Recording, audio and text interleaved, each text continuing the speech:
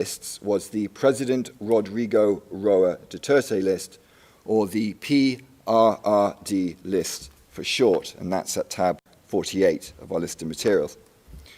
Your Honours, this was basically an Excel-style spreadsheet that listed persons alleged to be high-value targets. The slide now on our screen shows the first page of the PRRD list, which includes photos of various persons designated alleged to be high-value targets. And at the bottom of this list are a series of different tabs, some of which have been enlarged on our screens. And as we see, they include different regions of the Philippines, and within these tabs are lists of names and identifying information of persons alleged to be high-value targets. And the persons included in this PRRD list were also assigned different levels, as set out in our PCB, in our brief, paragraph 99. As we see from the slide now on our screens, these levels range from 1 to 5. At the lowest level 1, this included lower level government and police, as well as street level pushers. And at the highest level 5, this represented the highest value targets: drug wholesalers, financiers, and high-ranking police officers. And consistent with the Davao model of killing, rewards were also paid when a high-value target was neutralized, meaning killed. And this evidence is set out at paragraphs 52 and 99 of our brief.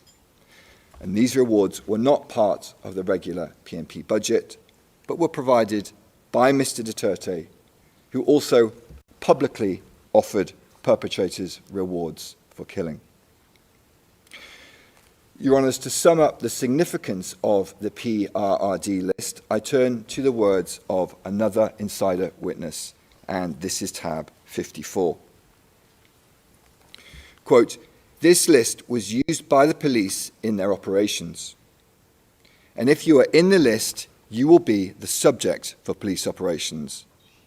And most of the time, the people on the list are killed.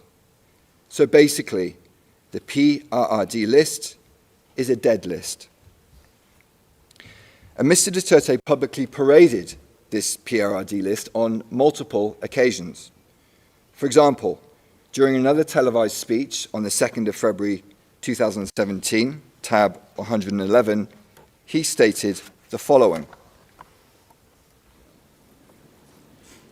"This is the drug industry of the Philippines." And in this same speech, we'll shortly see Mr. Duterte holding another page of this PRRD list, reacting to criticisms based on human rights in relation to his so-called war on drugs. Tapos sabihin mo lang ako, takot-takutin mo ako ng human rights. Pakain ko ito, bunganga nila. Oh. And Your Honours, on this issue of human rights, as Mr. Nichols explained yesterday, during his speeches in Davao, Mr. Duterte, well versed in the law, would occasionally seek to legitimize his encouragement of state violence by references to human rights and self-defense. And he continued to do so as president. For example, as we will see in the next clip, during a speech on the 20th of September 2016, which is at tab 130, he stated the following. Pagka bumunot, patayin mo. Pag hindi bumunot, patayin mo rin. Oh, tangin. Para matapos na. Kaysa mawala pa bro. Ako na ang bahala sa inyo. Taga ninyo ito sa puso ninyo. For as long as I am the president, nobody but nobody, no military man or policeman will go to prison because they perform their duties well. Ako ang mapakulong sa inyo. Sabihin mo lang, utos ni Mayor yun. So that was Mr. Duterte's message to the military and to the police. Kill, whether or not your target pulls a gun, and I will protect you. And Your Honours, as we will now hear, during the same speech, in case there was any doubt, Mr. Duterte made it very clear that this promise of protection related not only to lawful killings. For as long as there is that power to pardon sa Konstitusyon, yan ang weapon ko against crime.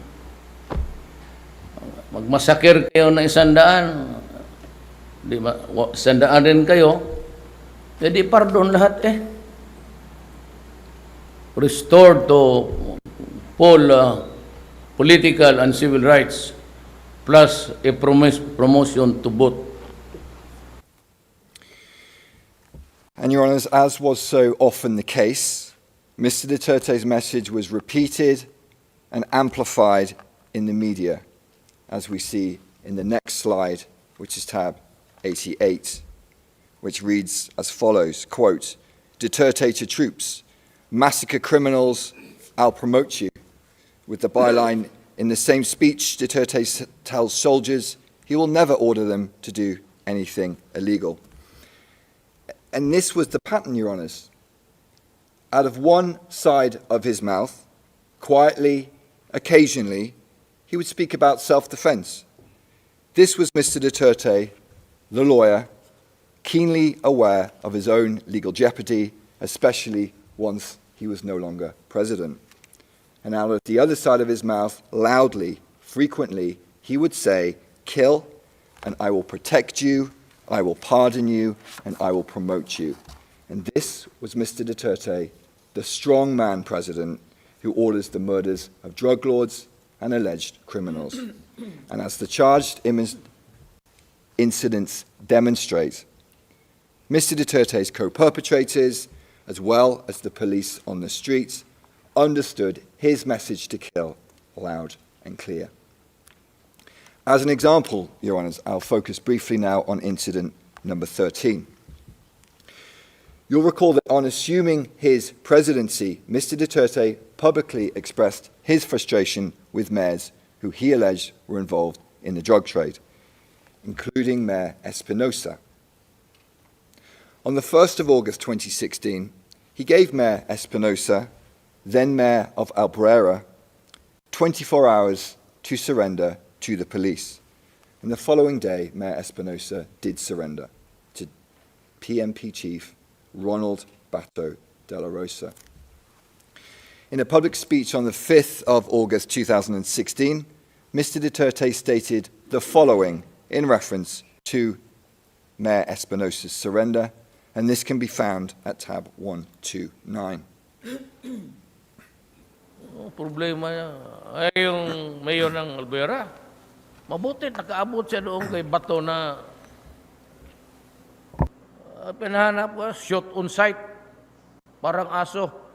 Ang tingin ko talaga sa inyo, kayo, parang aso. And on around the 5th of November 2016, a few months after Mr. Duterte had him tracked down like a dog, Rolando Espinosa was murdered while in detention in Leyte Provincial Jail, together with another man, Raul Yap. According to the PMP's official narrative of this incident, there was a shootout between Espinosa and Yap and officers who attempted to serve search warrants on them while in prison.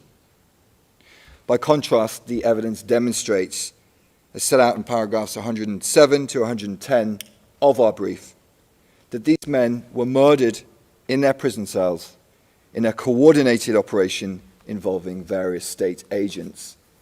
CCTV was disabled, guns were planted in their cells, rewards were paid.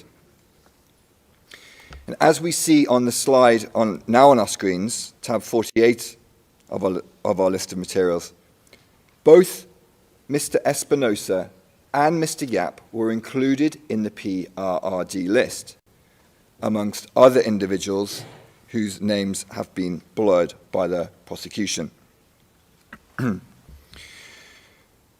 Rolando Espinosa in the upper row is recorded as a mayor and alleged to be a drug lord, indicated as level 4. And Raul Yap in the lower row is also alleged to be a drug lord, listed as level 3. The arrest of both men is noted, and this is shown on the right side. Then separately, it is noted that they were neutralized. And in a further indication that to neutralize meant to kill, as we see here, it is only on the date of their death, the 5th of November 2016, that they were noted as neutralized. Additionally, in the tab of the PRRD spreadsheet labeled high-value targets, now visible on our screens, there is a photo of Mayor Espinosa. He's the person in the yellow T-shirt in the second row on the far right side.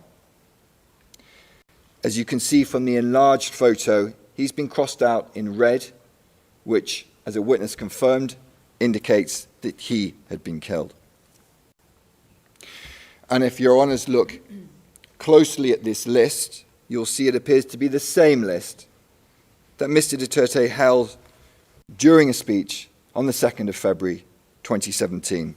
And for reference, these are tabs 48 and 111.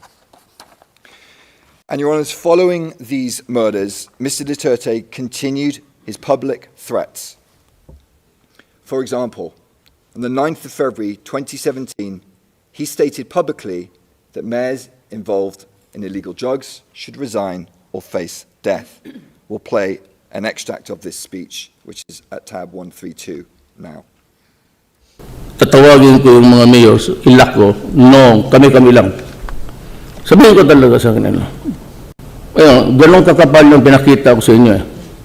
Hanapin mo yung pangalan mo dyan, mayor. Tangina, pag nandyan yung pangalan mo, may problema. Talagang papatayin kita.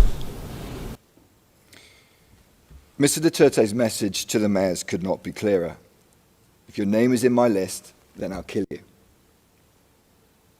And in case anyone watching this speech has any doubt about his intentions, Mr. Duterte goes on to comment on extrajudicial killings. And as he does so, your honours will note the nonchalant, casual manner in which he draws his finger across his throat. Let's play the video. Wala akong ako talaga ang wala akong maipagyabang. Kaya ginadaan ko na lang sa extrajudicial killing. And in this opulent, gilded presentation room, the officials laugh along with their president while he boasts about his skills in extrajudicial killing. And outside, on the streets of the Philippines, the bodies pile up.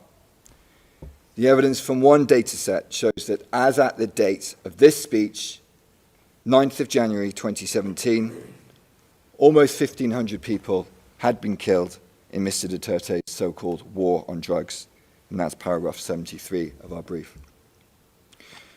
A few months later, in an April 2017 speech, which I won't play, but is a tab 134.2, Mr. Duterte called the deceased Espinosa a, quote, son of a bitch, and after citing multiple allegations of murders by the police, he said he would pardon and reinstate any convicted police officer with a, quote, promotion to ranks higher, end quote. Your Honours, I move now to the second part of my presentation, the murders and attempted murders committed during the barangay clearance operations. And these operations were covered by the first barrel of Project Tokang, which we looked at earlier. We'll briefly return to this document, CMC 16/2016, and the overview of the two barrels. As the slide on our screen shows, the stated aim of Project Tokang, just focusing on the first sentence, was, quote, accelerating the drive against illegal drugs in affected barangays, end quote. And in practice, Your Honours, this meant murdering some of the most vulnerable members of Filipino society. As witnesses stated, the poor were often targeted because they were the ones least likely to file complaints against the police. To quote one witness on our next slide, he stated, "It was said that the ones that we had to do the Tokang operation on had to be poor. Those who do not have the means to file a complaint or to complain." And similarly, another witness stated the following: "Based on what we've seen here in the Philippines, the people that were killed or could be killed were the poor, people with no means, simple people who were not able to file charges against them." Your Honours, Project Tokang operations were implemented across the Philippines in a number of ways, as set out in paragraph 75 of our brief. And these operations frequently followed the same modus operandi as we also set out in paragraphs 33 and 114 of our brief, which was as follows. A target was identified, often through the use of lists, such as barangay lists or police station watch lists. The target was then murdered in a police operation. Weapons, drugs, and money, or a combination thereof, were then planted at the crime scene. And then the police reports were repeatedly falsified to legitimate the operations as acts of self-defense.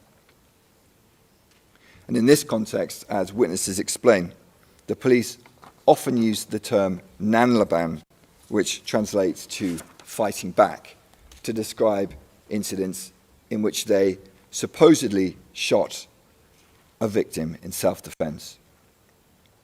And these reports were often almost identical.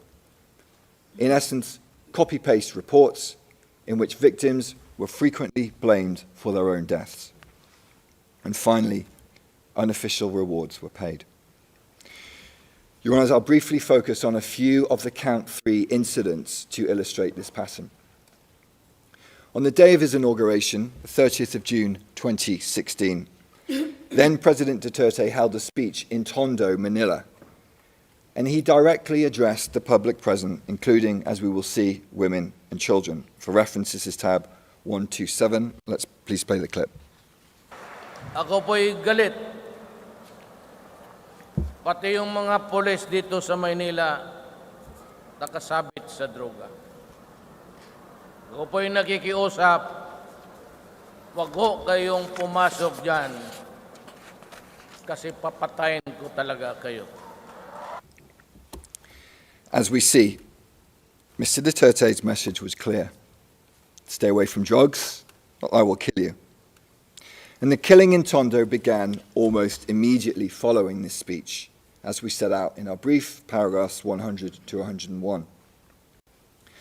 I'll focus now on, and Tondo is visible on our screens, I'll focus now on incident 23, which also took place in Tondo, on or about the night of the 4th to the 5th of October 2016.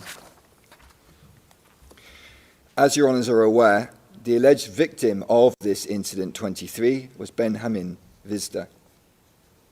And we'll shortly see a video which shows Mr. Vizda just before midnight in a vest, in handcuffs, forced onto a motorbike between two police officers and driven away.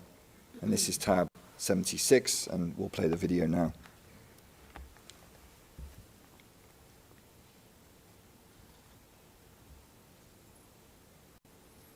And we see now Mr. Vizda being forced onto the motorbike between the two police officers. And as he's being driven away, we see women and children chasing after him, no doubt terrified about what would happen next. And around 20 minutes later, Your Honours, Mr. Vizda was dead, shot multiple times in the head by police officers. A witness described the scene, and Your Honours, the next slide will be a graphic image. And for reference, this is tab 77. The witness stated, quote, the victim was lying on the street in handcuffs and was dead. He'd been shot in the head 7 or 8 times, end quote. The official account of this incident was recorded in a police report known as the Spot Report, dated the 5th of October 2016. This is tab 65. And this report, an extract of which is on the screen, stated that Mr. Visda was killed by the police in self-defense after he snatched the firearm of a police officer while he was on a motorbike, while wearing handcuffs, and he shot at the police but missed. Your Honours, as demonstrated by the evidence in paragraph 126 of our brief, this narrative is false. Benjamin Visda did not fight back. He was murdered. Your Honours, Project Tokang was also carried out through one-time, big-time, or OTBT operations. And these were large-scale, high-intensity police operations that often resulted in multiple murders. And one such operation took place in Bulacan, shown on our screens, between the 15th and the 16th of August 2017. In August 2017, the police made a press release regarding their recent operations, which noted that 32 people were killed by the police in simultaneous one-time, big-time operations from the 15th to the 16th of August 2017. This press release, which can be found at tab 108, is visible on our screens. In the headline, we read, quote, 32 killed, 107 arrested, as firearms, grenades, and numerous illegal drugs were seized in Bulacan, PMP, simultaneous big-time operations. And focusing, Your Honours, on the paragraph at the bottom of the screen, we see that the deaths of these 32 people were recorded as, quote, significant results, end quote, of the, quote, intensified campaign against illegal drugs, otherwise known as Project Double Barrel Reloaded, end quote. And this was essentially a reinvigorated version of Project Double Barrel, as set out in our brief footnote 37.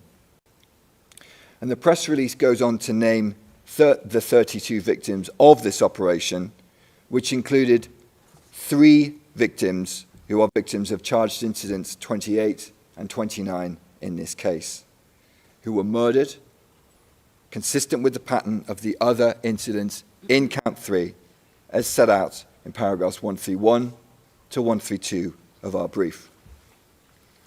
Your Honours, 32 individuals killed by the police in Bulacan in a 24-hour period. You would imagine this would be a major national incident. So how did Mr. Duterte react to this shocking news? Let's hear what he said, and for reference, this is tab 147. Yung namatay daw kanina sa Bulacan 32, yun yung massive raid. Ganda yun. Makapatay lang tayo ng mga another 32 every day, then maybe we can reduce what ails this country. So that was the President's message in response to the death of 32 Filipinos in a single day. He essentially said to the police, well done, keep going, let's kill another 32 every day. And, Your Honours, in this context, as you would expect, the killings went on and on. This phase of one-time, big-time operations continued until around the 18th of August 2017, resulting in many more deaths. As one witness stated, quote, it was hunting season, a killing spree, end quote. And that's at tab 77. And on the evening of the 16th of August, in the midst of this killing spree, perhaps at the same time as Mr. Duterte's speech in Bulacan, a 17-year-old child named Kian de los Santos was murdered in Caloocan, the location of which is marked on our screens. And this is charged incident 30. As usual, the police claimed that Kian de los Santos shot at them and they were forced to shoot him dead in self-defense. Another victim blamed for his death. As set out in our brief, paragraph 133, this account is contradicted by CCTV footage showing police dragging the child across the ground, and other evidence shows that after pleading for his life, he was shot twice in the head. And the next slide is a graphic image, Your Honours, and that's tab 151. On our screens, we see the tragic image of the body of the 17-year-old child, Kian de los Santos. And as noted in our brief, paragraph 56, this brutal murder led to a massive public outcry across the Philippines. And in these circumstances, exceptionally, the direct perpetrators of these murders were prosecuted and they were imprisoned. And in the face of this public outcry, Mr. Duterte was forced to temporarily withdraw police from drug operations from the 10th of October to the 4th of December 2017. And this led to a reduction in the frequency of killings. In announcing this temporary withdrawal, Mr. Duterte sarcastically stated that he hoped that this would satisfy, quote, bleeding hearts and the media, end quote. And in this way, he publicly communicated that this was not a genuine effort to prevent crime, but rather a temporary attempt to placate public criticism. And less than 2 months later, Mr. Duterte decided to once again scale up operations. He ordered the PNP back into the campaign, and the killings once again intensified. And, Your Honours, regrettably, children continued to be the victims of these killings. Your Honours will recall that at the very start of his presidency, Mr. Duterte gave a speech in Tondo, and we saw a part of it earlier. This is tab 127 on our list of materials, and we'll watch another portion of that speech now. Yung mga adik ho dyan, kayo na lang ho ang pumatay. Kung anak niya, ikaw ang pumatay. Kung anak niyang adik, kayo ang pumatay para hindi masyado masakit.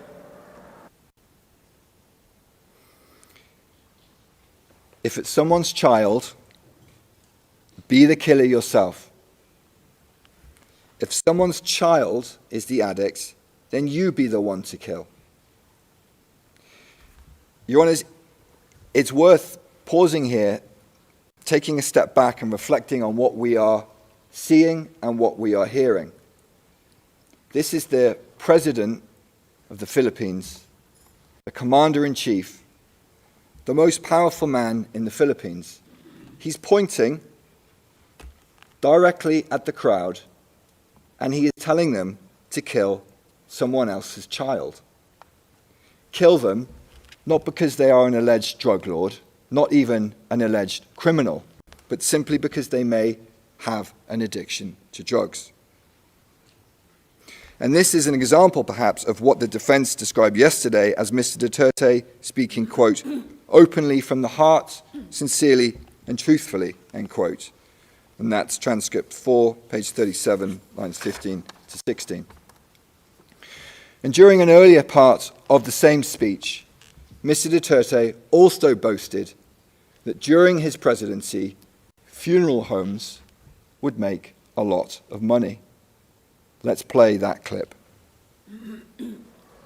Sabihin ko sa inyo, itong mga panahon, itong mga araw na dadating, kung may punerarya ho kayo, kikita kayo ng husto.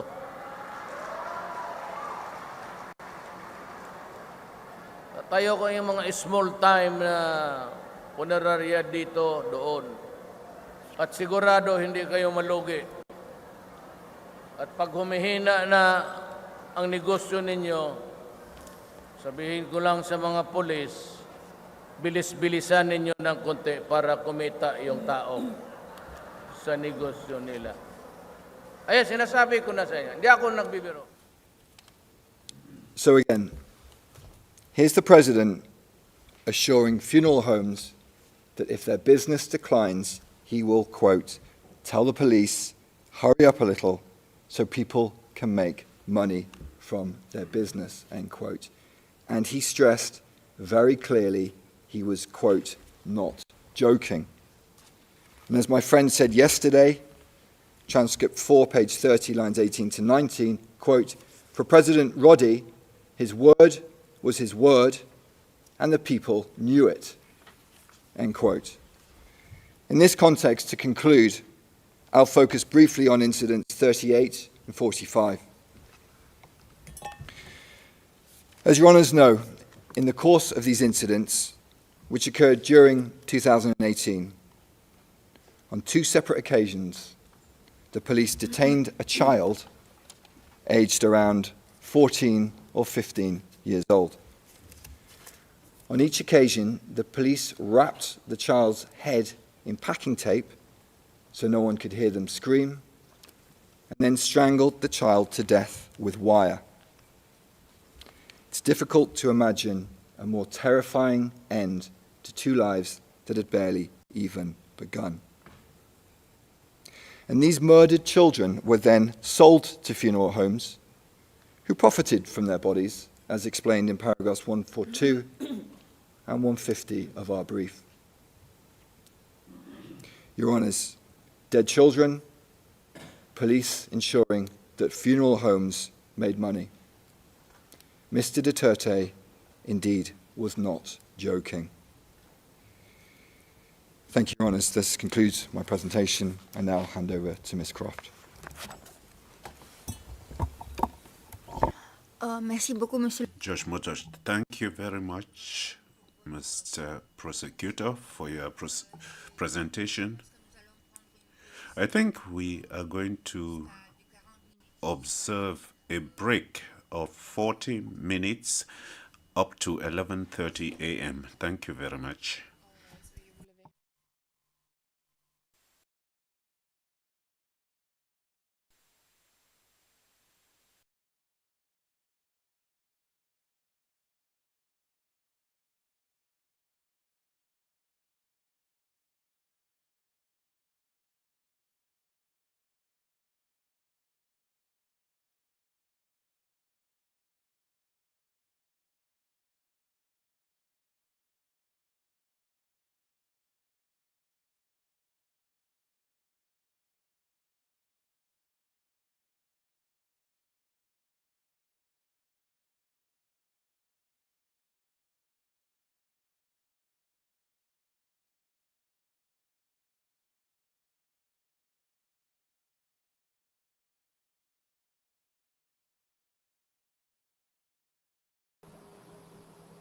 Magandang umaga, magandang araw po sa inyo muli, no? We are back live at inaantay na lang po natin ngayon ang live hookup doon sa paglilitis kay Tatay Digong. Meron lang pong counting delay, no? Bago tayo mabigyan ng live feed.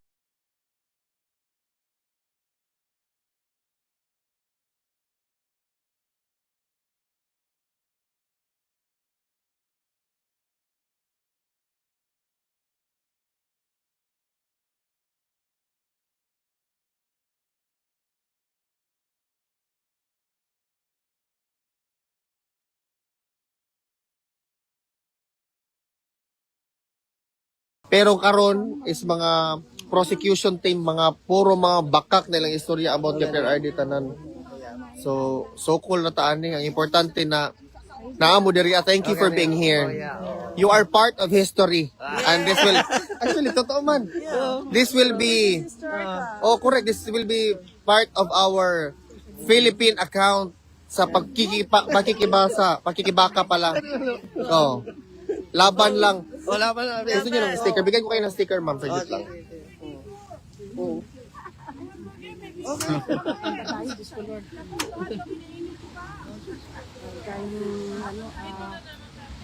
Pakaseryoso sa buhay. Kasi pag seryoso ko nasa, baka madala na kami kahit mahirap. Pag tayo pakaseryoso ka, ano lang, chill-chill lang. Thank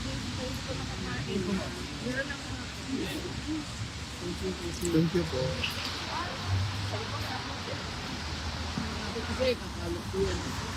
First lady, sir? Ah, sayang. Ang dami ka. Ang dami medyo din. Andito yung mga ano. Okay na ate.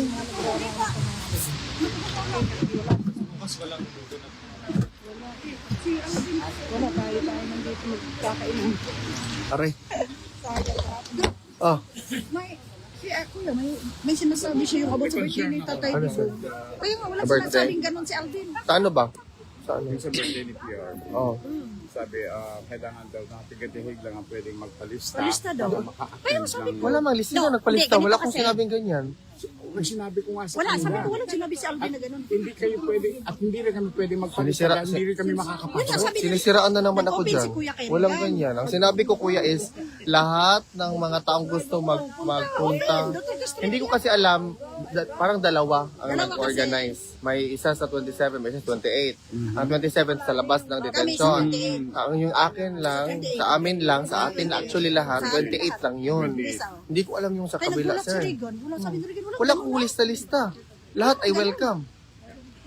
Ang ending yan, palista-lista. Wala akong, bakit ako maglista-lista? Ano ba yan? Nag-direct rin si Regan. ha? Baka doon sa enclosed, Ah, baka enclosed yung isa, indoor, kayo naglilista. Wala akong pakialam. Sabi ni Regan, wala namang ganun. Wala akong ganyan na sinabi, sir, ha? Wala man din sinabi si Alvin na ganun. Tayong lahat nandoon, parang pamilya.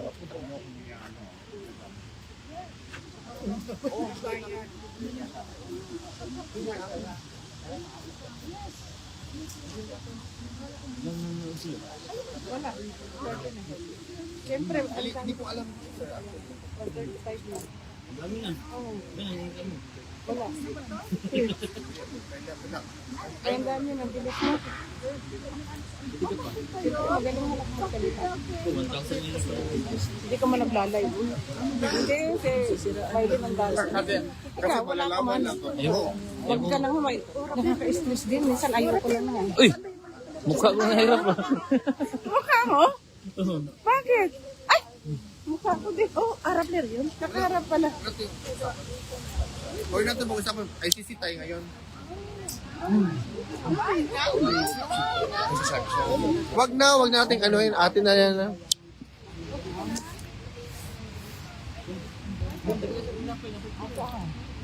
Hi! Ana de la Cruz, hi! Oo. Bakit? Ano pa naman? Ha? Mabait na ako sa lahat? Ano na naman? Wala akong alam. Sa ganyan. Basta ako nagsasalit. Kinakausap ko itong aking mga masusugid na anak. Dodo? Gusto niyo magpa-music ko. Sino nag-interview siya? Nagpa-interview saan? Hindi, uy. Ayoko magpa-interview. Picture siya sa pagiging antay na siya. Uy, antay-anay ka lang. Antay-anay na nga siya. Antay-anay shit, no? Uy, kinonfront ko yung babae kanina sa TV Patrol. Siya yung naghatid ng mga picture kasi siya man yung Sikat? siya yung representative. Sikat ba? Ano yun? Mechanic error yun. Sikat Domingo ba? Ikinausap mo kanina? Anong sabi niya?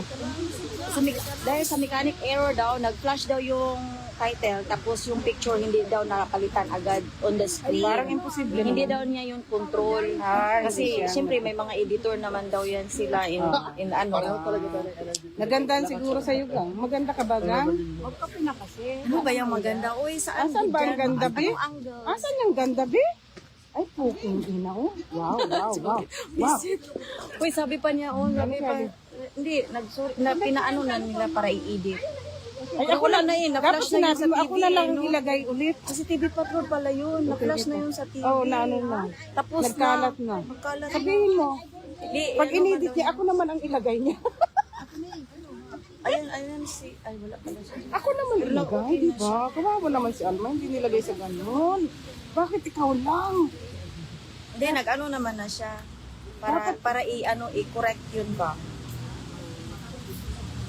Pa-shout out kay okay, mamaya. Well, Dapat inilagay din kami. Good morning, Uy, siyempre maganda yan si Ruby Rock. Maganda yan, siyempre. Oh, ang ganda, oh. Ang ganda niyan, oh. ang ganda pa pala ka sticker. Wala, hindi ba umuwi ako? Maganda, siyempre. Maghahanap ba ako ng pangit? Nakaibigan at walang pera? Ayaw ko. Gusto ko may pera, maganda. Ito yung maganda, oh. Gusto ko maganda, may pera, ganda. Uy, ano ka bang maganda? Uy, saan ang... Wala daw siyang ganda, wala kaming ganda. Nasa talampakan ng aming ganda, naapakan. Agaray, agaray. Send nyo po, tapos mag-cover kayo dun mamaya, tapos tapon nyo lang sa ano. Siya lang ma'am, or si O, Alvin. diba? May mga siyang kayo, di ba? Wala kami dito.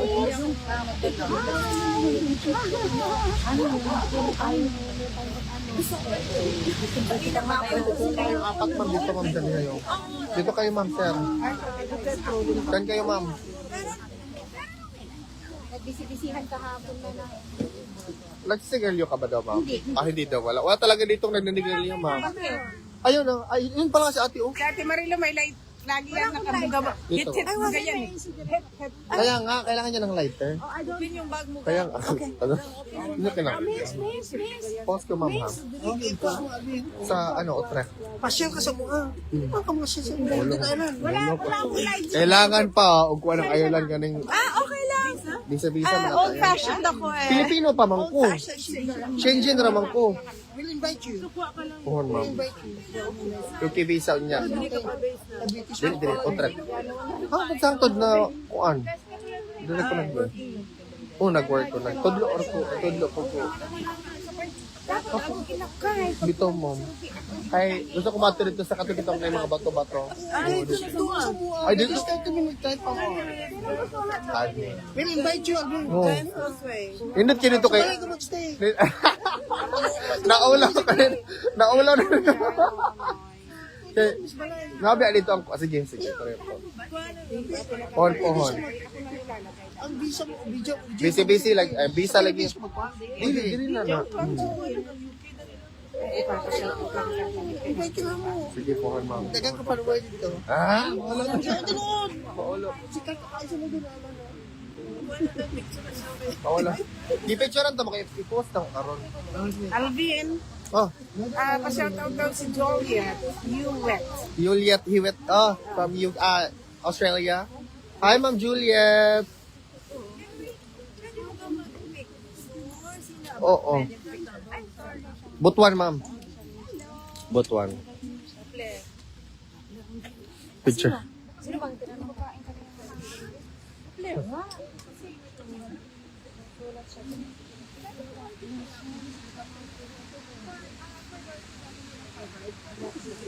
Wala bang problema. Ay, basta katama lang tayo. Tamang.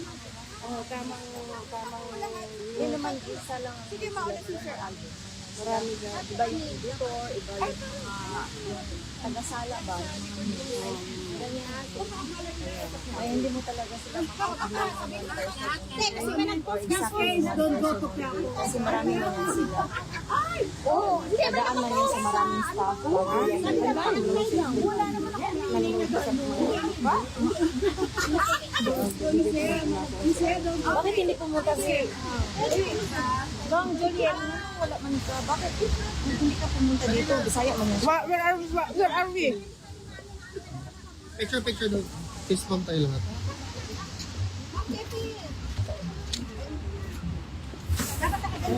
Doon tayo, picture tayo dito, ma'am. Halika kayo na yan. Kuya. Dapat nakaganyan ko. Na-impress na ako.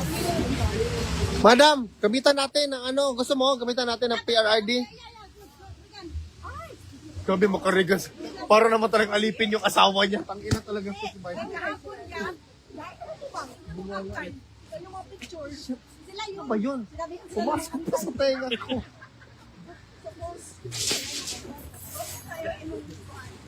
Kanita ka sa katugang. O, kanin.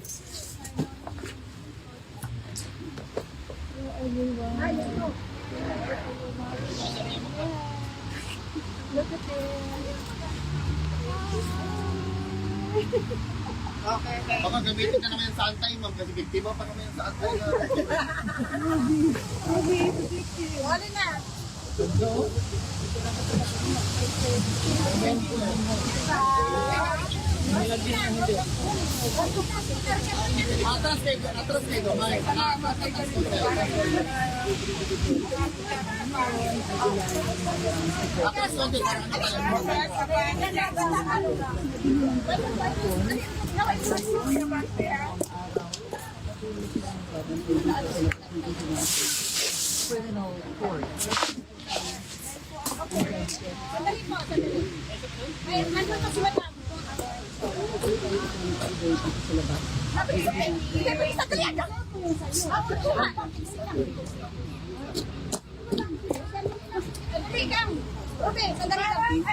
Ayaw mga matataas doon kayo sa likod.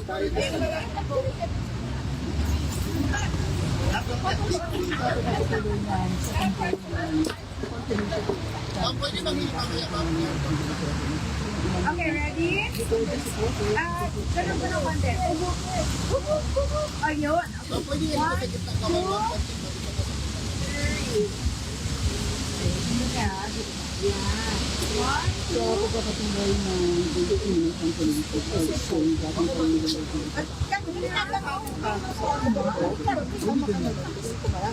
Sa pagpapatuloy ng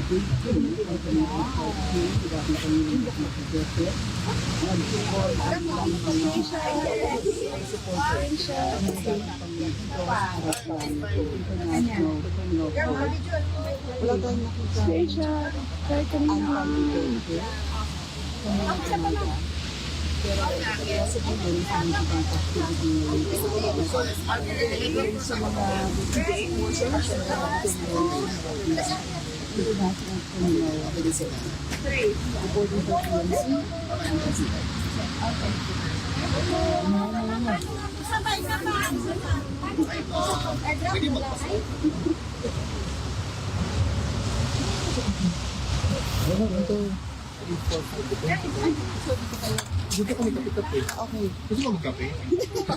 Dito tayo ba? Okay na. Okay na. Okay na. Alam ko mamaya busy ka na, kaya ngayon ay magsabi ako ng thank you kasi mamaya ay uwi na sa Vienna. Oh, okay na ikaw. Thank you so much.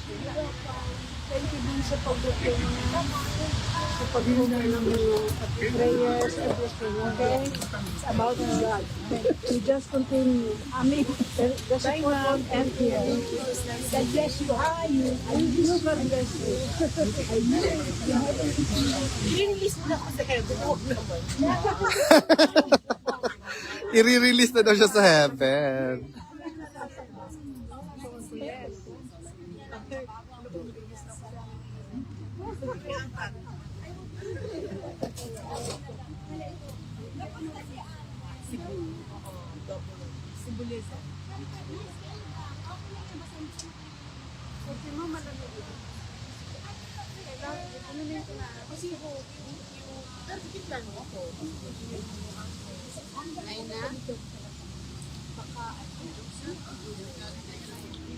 Guys, marami kasi dito guys, pumupunta sila dito, maghingi sila ng picture ng mga pro-Duterte, tapos gagamitin nila sa anti-Duterte rhetoric.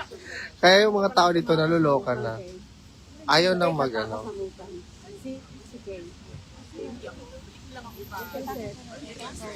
Hindi na lang sa babalik ng Pilipinas. Maniwala ka siya. Hindi na lang sa babalik ng Pilipinas. Atakas na lang siya sa upang. Who doesn't know? Oh my God. What happened?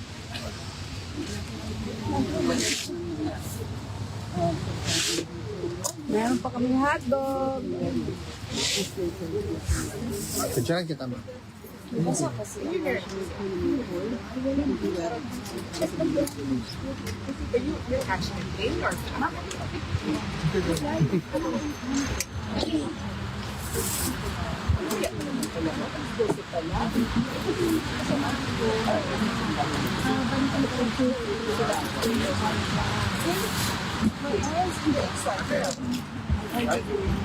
Bawal pa naman yan dyan. Baka maano yan siya.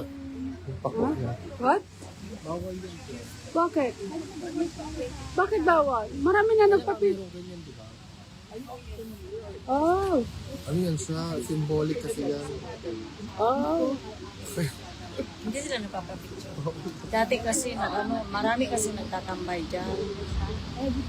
Okay. Oh, nakatutok pala to sa akin, sa mukha ko. Ano ba yan? Kita niya yung... Baligtad!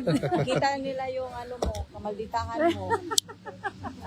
Tinatago Gang ko kami pa din, naman, gang ikaw picture naman, ni Bi, Angel, eh. kami Bi ka ng cellphone ni mo, Bi.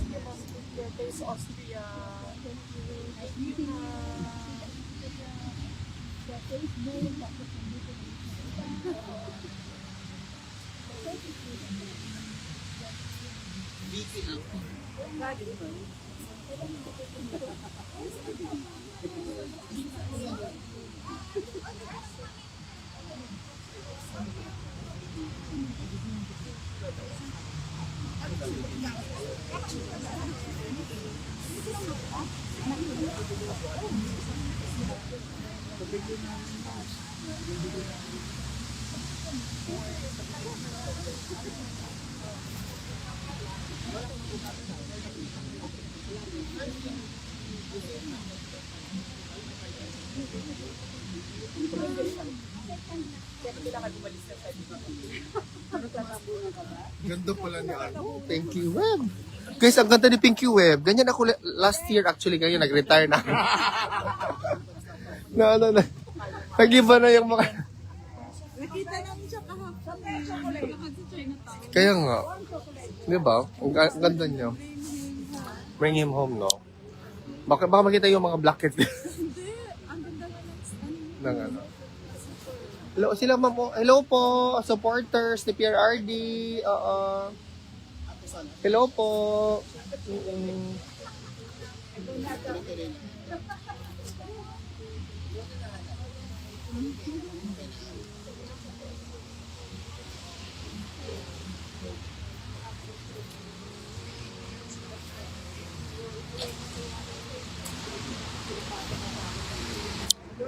Nawala. Ano daw? Bakit nawala ang live ng ICC? Hindi ako nanonood. Mamaya pa. Baka break nila. I'm not sure.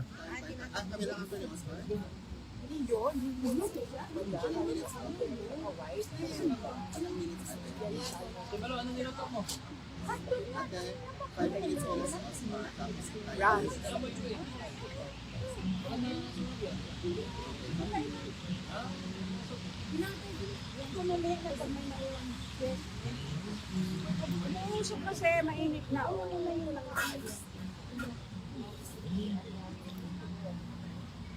Relax na madam. Sobra. Hindi, mamaya. Relax na relax. Give it a ano. Give it. Kaya nga. Direct na direct. Diyan din kasi si Atty. Sal. Ha? Kaya nga. Hindi pa kasi aalis kasi mag-aano mo nga.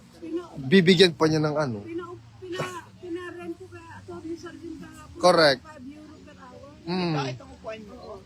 Dapat mong bili ka ng 3 para isa sa'yo. Biro lang.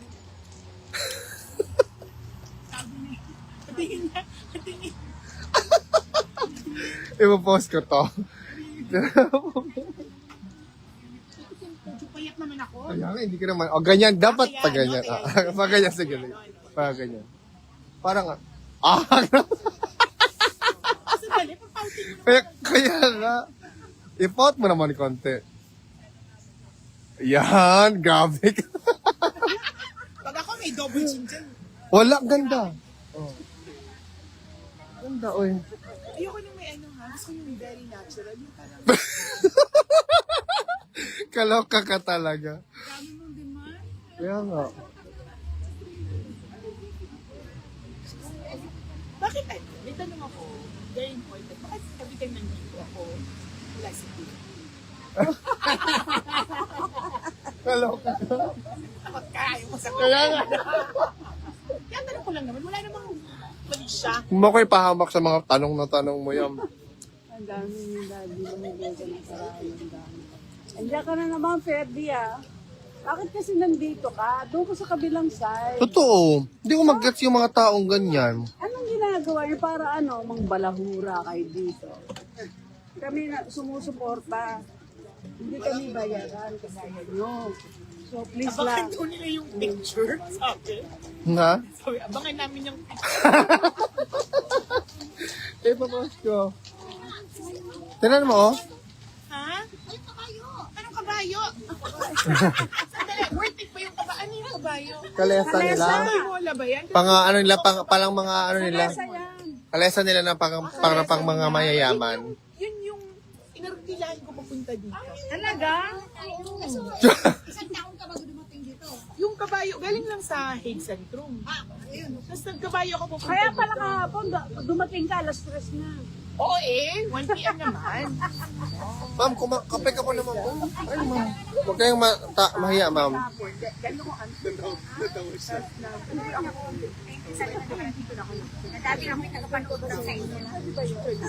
Oo nga, ma'am. How do you feel? Dito, ma'am. Salita ka dito, ma'am. Dito, ma'am. Yeah. How do you feel? From New Zealand pa si ma'am. From New Zealand pa. How do you feel right now, ma'am, na nandito ka? So, tuwa talaga ako. Day 2. Day 2 na to ni ma'am kasi Oh, day kahapon 2 na. nandito siya. Ngayon, ikaw ata yung pinakamalayo. Oo. Ano yun, ma'am? Ayun talaga, pangarap ko talaga makarating dito at makasama kayo at bilang suporta kay Tatay Digong. Kaya sobrang saya ko talaga. Mabuhay! Sir, kumusta? Sir, kape ka, sir. May biko, may kape, may balagkit. Thank you, ma'am, ha? Maganda yung ano mo. Sir, wag mo naman yung kunin yung mga blackhead, sir, ha? Yung ano. Hello, Mary Lupicona. Matang Detect na sa Alvin. Oh. Di pa kanya.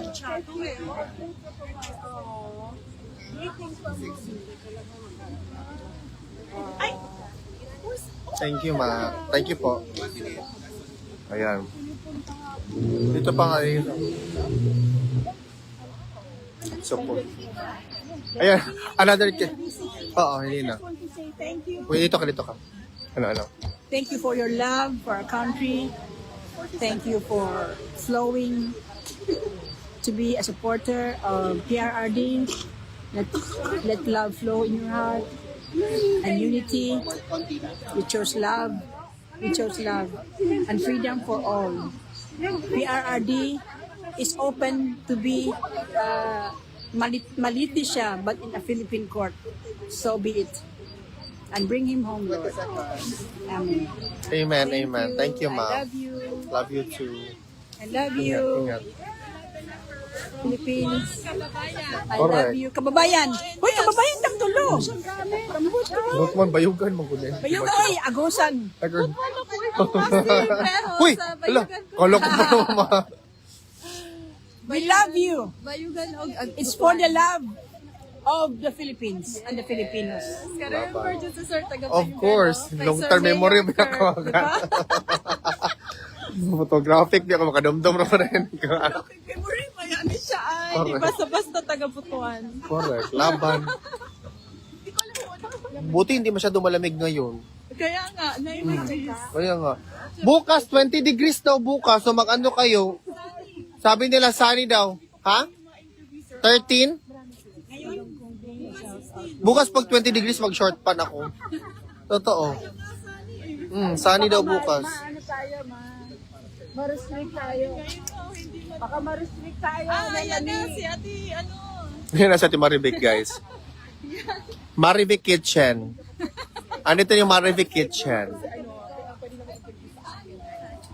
Playboy.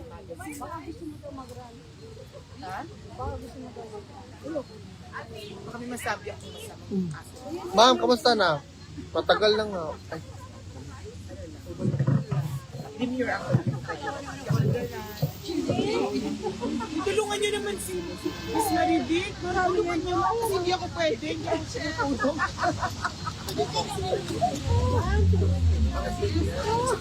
Yes, please. Hindi na. nag-out na naman. Binidyo pa. Oh. Nag-out na Anong naman. gusto mong kainin? Oh, steak naman, mama. Gusto mo bang more steak pa? Agay, ginoo ko. Anong gusto mo, rare? Medyo, well done. Hmm. Oh. Kain ka pa ng kain doon. Huwag mong tigilan yan. Damot din yan gang sa gold. Kasi may ano ba yung para ba Ano yung tawag? Asal aso, asal kari. Ano bang masarap sa Tagalog pag sinasabi? Kasi isasabihin ko sa kanila kung sino yung mga asang kabayo. asal. For example,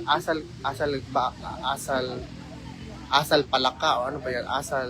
Yung parang gusto kong sabihin ba ng mga Asang mo. parang hindi sila mga finesse yung mga pinagagawa nila. Ano yung parang paling? Hindi, mas masakit pa sa palengkera na statement. Ano yon?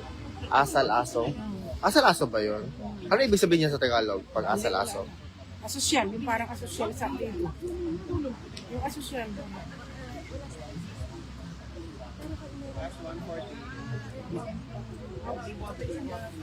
Nag-ano lang ako nag-load ng picture. Yung Prrd ho.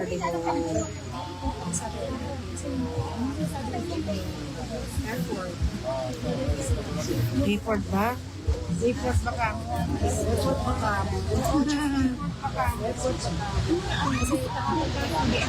Dadala ako na.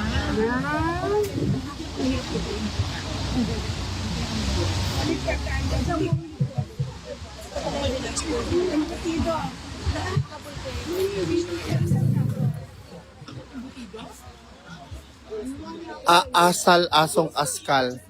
Ano yan? Asal asong askal? Yan ba yun ng Tagalog? Ano yun? Yung ibig sabihin yan, yung parang kanang bastos kay mga batasan ba? Kung sabi kung gusto na ko mas istorya ba kung sabi sa mga bastos kay mo may mga grado ano bitaw? Mga walang sa gusto ko sa Tagalog, mayroong masakit niya. Grabe naman walang mudo. No, gipicturean ni Regan si Ruby. Wala ang ganda. Ang ako bi. Picture ko bi. Si Regan so pagkalo ubuan, pagkalo hindi ko makakihaon. Ni Regan. Hindi na ako magkalo. Hindi siya. Ako si Riga. Si Riga na po. Gang! Picture ko si Alden.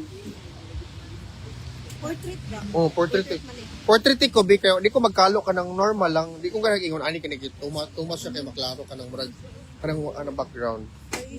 Halo, ma'am. Ay, ma'am. Of course. Katong nga lagyo, gang. Si ate, itigaan ako si ate. Katong taguyo. Alam ko naman ang Oh. ang kay Rigan, hatag mo niya kay Kuan, gang. Ang isa, tagan niya sila. Dali mo. Libre lang na. Oo naman. Ma'am, di balikan diri, ma'am. Gang, ano nila yung bayad? Sige. Alvin, alam mo bilang. Okay na. Nag-ano lang siya ni ate. Okay lang. Ano, wait lang ha. Kami apat. Ano din yun? Apat. Apat. Oh, kunin mo na apat. Thank you.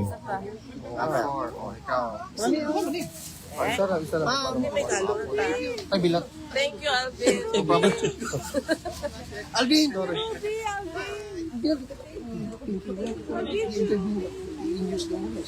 Sige. naman na. Practice okay lang siya. Kanang uban ba? Dapat may picture tayo ng ganito. Kasi Guys, lahat kayo i-message si Alvin. Sabi niya, bigyan mo ko na. Pag hindi kayo binigyan, i-unfollow siya.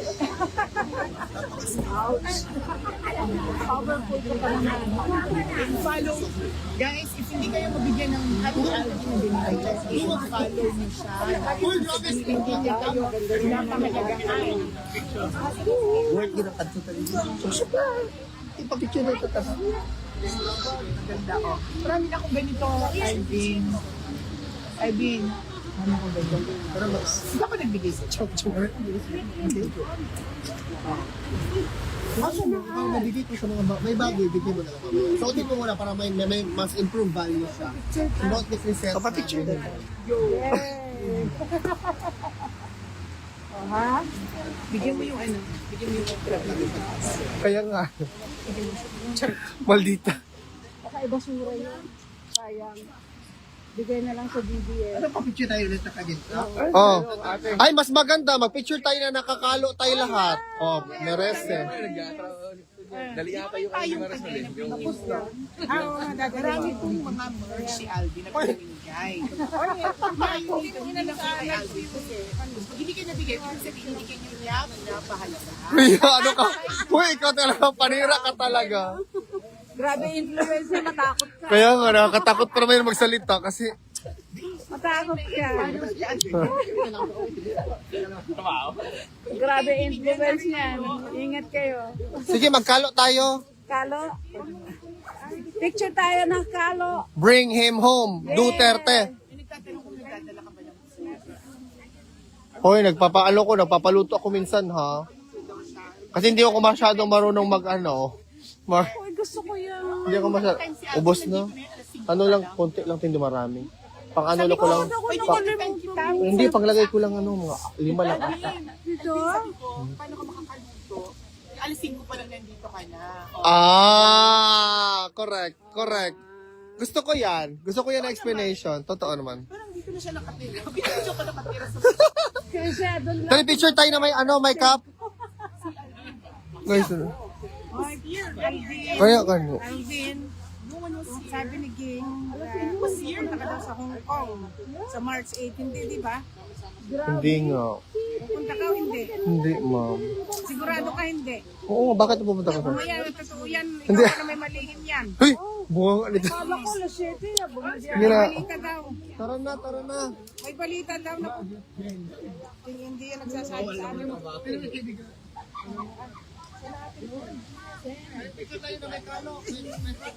Tara, picture tayo, may kalo. Tapos,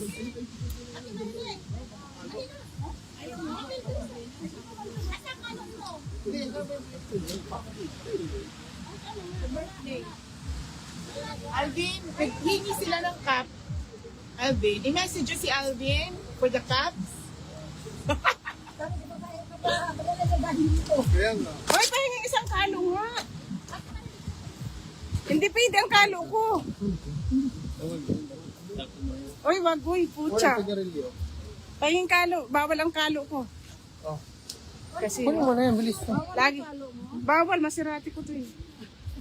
Mawala ng lahat, wag lang to.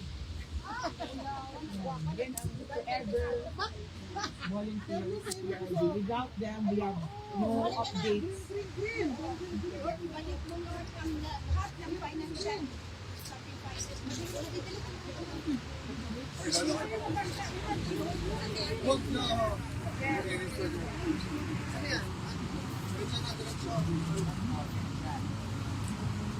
One, two.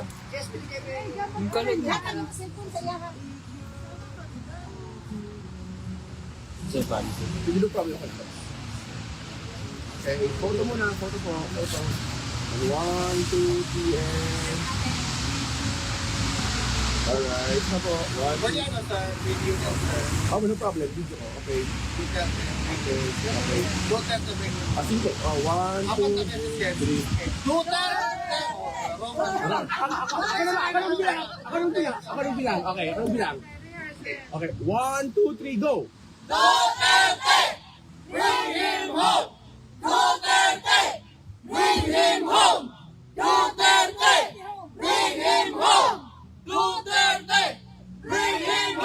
Okay, isa pa siya sa camera. Sorry. Okay. Ready? 1, 2, 3, and go!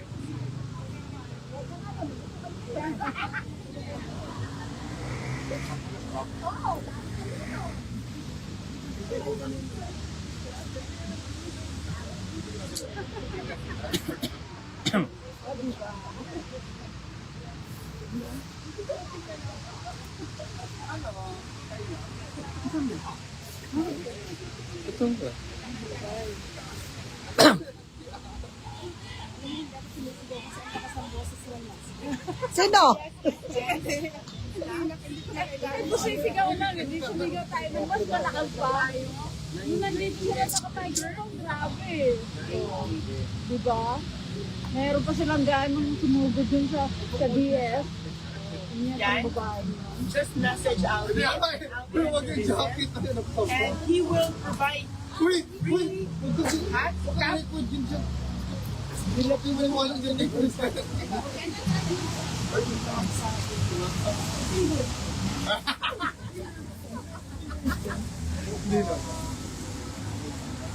Miss Mario, siya yung nagpo-provide ng mga ice cream. Meron siya ice cream from Regan. summertime. Regan.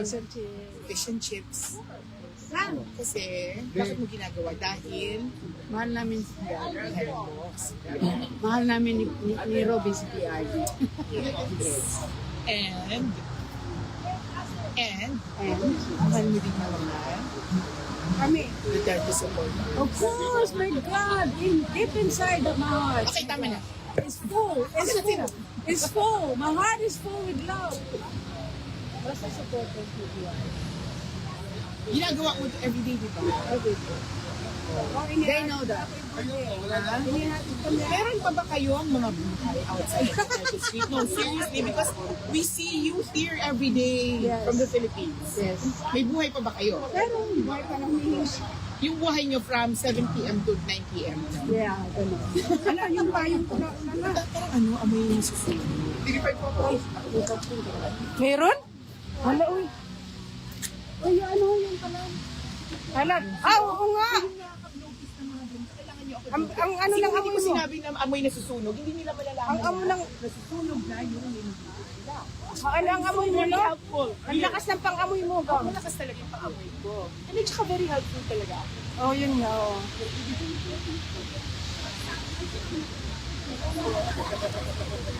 Maudine, message mo lang po si Alvin. Alvin, di ba?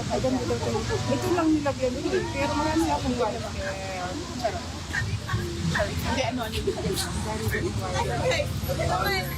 Marinig natin yung wow! Kay Madam Arma. Ayaw kasi yung mga bakay mo yung mga ikaw talaga! Junior pa rin ako sa I feel so much. Nag-vlog pa sa Philippine vlog. Dito, proud ako to show off ang Duterte. That's why I'm on live. Nag-log in pag yun. Dili, naging mo siya naging mo siya duha ka account na same name, di ba na pwede? Oh. Same name. Ano tong Marilo, di ba? Pero bakit ano, Regan, basi ka na pag profile pic na kung ano mo gamay. Dili eh. Ano na siya? Man naman kay ano, Madam Ruby pa naman i-try good. Nurse kay go. Pero tanaw na ko, for example, i-try doon ako, bika na profile pic na ko niya para, Yung guy niya na ha, kay pag perfect nilin kayo. Kay Madam Ruby, gi perfect niya. sabi, panibaw ka ni ganun, kung ano na angle, na dako kaayo. Dapat gamay lang, para, Try mo. ha? Try daw profile pic. Muda ko lagi ni, dako kayo ni, tanawon. Paano mo sunod ako? Na, tanawa, dili, gusto ko ka ng, yung una ani ragyapon gang o, yung ani ba? Medyo... O di kayo. Dili siya. O di kayo siya dako. kuhaan. Pero portrait gihapon.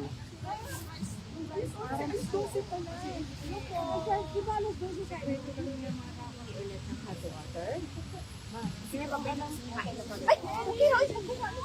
Uy! Adin, ano? Oh God! Tapos Adin, ano? Yung bakbet. May nimiminaw ka na na pagkaon.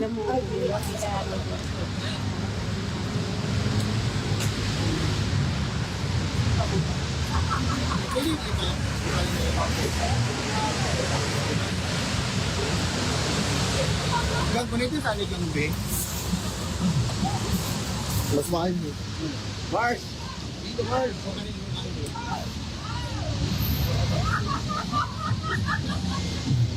Kung ano yung anig yung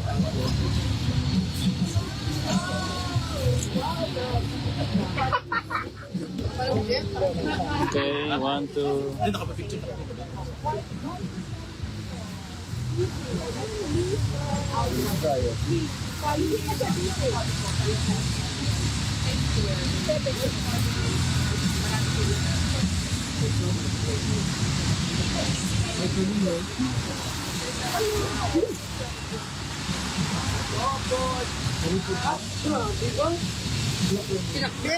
Pwede na yun siya. Pwede na siya.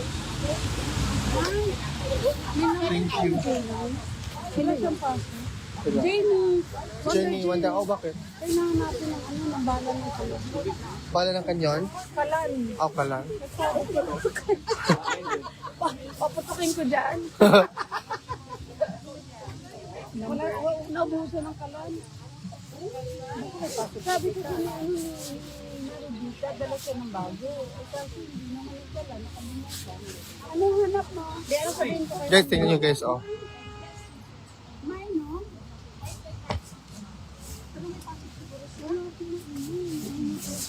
Ayun, dyan. Ay, hindi tayo nakabitbit ng tubig. Hindi, naangatuan. Hindi, sa plastic. Ay, naman eh. Ganyan sa ano, sa poso. Ha? Gang, parang ito, no? Ano yung sugar? Or, may... Or kani. Ano yan? Sige na. Kanino mo, okay no? Hindi daw sige ko. Balik ni. I think kan na. Ayun. Jamie. Naubusan kami ng Kani. Ay, marag di mo kayo sa side ka? Ay, kani. Di ka? No, okay ni siya, no? Kana nindot. Hello, watching from Cagayan de Oro City. Hello po sa inyong lahat. Mabuhay po kayo. Andito lang po kami sa labas ng ICC Detention Facility, guys.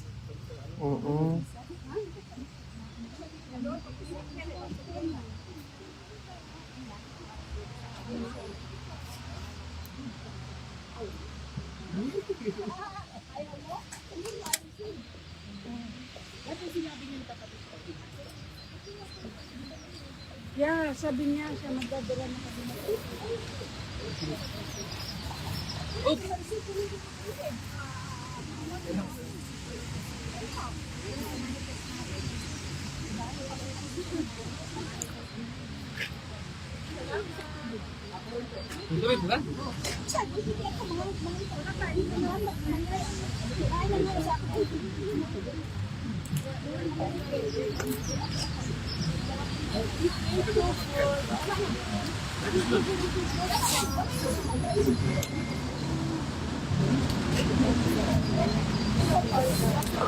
Shout out from Northern Samar. Hello po sa inyong lahat, mga kababae. Ito po yung action ngayon dito, guys. O, tingnan nyo, guys. Ayan. Pinoy talaga, ano?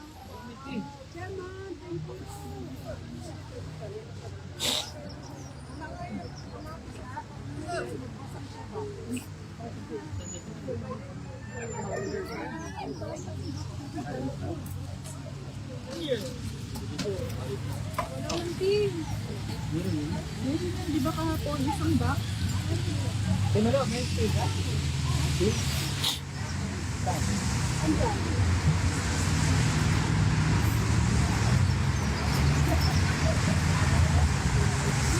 mo makita? Santo Niño Cotabato, hello po. Montalban Rizal, Dona, hello. Hello, Irene Me. Hindi mo mahanap.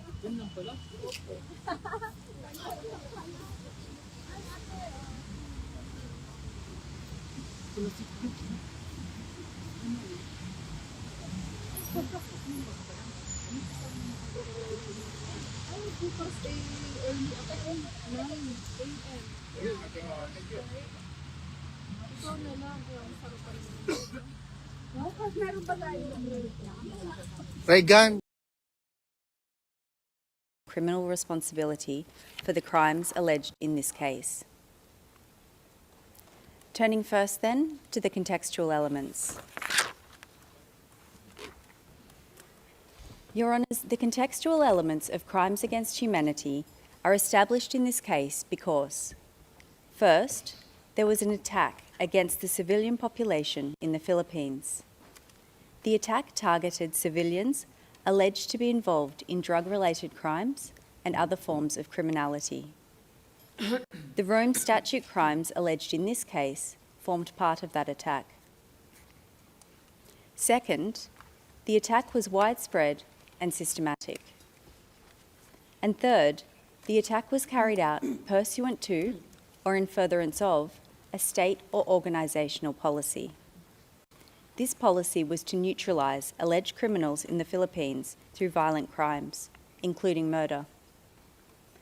The evidence establishing the contextual elements are set out in paragraphs 71 to 86 of our pre-confirmation brief.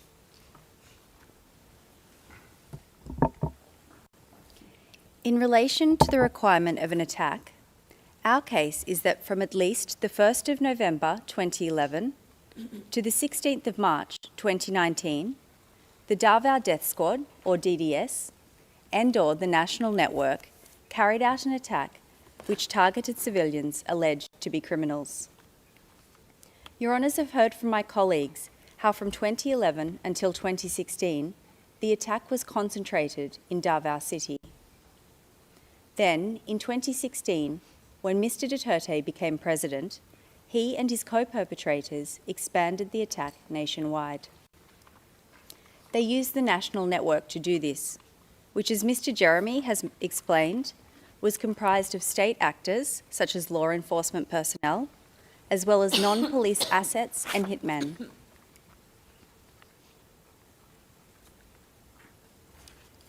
Your Honours, the locations of the murders contained in counts 1 to 3 of our document containing the charges are indicated on the map on your screens. They include 76 murders, which themselves satisfy the threshold of multiple acts making up a course of conduct. However, as Mr. Nichols has noted, the crimes in count 1 to 3 are representative and emblematic of a larger killing campaign. And the prosecution relies on a range of evidence to establish that the attack was made up of thousands of killings and other violent crimes under Article 7.1. This evidence includes datasets and the statements of documentation actors, the evidence of insider witnesses, expert analysis, and the admissions of Philippine state agencies in their public reporting. I will take your honours through some of this evidence now. During Mr. Duterte's mayoral period, hundreds of civilians alleged to be criminals were killed in Davao City. On your screens is a chart with data on extrajudicial killings in Davao based on public reporting. The data is recorded at tab 116. It shows that between 2012 and 2015, there are at least 274 extrajudicial killings in Davao City. This data is corroborated by DDS insider witnesses. Several DDS witnesses say that they each killed hundreds of alleged criminals while with the DDS. Your Honours can see on this slide quotes from one DDS witness. They estimate that, I quote, between 1,500 and 2,000 people, end quote, are buried at Laud Quarry. The quarry was only one of several places that the DDS dumped bodies in and around Davao. That's at tab 37. This witness said that they personally killed hundreds of people. They described their job as with the DDS as being, quote, just to kill small criminals, petty criminals. Out of the almost 300 people that I have killed, I never actually got to kill a drug lord, end quote. That's at tab 34. This witness's words make it clear that the target of the attack was people alleged to be criminals in Davao. Your Honours, another DDS witness, who also killed hundreds of people, said that the DDS targeted, I quote, suspected criminals in Davao City, including shabu users and pushers, end quote. That's at tab 58. Your Honours, as you have heard previously, Mr. Duterte has himself publicly admitted that he killed around 1,700 people while he was mayor of Davao City. I quote, they say I killed 700, they undercounted, around 1,700, end quote. That's at tabs 10, 10.1, 10.2. This evidence, the data collected by independent organisations, the statements of insiders on the hundreds of people that they have each killed, and Mr Duterte's own admission of having killed 1,700 people while Mayor of Davao, all show that the attack was widespread in the mayoral period. And the attack continued to be widespread after Mr Duterte became president, when it expanded across the country. The victimisation expanded, with the hundreds killed during the mayoral period becoming thousands in the presidential period. Your Honours can see a map of the Philippines on the slide. The colours which will emerge show the locations and density of the killings in the anti-illegal drug campaign. Purple dots indicate an area with 1 to 10 killings, while yellow indicates 500 killings. This is how the killings progressed throughout the presidential period.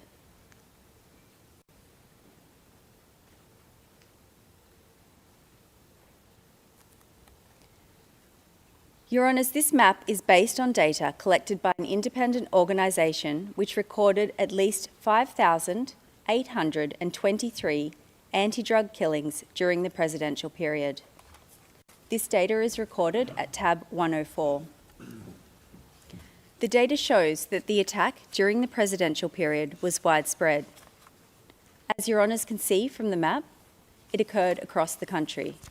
It occurred over multiple years, and thousands of civilians were killed. Mr Duterte's administration effectively admitted to the large volume of the attack. They admitted that thousands of individuals were killed in anti-drug operations while Mr Duterte was president. For example, in the Duterte administration's 2017 year-end report, which you can see on your screens, the administration admitted that 3,967 drug personalities died in anti-drug operations in the first year and a half of Mr Duterte's presidency. That's at tab 106. Similarly, the Philippine Drug Enforcement Agency, or PDEA, admitted that 5,281 drug personalities died in anti-drug operations in the first 2.5 years of Mr Duterte's presidency. This is at tab 98. These admissions corroborate the widespread nature of the attack. They show that thousands of individuals were killed. Your Honours, in addition to being widespread, the attack was also systematic from its origins and throughout the charge period. The features of DDS operations demonstrate this systematicity during the mayoral period. And these features can be found in our brief at paragraphs 35 to 36 and 88 to 98. Insider witnesses described how time and time again killing operations followed the system set out on the screen. The same hierarchical structure was followed.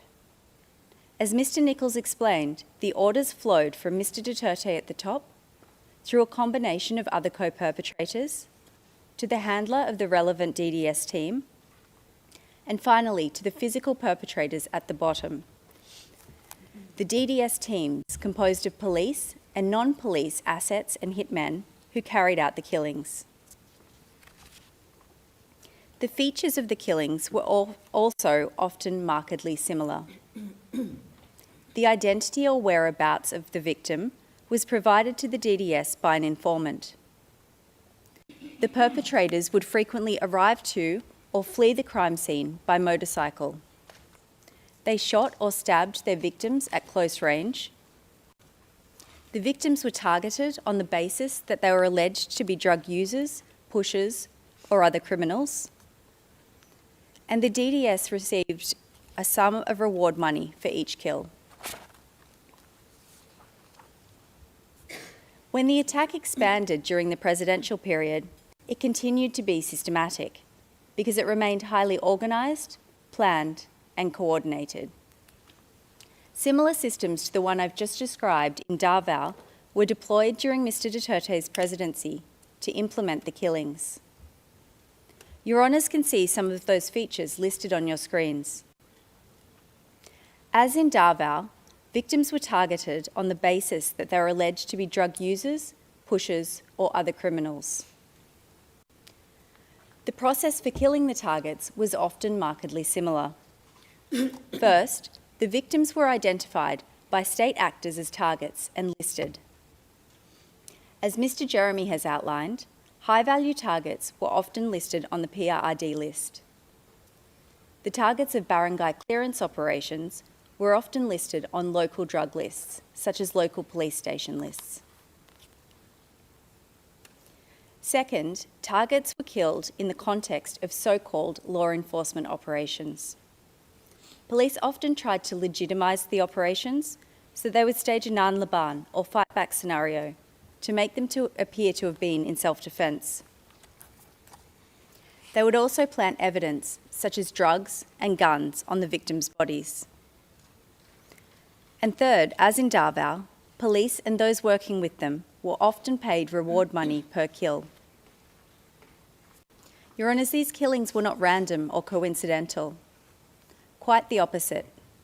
Targets were pre-identified, listed, and then subject to operations based on that list. This clearly demonstrates the systematicity of the attack. Your Honours, the last point I would like to make about the attack relates to the evidence of an expert witness who specialises in political violence in the Philippines. This expert analysed data relating to armed encounters between the PMP and supposedly armed suspects. He compared data from before Mr. Duterte's presidency to during. And based on this comparison, he found that in the first 25 months of Mr. Duterte's presidency, the number of suspects killed by police increased by 590% across the Philippines. And that finding is at tab 68. Your Honours have heard Mr. Jeremy speak about Bulacan, a province immediately north of Metro Manila, where Mr. Duterte praised the killing of 32 civilians in police operations in 24 hours. The expert witness found that in Bulacan, police killings rose by 1,600% when Mr. Duterte became president, and that's at tab 121. The expert also compared data on Bulacan Police's use of deadly force to other countries and cities across the world.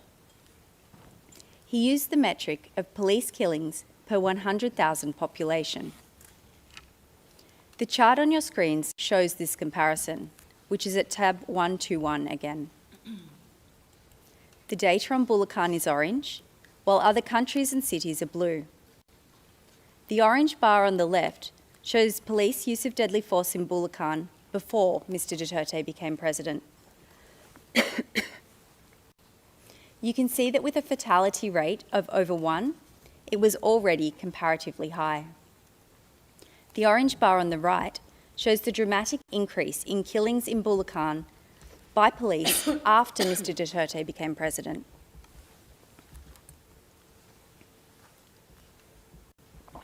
The expert concluded that, quote, "The only plausible explanation for such an extreme ratio is a widespread policy of extrajudicial executions," end quote. That's also tab 121. Your Honours, this leads us to the policy requirement for crimes against humanity in Article 7.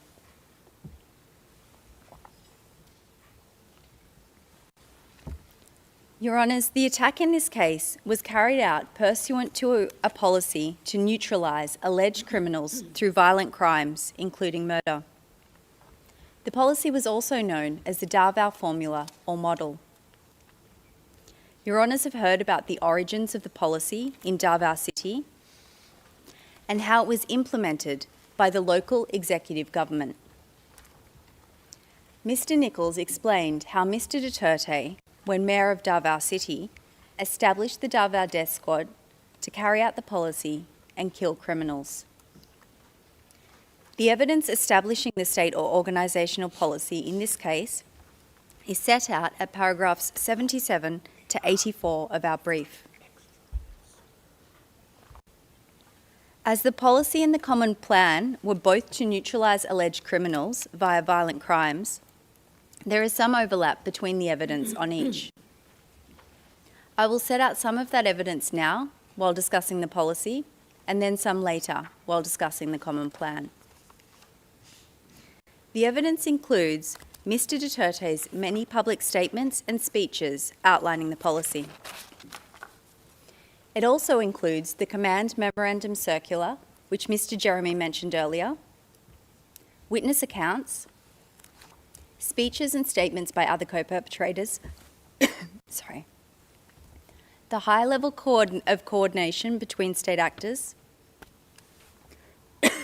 Sorry, Your Honours. I will start with Mr. Duterte's own speeches. Your Honours, Mr. Duterte made no secret of the policy, as is shown by the references in our brief to his many speeches outlining the policy. He made these speeches as Mayor of Davao, as a presidential candidate, and then as President of the Philippines. One example of a speech that Mr. Duterte made as Mayor was at a meeting on peace and order in Davao in October 2015. That is tab 13.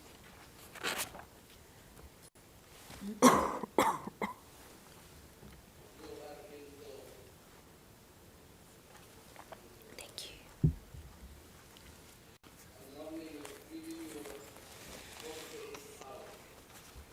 48 hours yung mga nagdi-distribute ng droga sa Boulevard. Giving you 48 hours. Pag nakita ko kayo, papatayin ko kayo dito. These are Mr. Duterte's own words. I quote, "I will kill you. That's the only formula that worked in my city." End quote. That is tab 133.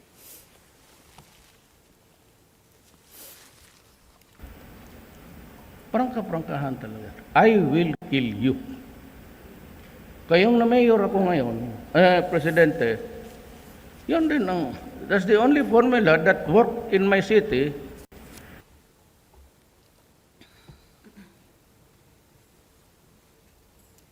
Your Honours will recall that yesterday, Mr. Nichols played a series of Mr. Duterte's presidential campaign speeches.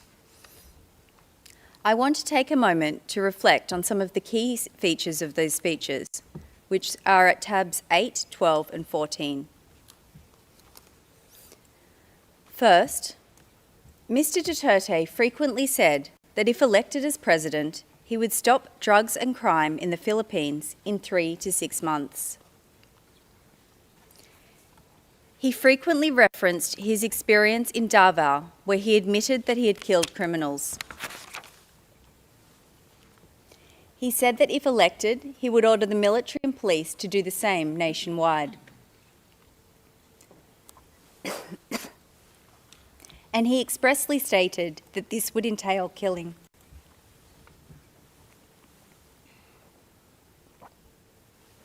Your Honours, Mr. Duterte's speeches make it clear that there was a policy to neutralise alleged criminals by violent means, including murder.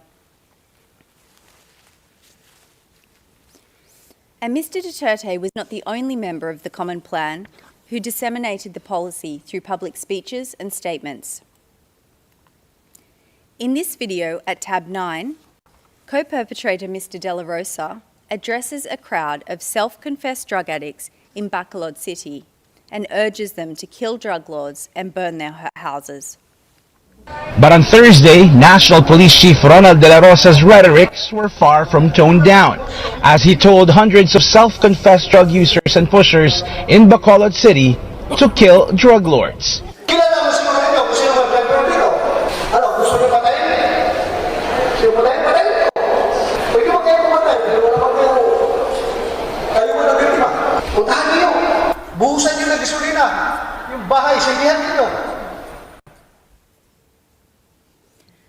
Mr. De La Rosa made this speech on the 25th of August 2016.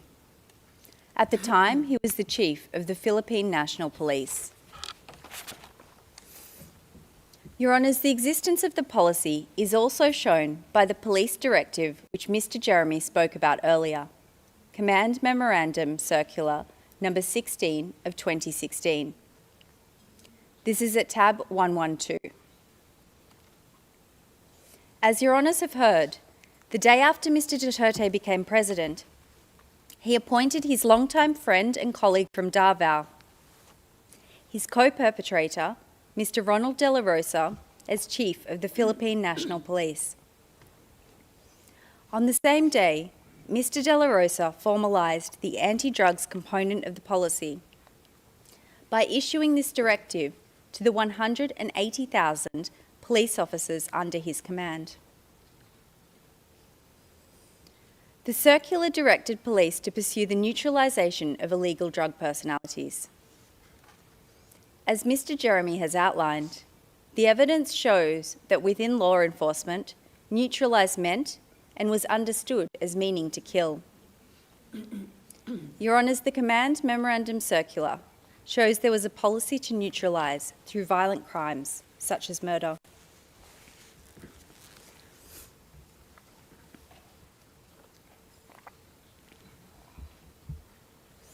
I will now turn to part 2 of my presentation on Mr Duterte's individual criminal responsibility. The prosecution's evidence on this is set out at paragraphs 5 to 70 of our brief. The prosecution alleges that Mr Duterte indirectly co-perpetrated the crimes, ordered and/or induced the crimes, and/or aided and abetted the crimes. Today, in the interest of time, I will focus on indirect co-perpetration, and we rely on our brief for the other modes of liability.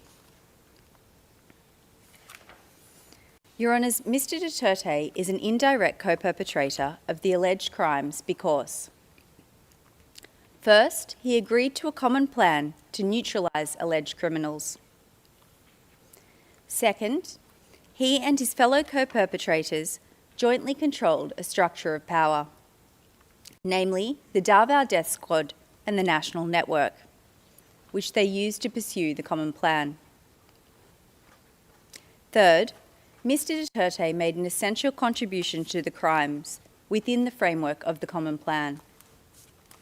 And fourth, he did this with the requisite intent.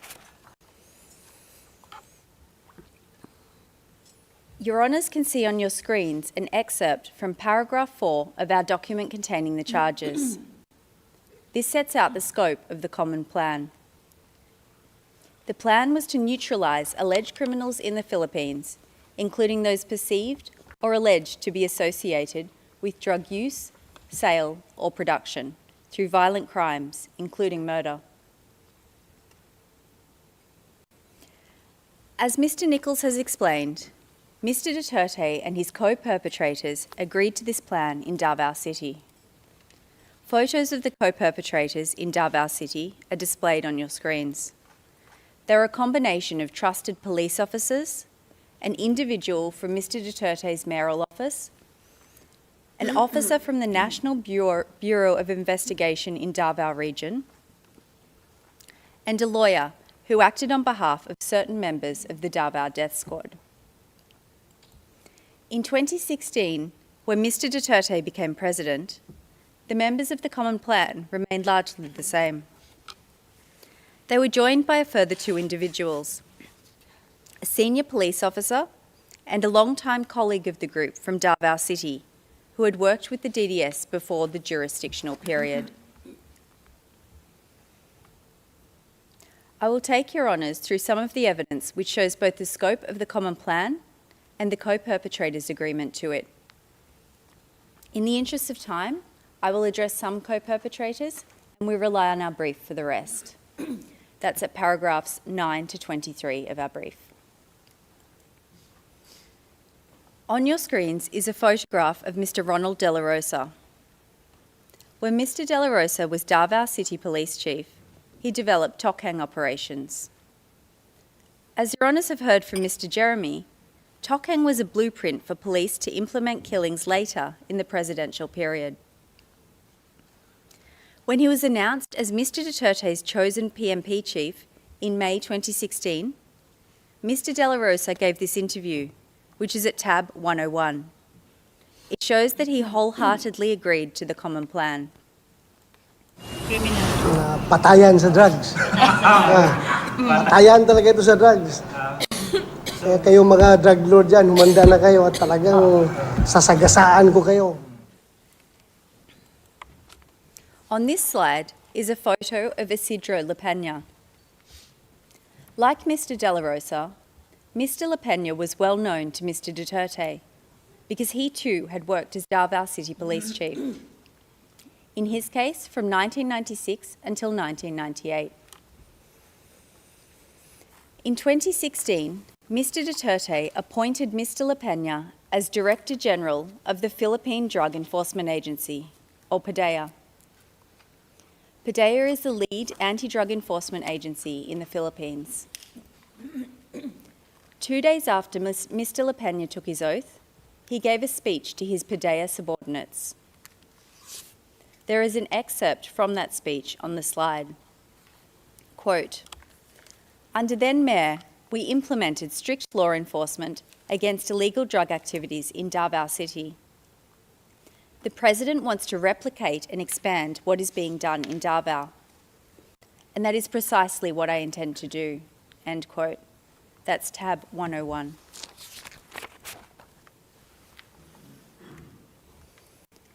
Also like Mr De La Rosa, Vicente Danao was Davao City Police Chief during the mayoral period, in his case from 2013 to 2016. In November 2018, he was appointed Police Chief of Manila Police District, and he told reporters, quote, "If I discover anyone involved in drugs, especially those who distribute or just throw them around, son of a bitch, I will go after you, goddamn. I will kill you. Blatantly, I am saying that. Sons of bitches." End quote. That's tab 96. When Mr Duterte became president, he appointed Vitaliano Aguirre II as Secretary of Justice. Mr Aguirre has also publicly acknowledged the common plan and his agreement to it as a member of Mr Duterte's administration. Well, which do you want? We build first we build the prison facilities first, or do we go against these people? Choose. If you're in the Philippines, we will choose to kill these drug lords. Quote, "In the Philippines, we will choose to kill these drug lords." End quote. That's tab 125. Your Honours, these speeches of co-perpetrators show both the scope of the common plan and those co-perpetrators' agreement to it.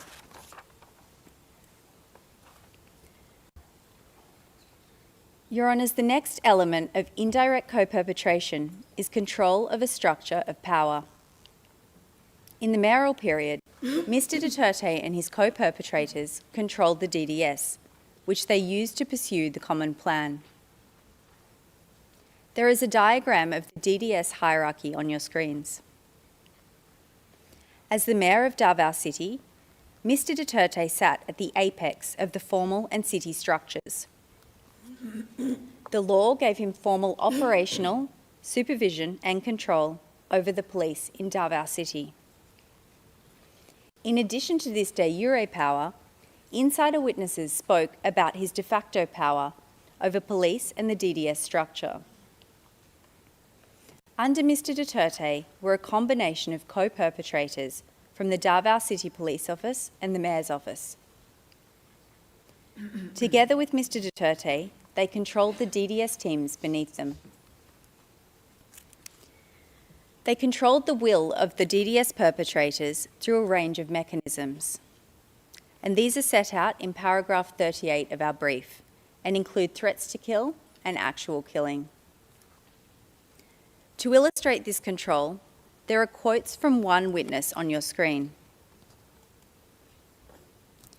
This witness said that when he was first told to kill, he did not want to.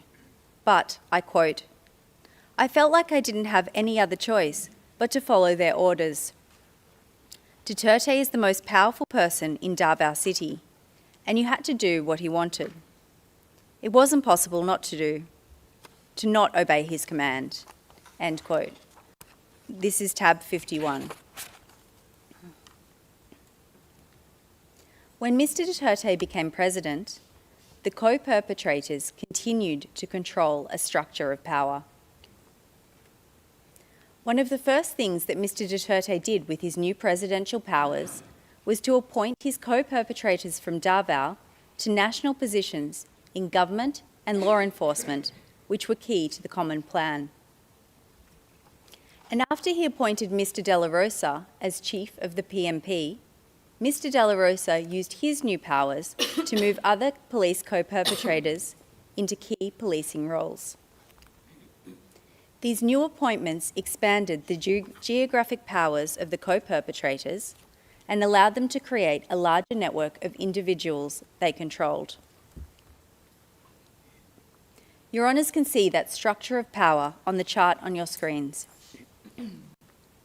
The co-perpetrators controlled the executive, they controlled the police, they controlled the Drug Enforcement Agency, the National Bureau of Investigation, and the Department of Justice.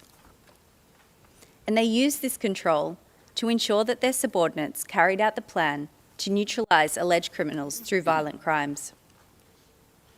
For example, as PMP chief, Mr. De La Rosa now controlled some 180,000 police officers, who, as you have heard, he directed to neutralise drug personalities. Mr. La Peña now controlled 1,800 Philippine drug enforcement personnel. They used these subordinates as physical perpetrators to commit the crimes. Mr. Aguirre, as Secretary of Justice, now had control of the National Prosecution Service. He used this control to ensure that, except for a handful of low-level perpetrators in notorious cases, the crimes were not prosecuted, and a climate of impunity prevailed. And the co-perpetrators controlled the will of the physical perpetrators. As in Davao City, low-level members of the national network risked losing their jobs or being killed if they did not comply.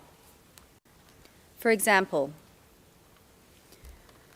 Your Honours can see the evidence of a police insider on your screens. He said that if his boss did not kill enough people during police operations, he would lose his post and be replaced.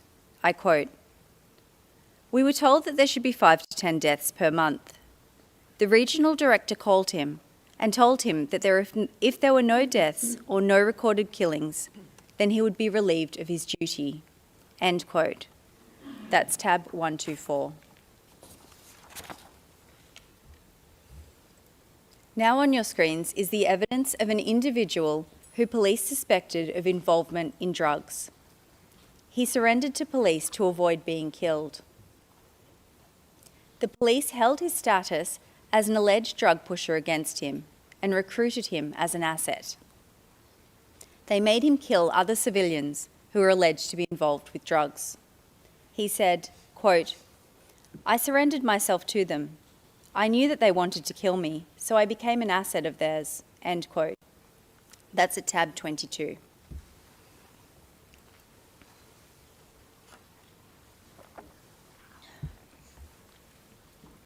Your Honours, I will now turn to the requirement of an essential contribution. Mr. Duterte made an essential contribution to the crimes within the framework of the Common Plan. And the prosecution has set out 10 of Mr. Duterte's contributions in our brief at paragraphs 44 to 58. Many of these have been discussed in the prosecution's presentations. For example, Mr. Nichols spoke about how Mr. Duterte designed and disseminated the policy in this case, which is point A on the slide. He also spoke about point B, how Mr. Duterte established and oversaw the DDS. I have just addressed point E, on the appointment of key personnel to positions which were crucial to the execution of the crimes.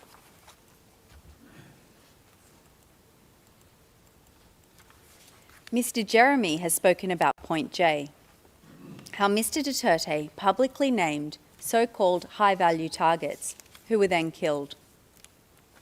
And all members of the prosecution have touched upon point H, Mr. Duterte's public statements authorising, condoning and encouraging killing.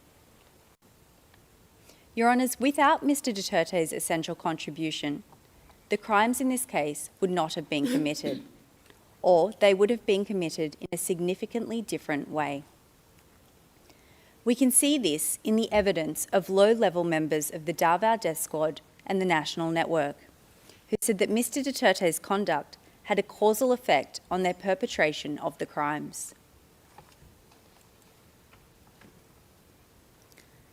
You can see on the screens, one low-level perpetrator during the mayoral period said, I quote, "I was confident to continue killing people because anyway, we wouldn't be arrested for that," end quote. That's tab 38. A low-level police perpetrator during the presidential period was asked about the impact Mr. Duterte's public speeches had on his team, including when deciding to kill someone. He responded, quote, "It did have an effect on me because it's like I was saying to myself, well, even the president, he himself is ready to do something like this, and who am I?" End quote. That's tab 142. A senior police officer during the presidential period was asked why his police unit started killing in July 2016. He responded, I quote, "Because of the directive of the president," end quote. That's tab 120.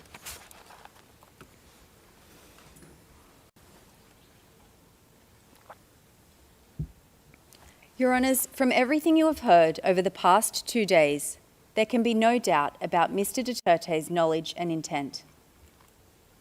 Mr. Duterte meant to engage in the conduct that has been charged in this case. He intended that the crimes would be committed, and he was aware that they would be committed as a result of implementing the common plan. Mr. Duterte knew about the fundamental features of the Davao Death Squad and the National Network that enabled the co-perpetrators to control the physical perpetrators. And he was aware of the factual circumstances that enabled the co-perpetrators to control the crimes. Mr. Duterte knew because he himself established the DDS to kill people. He repeatedly broadcast his intention to implement the common plan nationally if elected president. He made it clear that this would involve killing. Once he was president, he moved his trusted co-perpetrators from Davao into key national positions. And as the number of killings rose, Mr. Duterte persisted with the common plan. He praised the 32 killings in a one-time big-time operation in Bulacan. He publicly named so-called high-value targets. He promised to protect police. And as Your Honours have heard, Mr. Duterte has admitted to many of these things.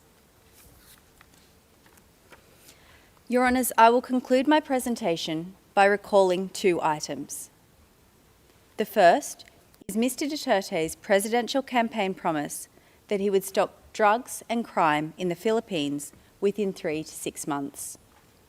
And the second is the spread of killings during the first 6 months of Mr. Duterte's presidency. I promise you, hindi naman believe yung ibang tao. Sabi ko, I would stop drugs and crime, criminality in 3 to 6 months.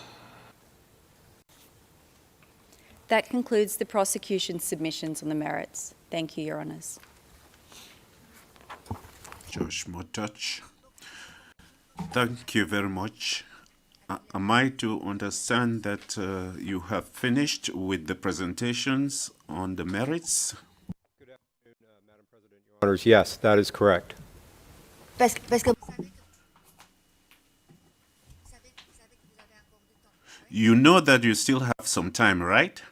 Yes, but we've hopefully been efficient, and we have finished now. Thank you. merci. Donc maintenant, je donne. Now, I'll give the floor to the legal representatives of the victims for their submissions on the merits. You have the floor. Thank you, Madam President. Our presentation shall be in two parts. I will start with my presentation, and my colleague Andres will conclude later on. And just to be sure, I have 30 minutes. Is that correct? Answer correct. Thank you.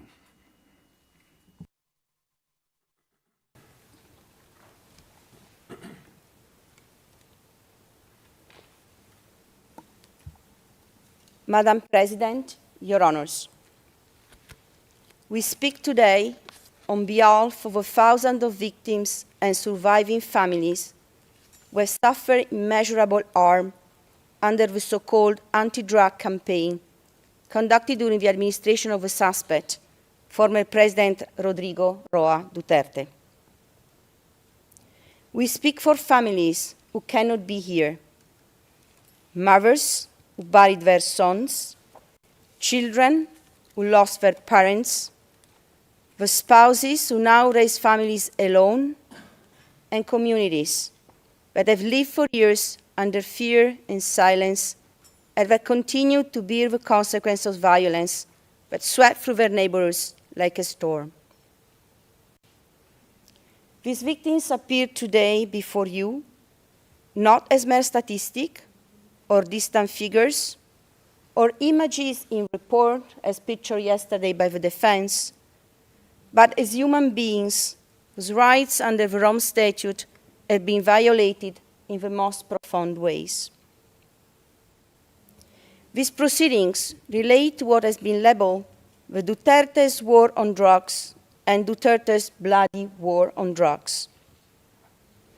However, the campaign, as I will refer to it during my presentation, was less about combating the drug trade itself and more about policing poverty and social inequality.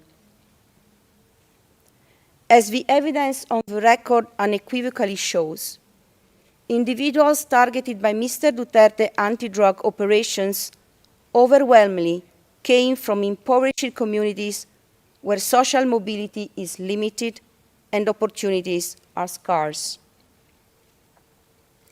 Drug use, particularly methamphetamine, locally known as shabu, is often more prevalent in such low-income settings where people may turn to substances as a coping mechanism for their harsh living conditions. In these communities, structural conditions, including the absence of adequate mental health services, limited access to quality education, scarce employment opportunities, and the chronic stress associated with poverty, create an environment in which substance use is more likely to emerge. Therefore, patterns of drug use do not arise in a vacuum. They reflect deeper systemic inequalities and long-standing patterns of socio-economic marginalization. The campaign disproportionately affected the poor and marginalized, especially in urban informal settlements marked by high levels of poverty. While the rhetoric of war focused on eradicating drug dealers and users, it was the most vulnerable members of society, those with the least power and resources, were caught in the crossfire.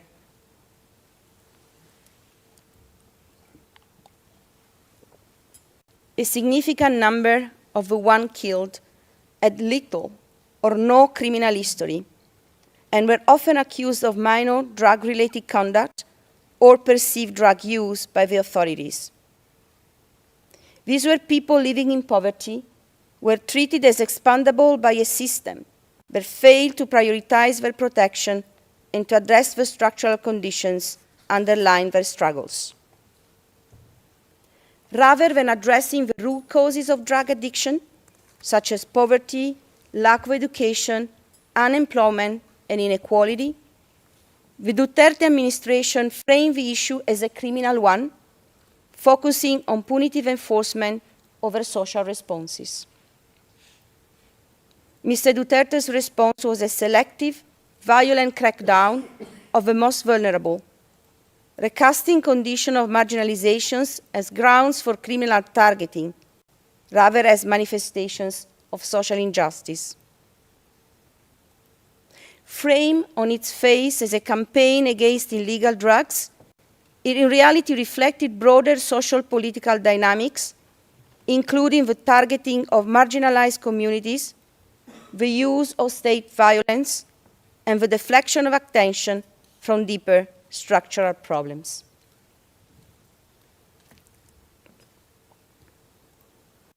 Mr. Duterte is charged under Article 7(1)(a) of the Rome Statute with the crimes against humanity of murder and attempted murder allegedly committed between 1st November 2011 and 16 March 2019 in or around Davao City during the period in which he was mayor of the town, and across the Republic of the Philippines during his term as president of the country.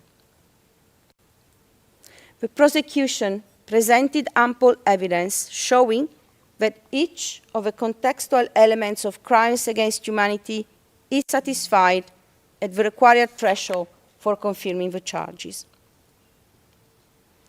During the period covered by the charges, the Davao Death Squad and the national network created by Mr. Duterte to commit the crimes carried out an attack against the civilian population within the meaning of Article 7(2)(a) of the statute, as reflected in a course of conduct involving the commission of multiple murders and attempted murders.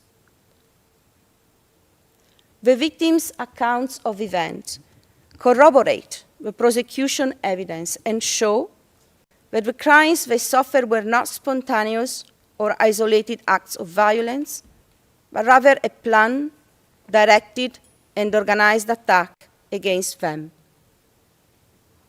The attack was massive, carried out collectively with considerable seriousness, and directed against a multiplicity of civilians. The victims were all civilians. The repeated lethal operations were conducted in residential and other civilian settings. As already indicated, the victims largely came from marginalized communities, were suspected by the authorities of involvement in criminal, often drug-related activities, and together with their families, they were targeted in their homes and neighborhoods. The attack was widespread and systematic, and we refer, Your Honor, to Annex D and E of the prosecution pre-trial brief. The attack was widespread because of its large-scale nature and the number of victims. In this regard, the number of victims affected by the events within the charges is one of the most relevant factors to be taken into consideration for the purpose of determining under the chapeau of Article 7(1) of the statute whether the attack was widespread or systematic. The broad geographical spread of the victimization, combined with a significant number of victims, confirm the wide scope of the attack. As the prosecution has made clear yesterday and today, the instances of murders and attempted murders in the document containing the charges and in the pre-trial brief are simply illustrative of a much broader pattern of victimization.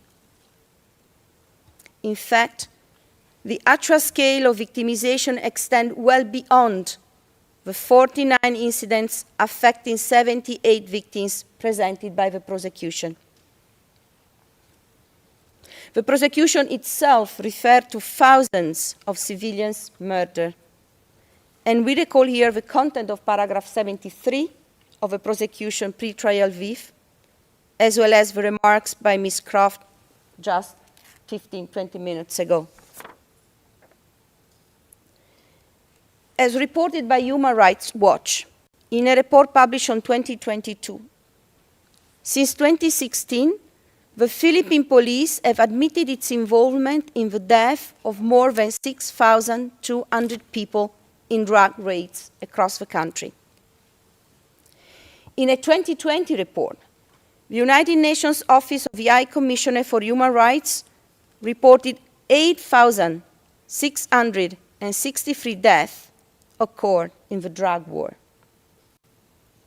The Human Rights Commission of the Philippines and domestic human rights group report death tolls that are 2 to 3 times higher than the UN figure.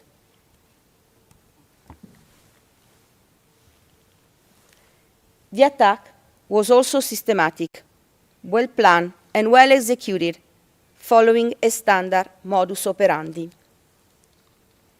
In many cases, it began with an individual receiving a visit or a phone call from an official from the local barangay, informing them that they were on a drug watch list drawn up by barangay officials and the police. In practice, these visits function less as warnings than as a means of confirming the identity and whereabouts of the intended target. As one victim reported, I quote, "A barangay official told my husband to surrender to the police because he was on the watch list as a drug user. He had given up drug use months earlier, so did not go. 2 weeks later, 3 armed masked men wearing bulletproof vests arrived at our home in Manila and handcuffed him. I could hear my husband begging for his life from outside the room. We were crying, and the other armed men threatened to kill us as well. Moments later, my husband was shot dead."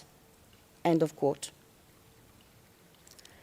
Survivors, relatives, and neighbors consistently recount that armed men typically work in groups of 2, 4, or a dozen. They wore either police uniform or civilian clothes, often all black, with their face concealed by balaclava-style headgear, masks, baseball caps, or helmets.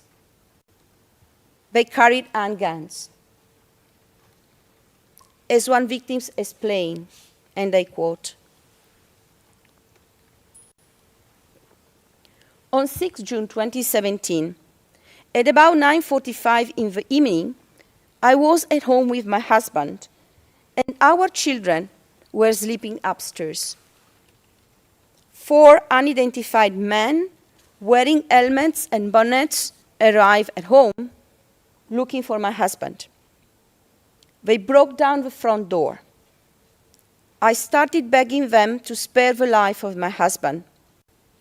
The men pushed me away. My husband was shot in the chest and fell face down. While lying face down, he was shot 5 more times in the nape and head.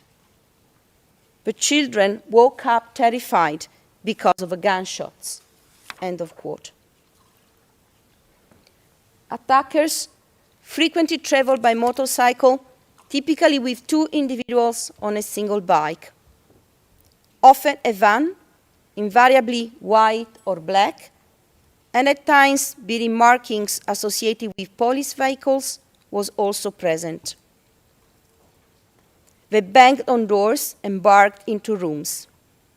The attackers did not identify themselves or provide warrants. Family members report hearing beatings and their loved ones begging for their lives. And I quote again from the recollection of one of the victims. 5 masked armed men broke into our house in Bulacan province where my father was playing cards. We could see him kneeling in a surrendering position. The man grabbed him and slammed him into a concrete wall several times. And then, just they throw him outside. We saw the shooting. We were just there. My father's face was bleeding from being hit, and he was begging them for mercy when he was shot. End of quote. Another victim explained, quote, my father collapsed to the floor but still tried to move, begging for his life. Yet the man continued shooting him. I couldn't count how many times I was so afraid.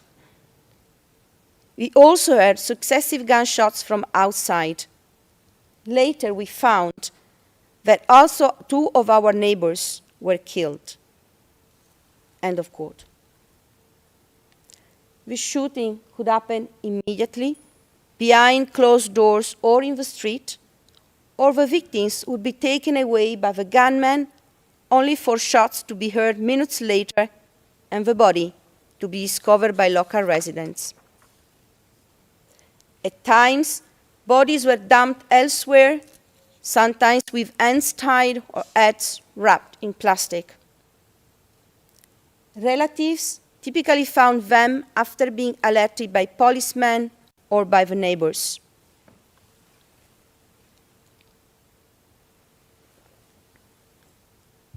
A victim recalled, quote, 6 masked armed men broke into the house where a small group, including several teenagers, were watching television. The men arrested and beat 2 young boys they believed were drug suspects and then took them away on motorcycles. A half hour later, after hearing from a uniformed policeman, we, referring to the relatives, rushed to a nearby bridge to find their bodies, both with gunshot wounds to the head, their hands tied with cloth. The gunmen were still at the scene, while uniformed police cordoned off the area.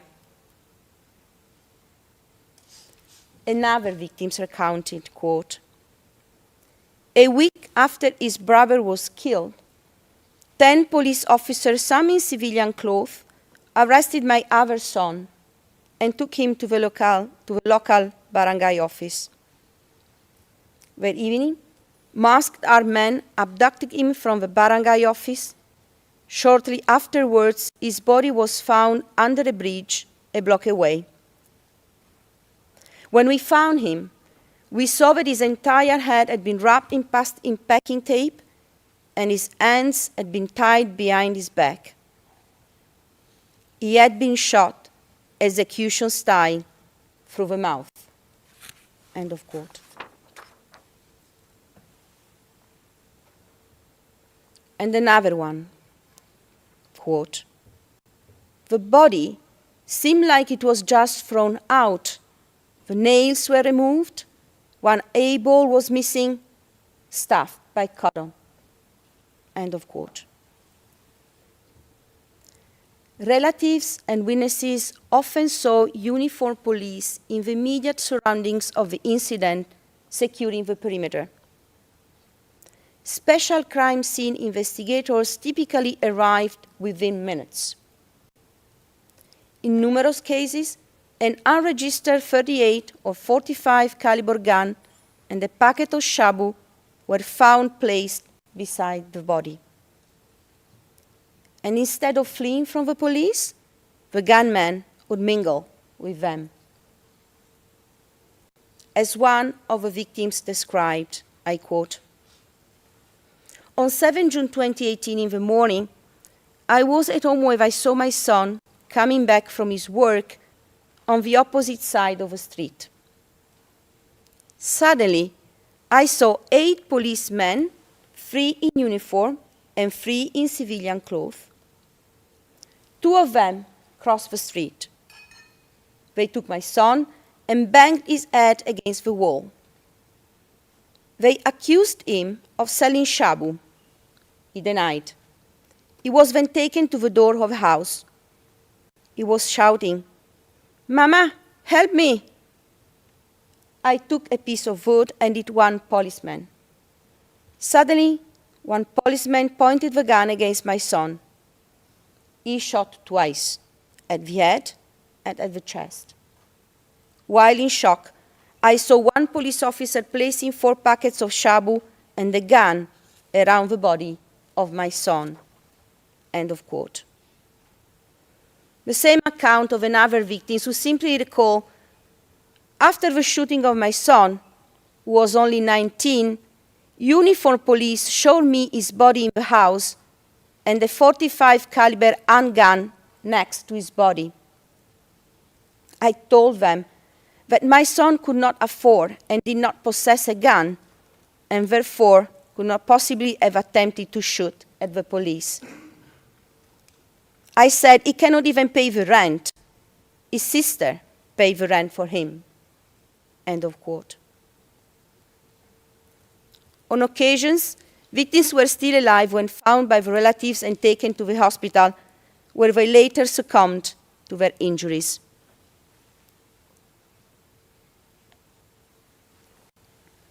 Survivors recount the terror and enduring feeling of still being hunted as follows, and I quote, "In September 2016, a police officer pretending to be a commuter boarded my tricycle. He asked me to pass by the police station. There, I was stopped by a group of men who turned to be police officers. I was taken to the precinct, beaten, and forced to reveal the identity of drug pushers. I didn't know. Later that evening, I was taken to a dark place and shot multiple times. Despite the injuries, I managed to escape and save my life. I still have the consequence of the injuries, and I feel deep sadness, anger, and fear of being caught again." End of quote. Another survivor explained, quote, "They killed my 4 friends kneeling and defenseless. I heard a barrage of gunshots, voices, and one officer saying, 'Let it be. Let's say they fought back and let's leave the evidence.' I lay next to one of my friends pretending to be dead. When the armed officer left, I crowded out of the room and headed towards the edge of a ravine. Holding my chest with one hand to stop the bleeding, I slid downwards and fell to the creek bed. I crossed it, climbed the hill on the other side, and walked toward the highway. There, I encountered someone I knew and desperately begged for help." End of quote. Although the charges concern only the crimes of murder and attempted murder, victims' accounts also reveal widespread acts of torture, ill treatment, and rape. Young people were particularly exposed to torture and cruel and inhuman treatments, including unlawful arrest. A number of victims participating in these proceedings were minor when they were attempted to be killed, and a number of victims participating in the proceedings recount the killing of their nephew, son, cousin, who was under 18 at the age of killing. And this morning, Mr. Jeremy provided the example of Kian de los Santos, who was 17 at the time of his killing. Reported forms of torture include beating, kicking, slapping, blows to the head, electrocution, and death threats. On several occasions, law enforcement officials used arrests, inclusion in the drug watch list, and drug-related accusations as a tool of coercion to perpetrate rape and other forms of sexual violence. In September 2018, a young boy was taken by the police and brought to the precinct. His mother recounted, I quote,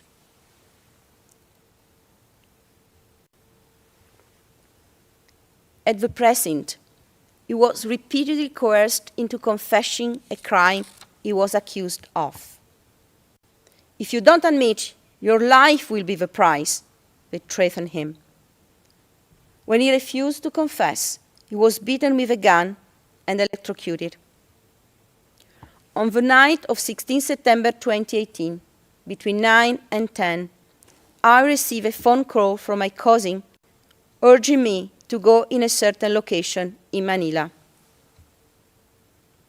What I saw was a nightmare. My son had been discarded like an animal, his lifeless body lying on the boulevard, abandoned like a fish by the roadside.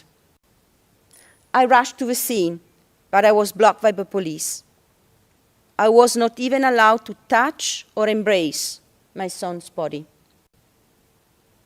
Even in death, my son was not treated with dignity. It was like they just threw my son out like a pig. I finally found him at the funeral home where I had to pay to recover the body. I had nothing. I was bargaining as if I were buying fish. In the end, I paid approximately 45,000 pesos to take my son's body for burial. Now I wonder, will justice ever be served? Excuse me, Counsel, you have 5 minutes left.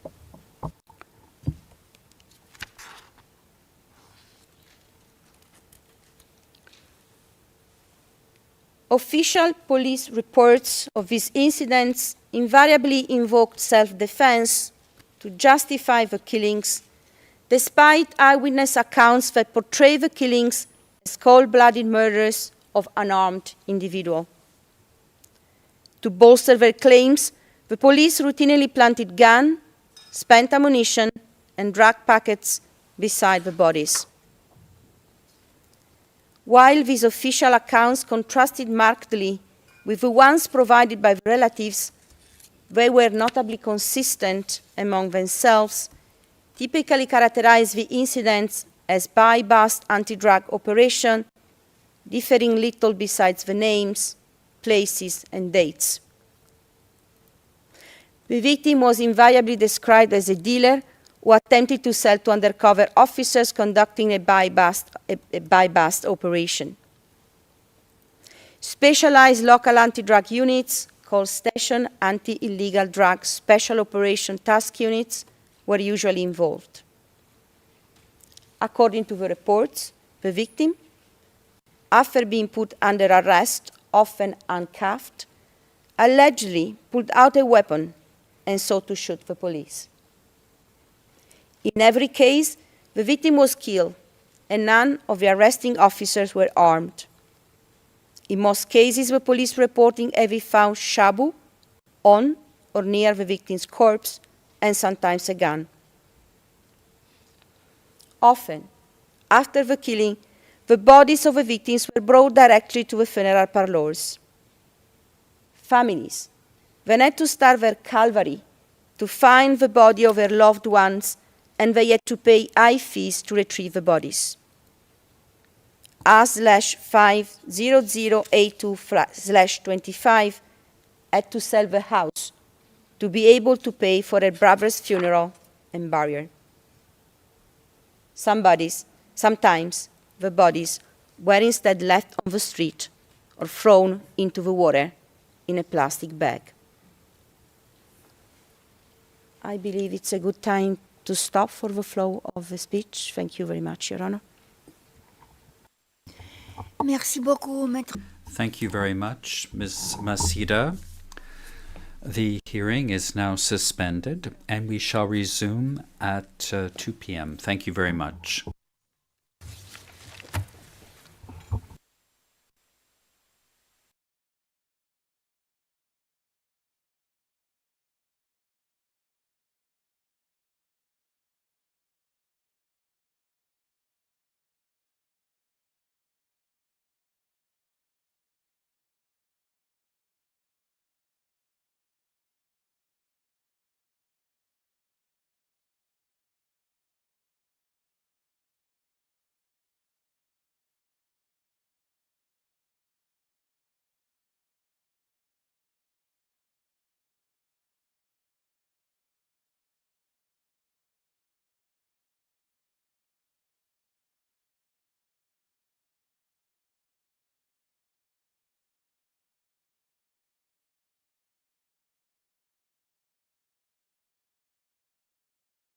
Okay, so good day my fellow taong bayan, mga kasimor. At ngayon po, papanoorin natin yung confirmation of charges hearing.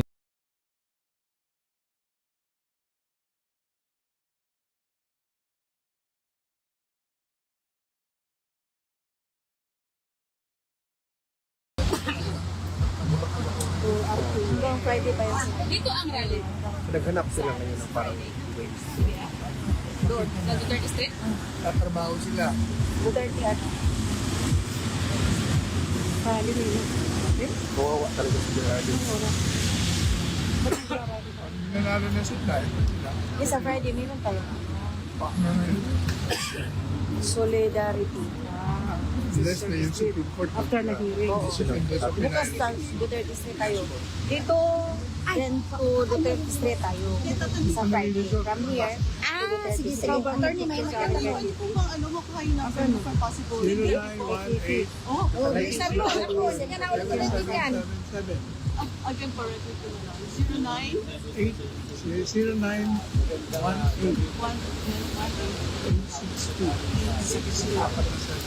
Ayan, come na. 4 Po, ang possible po ba 8 p.m. po rin? Okay, ang Apo, tawag po kami lang. Hindi ang sabi. Okay. Na-bother tuloy ako, attorney. Kasi sabi mo, tumaba na ako. May hindi na ako kakain ito. Kaya, sabi niya, saan si Alvin? Nandito na ako sa Alvin, mag-picture mo ito. O sige. Ako nag-trend eh. Ano? Hindi, no? Palitin, no? Butang hindi mo ito. Look kayo, Sir Alvin. Thank you. Thank you, Wido. Wala. Guys, hindi na ako nakilala ni attorney. Hindi, magod sa jacket ang mura ni mo. Tambok na kayo ko, guys. Sa iyo mo na jacket. Jacket ni mo. Bahalag. Kahit kumakain nga na, ano lang, trending siya, kumakain na siya. Of course, kahit alam mo ba, attorney, sa Attorney Kaufman nag-release ng statement na you are really an icon. Kaya nga, it was really nice daw na to have you around. Talaga? Sabi ni Ate Rizal, yes, talaga. Oo naman. No. Kuya, correct ng attorney. Kasi pinapalo ka daw niya. Actually. Sinabi niya talaga sa sa statement. Kaya pala yung mga sinasabi niya kapag parang ako nagsasalita. Ah! Live po sa TV5, si Pauline po. Kumustahin lang po namin yung second day. Hearing kanina po. Ano po yung masabi? Isang araw lang. Sa attorney. Sa attorney. Pag hindi nakita mo sa'yo, Ano yung nabasa niyo sa statute? Yesterday, Discussed. isip na siya ng tipe. Awan banat ng kabila. discuss na pagkanaon sa mga discuss ni Sir Alvin.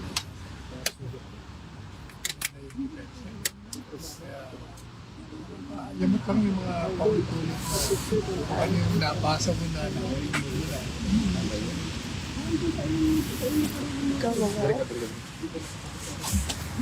Sino bang kausap na? Sige. Parang wala akong narinig. Attorney Sal, pinapatanong po ni Pauline kung ano daw yung reaction nyo dahil nabanggit daw po kanina yung pangalan ni Senator Bato de la Rosa. Kaya dati naman binabanggit ang pangalan ni Senator Batos. Alam po ninyo, yan nakaplano na lahat yan. So, there will be focusing on our president and against also yung so-called... How are you? Have something. Drink something, bro. Yeah, I just ate. I came from inside, so Okay. How was it? Was interesting. Yeah. Different point of view, right? Yeah, different point of view. Yeah. And what we are standing for. Yeah. But yeah. Say hi to your fans because you have a lot of fans. Hello again. He's Hi. back. How are you doing? You want to have coffee first before you go back? Are you going back? No, I have to catch a bus in like 25 minutes. Going back to Antwerp. Oh, Yeah. Antwerp. Yeah. Costa Rica. I understand. Yeah. Maybe I'll grab a coffee. Go ahead. Help yourself. We have here, gang coffee man, you know? Coffee. How may coffee? You make your own coffee. Eh bakit? Walang kasong inihain sa kanya. At sabi nila, kasi makapangyarihan siya. No, That's yun. simple. Totoo yung Ito ganyan. sinasabi yun. Presidente siya. Unity. Pero 3 taon na kayong nakaupo. Bakit Sayang na hindi late na kayo. Ako pinagbigay niyan. Sagot eh. Wala kaming ebidensya. Hindi ka pa nagdavaw. Kung walang ebidensya, sabi nyo, 30,000 ang pinatay. Hindi pa ako ng payo ko. Ito na lang. Kasi wala nang police report, wala nang record, wala nang mga testigo. Ako ama na. Mas posa na kayo po. Sabi nyo, bakit lilitisin sa International Criminal Court? Anong lilitisin doon kung walang ebidensya, walang police report, walang testigo? May contradiction. Okay, Pauline, mapatapusin ko na rin yung pagkakain ni Atty. Kasi kahapon, dinistorbo ka. Pangalawang beses mo siya dinistorbo ngayon, ha? Thank you po, Atty. Salamat po. Okay, Pauline, yan muna latest dito sa labas ng International Court dito sa The Hinggil.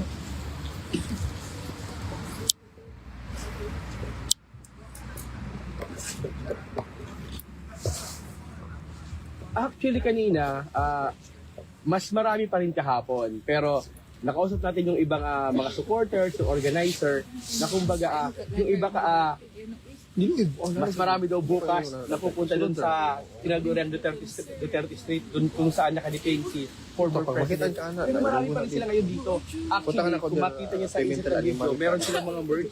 Yung cap, kung makita mo yung cap, bring him home. Sir Paulo ka. Tapos meron ding merong mga placards. Meron din tayong nakita na parang ibang hindi Pilipino na may mga placards na nagsusuporta kay former president. Pauline, prepared na ako. Oh, may bitbit ka na. Yes. German siya, nakita ko siya, German national siya. Tapos meron siyang dalang placard. Actually, di ko lang nakunan kasi mag-start na yung live kayo. Di ko lang siya nakunan. Masteral, hindi po eh. Hindi na ako nakaya ng mag-renounce ako citizenship. Yes, possible. Hindi na ako kaya. Oo, pag kayo mong bahato, mag-dual ka, ma-renounce man ka, pagkataon-taon, a year later, maybe later on, ma-apply na po. According sa nakausap natin, sa mga minyo ka, doon sila bukas sa Duterte Street kung saan nakadetain at mas marami ka sa exam. B1 ka, A2. Maulo ko eh.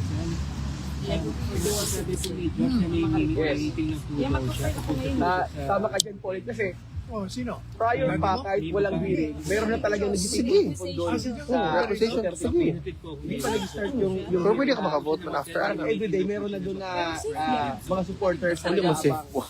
parang shoulder support kay Tatay Digit. May nakalagay na Niluwi, parang ako ram na as a matter of principle dito lang kami na parang I don't want to renounce my Filipino citizenship kasi nga makabayan kasi ako pala masyado. Parang maghirap na ako basta sa Pilipino pa din. Iniisip ko. Hindi ko, alam mo, I'm even willing to give up my, the life here is so different. Di ba?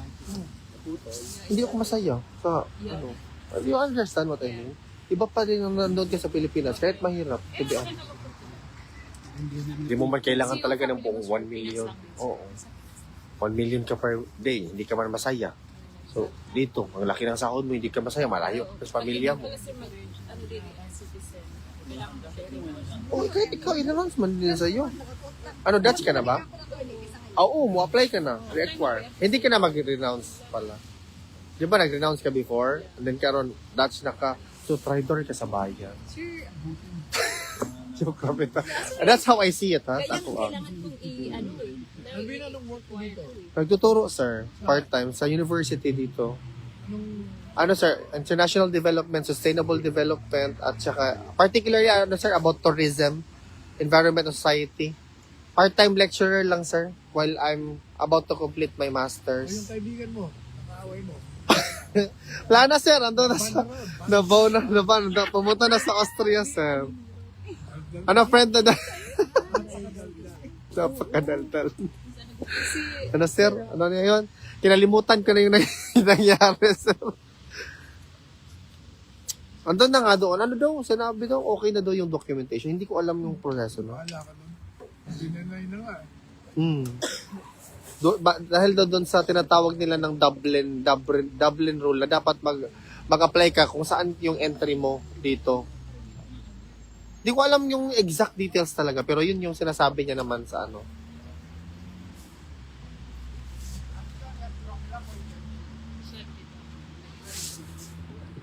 Sarap ng biko ah. Sir, Mami Janet. Kay Mami Janet ka na biko. Oh. Pag-awa lang kaninang umaga. Wala. Hindi ka ba daw nilalamig? Kasi parang cool lang. Yung ano mo, iba, lamig na. Parang bagyo lang na. Parang bagyo lang daw. Grabe si Sir. si Jo. Grabe na kayo. Kaya nga.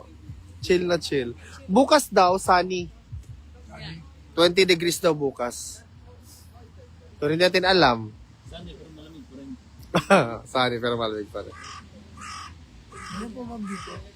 Meron pa ba daw biko? Wala na. Bukas, magawa tayo at sa ano. Ubos na gam? Ubos na daw? Oo. I-request natin ulit yan kay Mami Janet. Sarapan pala sa atin. Paibahan. Hindi kasi masyadong matamis. Hindi masyadong matamis, no? Normal lang. Kaya, updated si attorney sa mga pangyayari dito. Kaya nga, Grabe sa phone. Hindi nila lamig kahapon lalo. At mas tugnaw di kahapon. Malamig. Saka nagdi-drizzle kanina pagdating. oo, may ano.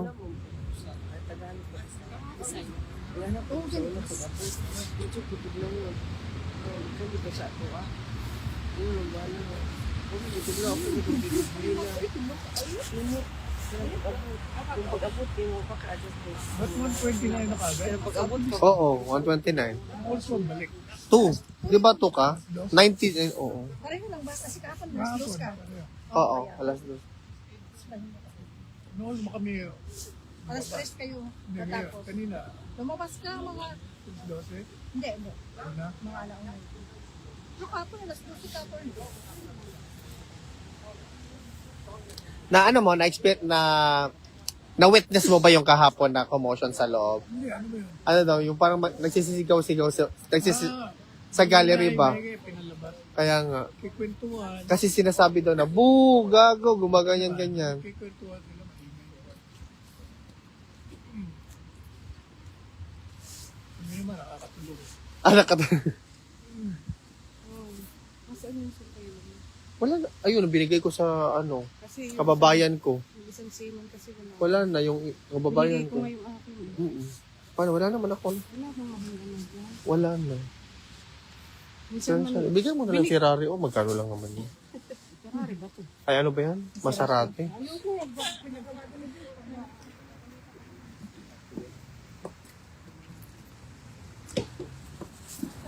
Kasi minsan lang silang pumunta dito. Wala akong sundin. Pero attorney, ano yung overall observation mo so far? Day 2 na. Wait lang. I-video ko na lang. Ano yung overall na observation mo sa proceedings before the court, attorney? Boring. Boring? Boring kasi yung prosecution, inuulit nila lang na narrative nila na based on hearsay, based on allegations unproven, based on many things na imagination. Yung kabilang panig naman, attorney, sinasabi nila na may laban daw talaga yung kaso, ganito, ganyan. Kaya nga, based on their imagination, may laban sila. But considering na yung ICC, pinagpipilit na ICC kahit wala yung ICC, then magtataka na may laban nga sila. Actually, tutulungan. But hopefully, hindi na tayo makarating. Try naman ako. Matawin na. At the time, fascinating. See, attorney, you think it's highly irregular for the court to have this confirmation of charges hearing, even Kasi, una, wala silang jurisdiction. Pangalawa, yung isa ng jurisdiction, nasa appeals court pa. Yes. Hindi, wala pa, it has not been resolved with finality. So, bakit kayo nagbibista na? Wala pa. Baka na-resolve yung jurisdiction. Meron na kayong confirmation of charges. Maraming mga Pilipino, sir, nagsasabi talaga na this is just a politically motivated move using the court to advance their political agenda.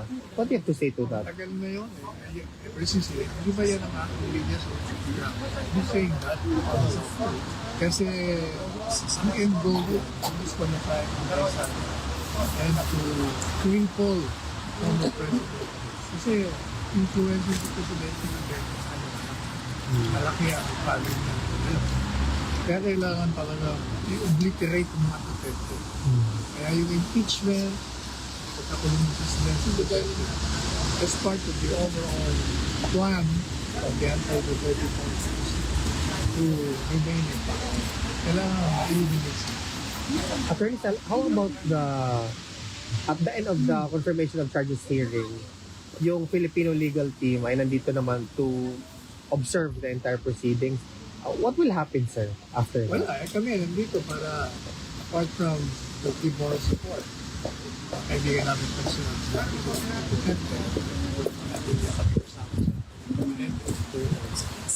kami nagpunta para naibisita na yung legal team ng pamilya Duterte para tulungan. Isa lang?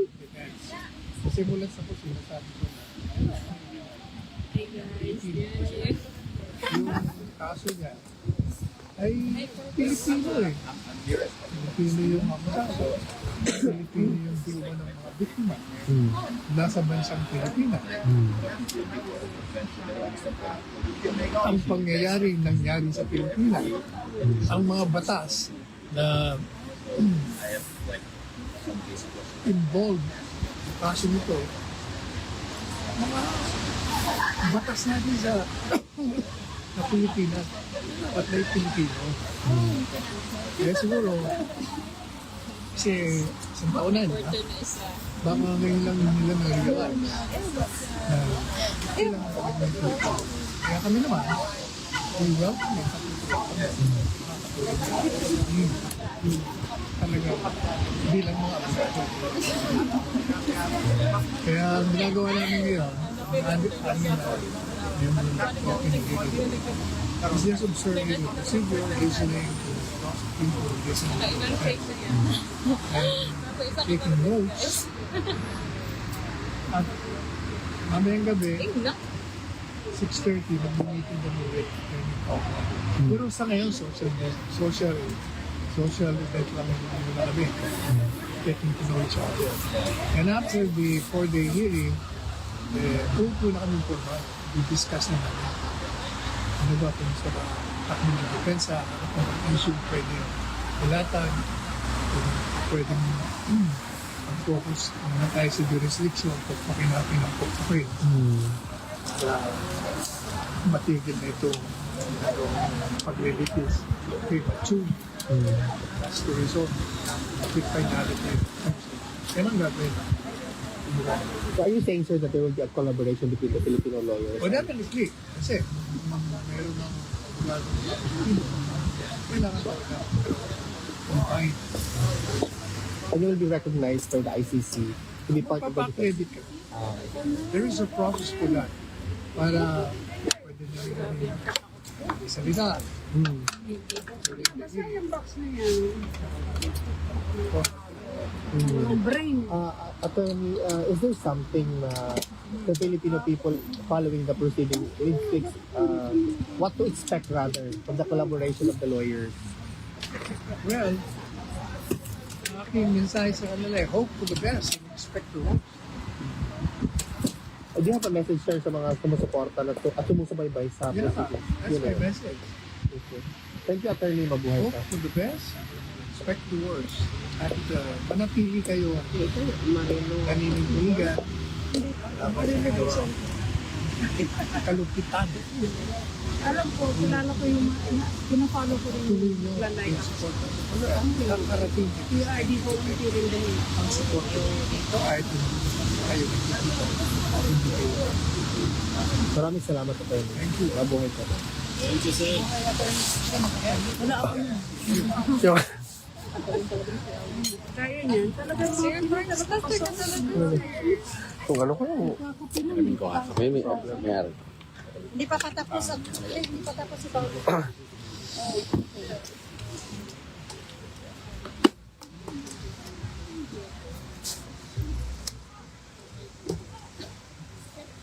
Nalimuot ko. Ano? Ano mo? Pasahan mo ko. Ayan ko sa iyo. Pag sure. Mamaya na lang. Mamaya na lang. Okay lang. Next pa. Or ang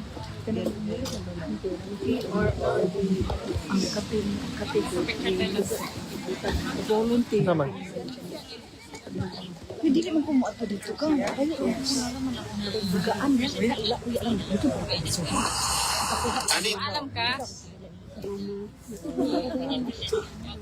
Nandito po si Attorney Sal Panelo. Ano siya? Ay, picture. Of course. Sorry. Say, you was yesterday here. Here's not a toilet. No. The toilet actually is You must go in the center. in the no, not in the hospital nearby. It's a 3-minute walk. There's a hospital. Yeah. There's a hospital nearby here. Oh, nice. Yeah. Nice. Yeah. No problem. Picture.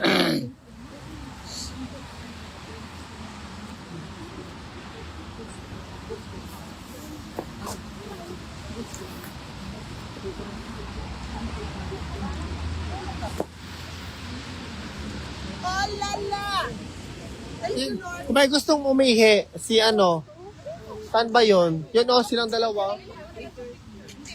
Yung kumusta yung umihi. Kaya Miss Marivic magtanong, sumama lang ako. All the observation was a proceedings. I will have. Ano yung overall the observation was a proceedings before the court attorney? Correct. Ang madam dito. Boring kasi prosecution, inuulit ka lang. Hi ma'am, okay lang po. Hello po. Nakakaya naman po. Maraming salamat po.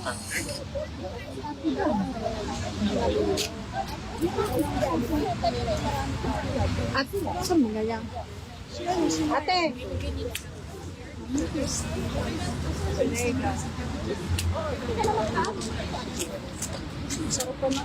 Ano daw? 5 euro yan per hour. Lalabas na. Kailangan daw sa mga pag-iiro sa ibang nakulangan ang pagtuan. Ano yung overall observation was a proceedings? Ano naman ako? Kipitso to ma'am. Kipitso to ate. Of course. Mapicture ko ma'am. Pinili ko na naman sila. Hindi. Sabi niya, si Kipitso pa niya. Sabi ko, hindi masyado.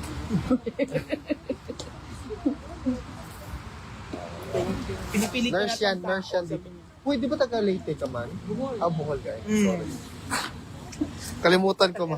Yes, ma'am. Ikaw pinipili ko lahat ng tao mo sa akin, hindi ako kilala. So, nakapatid ako sa Leyte, pero Biliran. Mga biliran, layo na yan sa akin.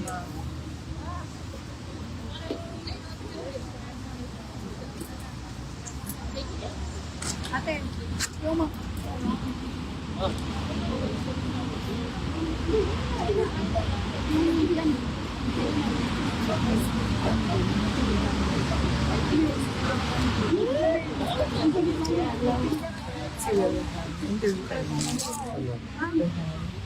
Sino dyan? Galang?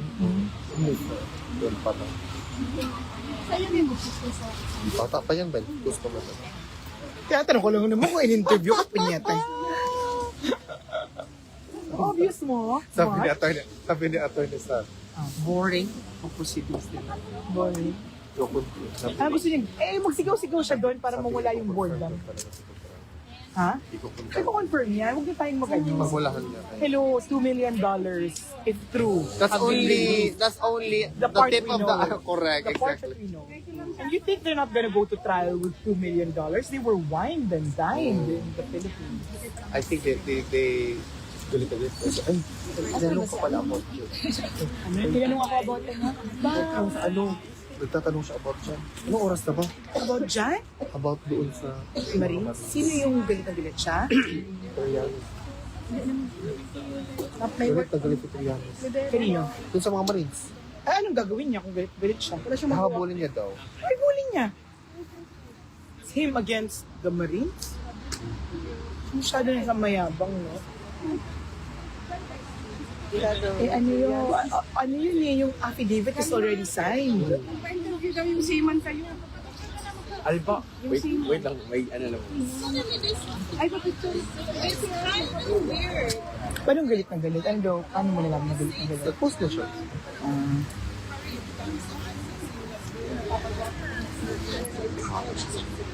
Siya pa yung may gana magalit? Trianes. Asa na? Kaya nga. Nandito ba siya? Hindi ko alam. Sana pamunta siya, no? Iwan mo na lang po kayo. Iwan mo lang po kayo. Hindi lang po. Ako na lang ibigyan mo ng gift. Drop it upstairs. Ma'am, nandito pa si Attorney Panelo. Ha? Pero dapat nalayo. Mami. Cornelius.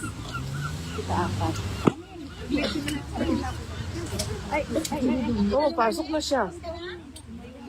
Okay? Nagul na siya. Pa-picture kami. Paalis na kami. Picture daw kami. Mag-picture daw. Ano? May hawak kasi akong flash na. Ayan na, yun. Dali na daw mo. May inantay pa sa akin. Ah, okay. PRD, yung may police. Kasi malapit pa din ang balik niya. Yeah, okay. Jess!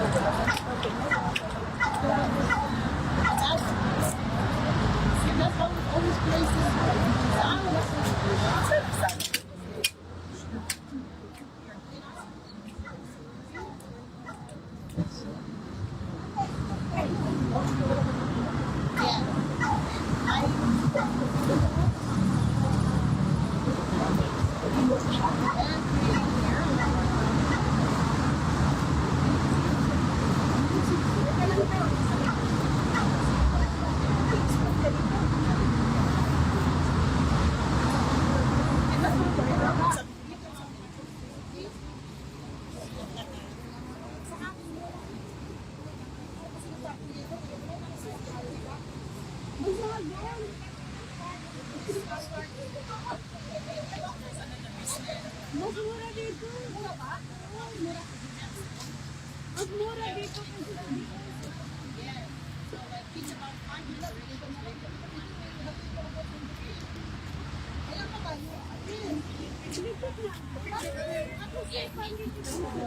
Pamilke. Saan ang picture sa case? Nadulaan. Pa-picture na kami.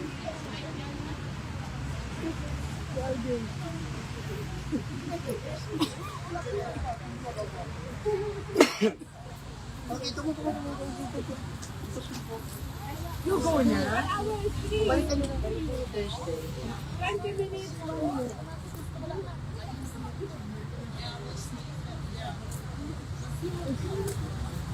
minutes. 1 minute.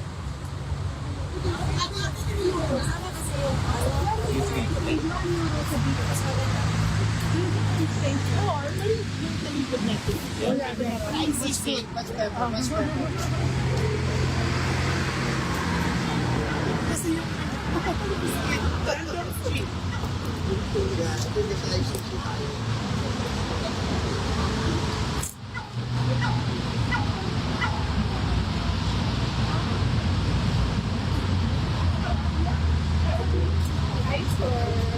you very much. Thank you.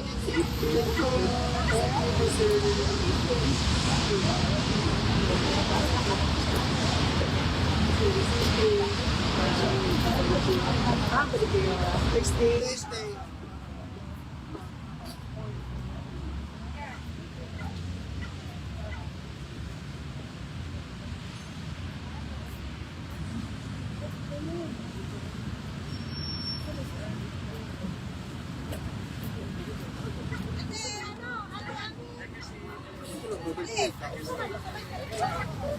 Ano lang sir po? Ugma na po ay umanto mo ugma. Oy bista sige. Gani. Nasyak yung interview pag Friday, no? Friday na po. The same time 9 to 3. Mayroon sa Duterte sa lahat ng mga lugar. Yatod din niyo siya? Ingat. Bye ate. Travel safe ha. I release you with love. Amen. Amen. Tita. Alvin, sabihin sa akin, i-release ito dahil patay na ako. Sabi ko nga sa kanya din. I release you with love. Sa ating attorney. Alvin, i-message kita. Oh, sige sir. We'll invite you. Number mo. Lagay mo. Ano ba yung sa UK?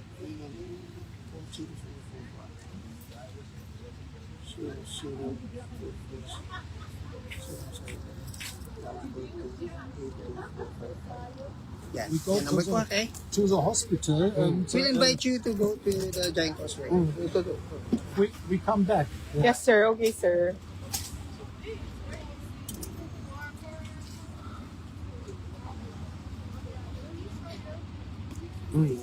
Thank you, sir. Save. Thank you, sir. Pasyal ka sa amin. Wow, Northern Ireland. Tumutulong sa bahay. Kasi Thank you po. Yes. Thank you. Ito yung number mo. Doon ka dumutulog sa bahay. Sa Northern Ireland. Ito pag giniginaw yan, para mga ginaw yun. Parang dito, init na nga ako. Pwede lang ako dito Sabi na attorney sa, Alvin, taba mo no, oh my God, na-bother to na. Nabother. Hindi niya ako nakilala. Sabi niya, saan ba si Alvin? Sabi na, dito ako sa gilid niya. Sorry, sinabihin niya. Oo. Ikaw din. Hindi. Yung makaka-bother kay Ate ni Panela. Sabi mo, Panela, parang nag-age ka. Sirahin mong buhay. Huwag balik ka ng Pilipinas. Tinanong pa niya ako, saan daw yung ano ko, yung best friend ko. Sino best friend? May okay. Minsan yung best friend ko, Pinong tao yun update. sila. Kung kaya nga magkaya. Kaya nga naman. Sana ba yung best friend mo? Gumayan talaga siya. I'm not sure. I don't know really the nitty-gritty of his situation. Kaya nga sabi ko, attorney, kinalimutan ko na yun, oy. Sabi niya, maniwala ka doon. Ba't siya why is he starting things again? Charot. Attorney, you're starting things again. Huwag naman. I-confirm nila si PRD. As if naman we're surprised. As if naman we are surprised. Like yan, sir. Kaya nga. Oh my God. Ano lang siya, live sis lang siya. Kaya, si Jovi nag-banter, tapos nagsabi na yung ano. Pero walang audio yan. Akala ko nag-chismisan ka. Walang audio lang. Ini-interview pa naman si Conti, tapos pagayan-ganyan pa yung mukha ko. Di naman siya pinapasok pag for example yung kabila. Oo. Pag nabanggit lang na... Nasaan si Conti nandun? Oo, andun nga. Ayun yun, si Cormelares yung mukha, nakita ko na. Si Neri.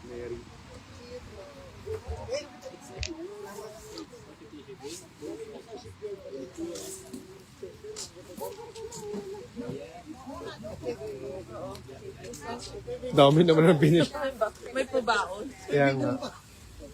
Thank you ha, sir. Thank you. Ingat. Din ha? Keep in touch. Of course, thank you, sir. Pasyal ka sa amin. Nalaman ko lang ba na ako, ma'am? Anytime, you're welcome. Thank you. Para makilala mo mga taga-Bisaya. Halos kung 40 families o Bisaya. Laban lang. Enjoy ha, your trip. Laban lang. Ito ka, uma. Thank you, ma'am, ha. Sir, thank you, sir, ma'am. Tanong pa ako. Sakit ka ng Pero paa. lalabas sila, Panet, Of sila, course. all the other lawyers here, di ba? Ay, in a couple, mga 3? What time is it? 2. Almost. What if paglabas nila tayo na lang nandito? Yun na yun. Pati magnawa. Yun na yun talaga.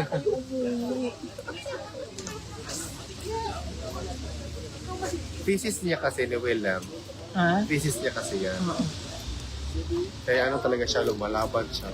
Thesis niya kasi. Malabong, feeling ko may ibang Ako din eh. motibo si Sino? Aldo. Charot. Buwang. Ka dyan. Yung mga ano natin, yung mga kababayan natin, yung mga seaman.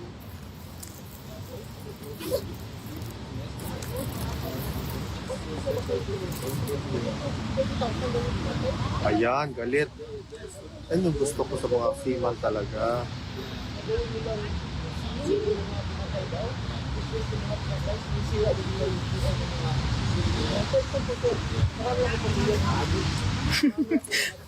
Ano yung mga adik?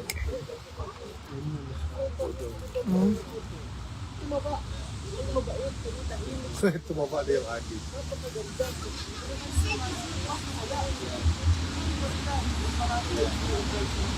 Yun o, si Conti man yun o. Ayun o, ayun o. Mas smile. Ha? Si Conti man yun.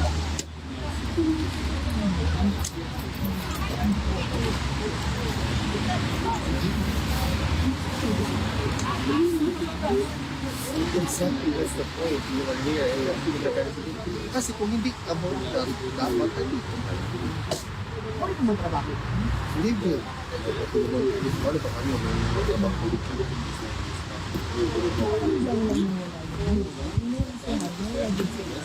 Diba? Yun sila may pinaglalapin. Ano ka? Basta mo yung away-away.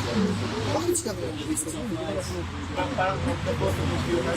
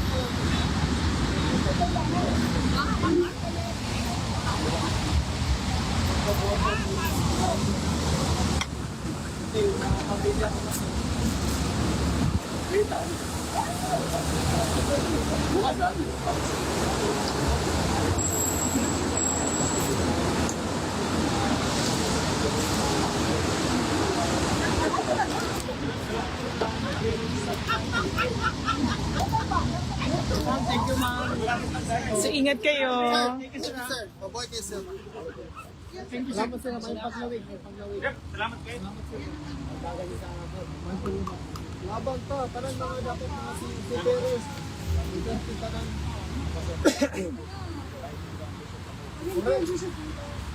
Salamat, sir.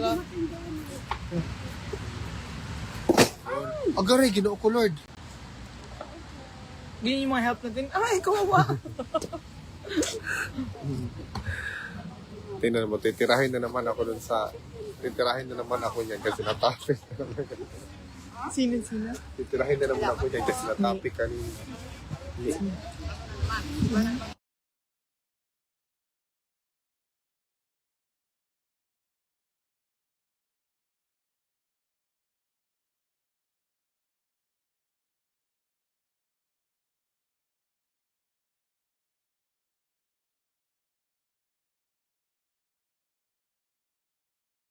Ganyan man ang buhay. Sige na, laban.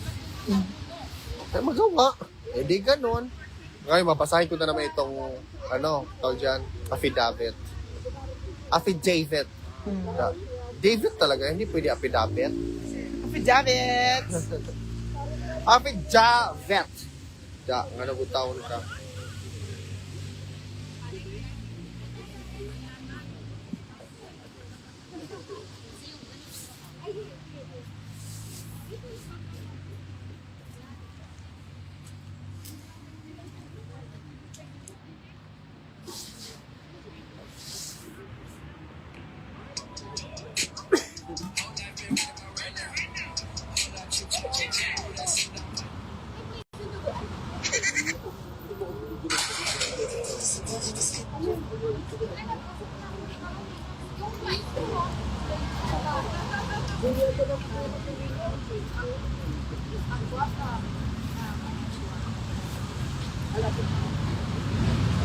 Alvin, I have to go catch my bus. Thank you very much. Have a good day. I'll probably message you for the longer interview. No That's worries. okay. Yeah, perfect. Thank you very much. Have a good day. Bye-bye.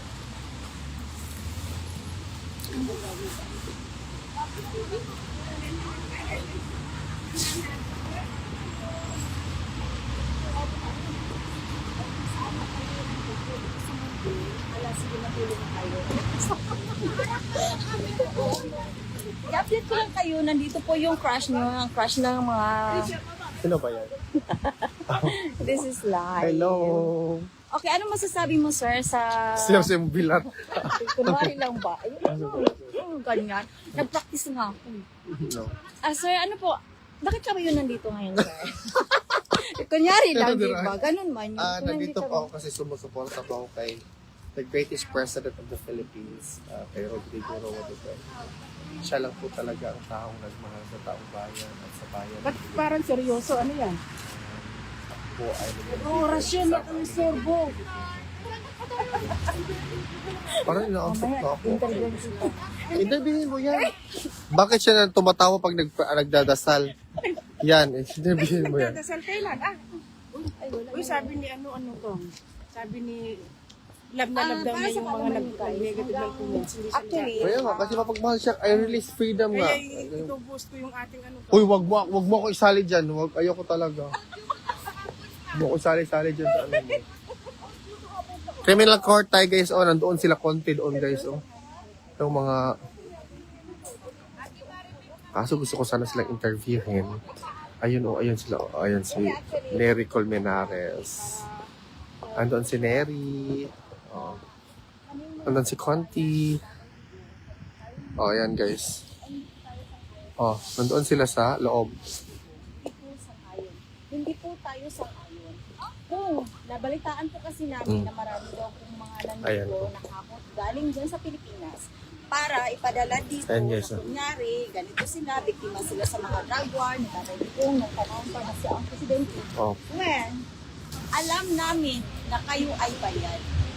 Alam namin sinong nag-supply sa inyo para makapamasahe kayo papunta dito. Mga walang kayo. Sino ba kayo para magsabi na ano kayo, biktima? Hindi ko pakialam sa kuan, sa Pinas.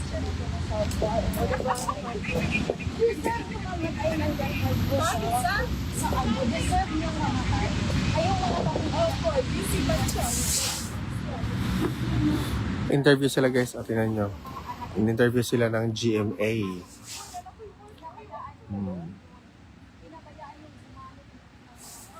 Hala, is that who I think he is? Kaya namatay yung pamilya niyo sa house. Hindi kayo. Totoo. Sino man yung mga dito ba sila dadaan? Hindi, mamaya pa yan. Stress pa yan. Saan? Hi, ma'am. Kamusta po? Tinitingnan lang namin yung ano. Break time ata, ma'am, hanggang alas... Ay! Hindi, game na. Game na nga, alas 2. So wala kayo bukas, Thursday na? Doon kami sa Duterte Street. Bukas? Sige, dyan ka na. Ano oras? Normally, alauna ng alas 5. No problem.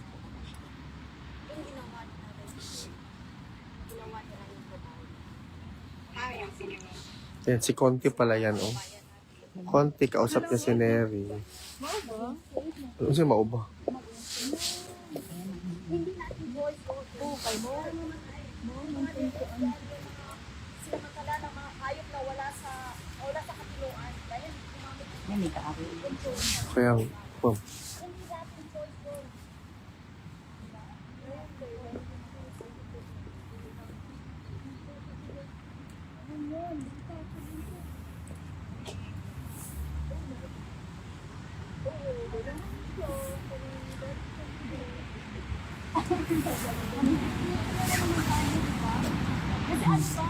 yung hayop na yun ang pinaglalaban ng mga Plus 31. 630.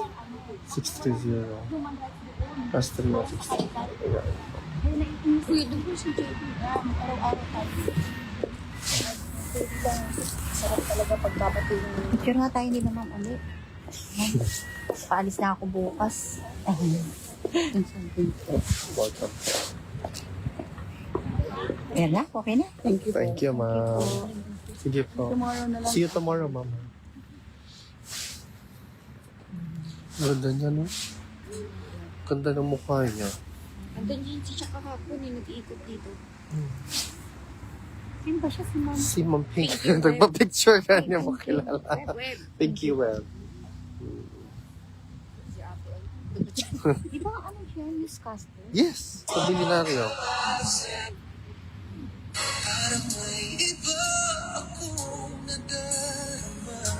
Mirese na mo. Paibang nadarama, madaig ka. Ano ba doon? Media lang doon? Ano? Oo, medyo lang. Wala. Full na pala yung ano ko. Dagdag ka na ng stories. Sabi, tumataba ka raw. Kaya nga, na-bother tuloy ako sa sinabi niya. So, Hindi kasi malungkot. hindi, ano, puffy kasi yung ano ko. Oo. Tabang-taba na si Sir sa akin. Hindi mo, sabihin mo siya, sa pagkain dito, sir, hindi mo na. Kaya tumataba yung mga ano. Thank you so much. You're so cute. Hi, ma. Hey, take a picture with you po. Of course, no problem po.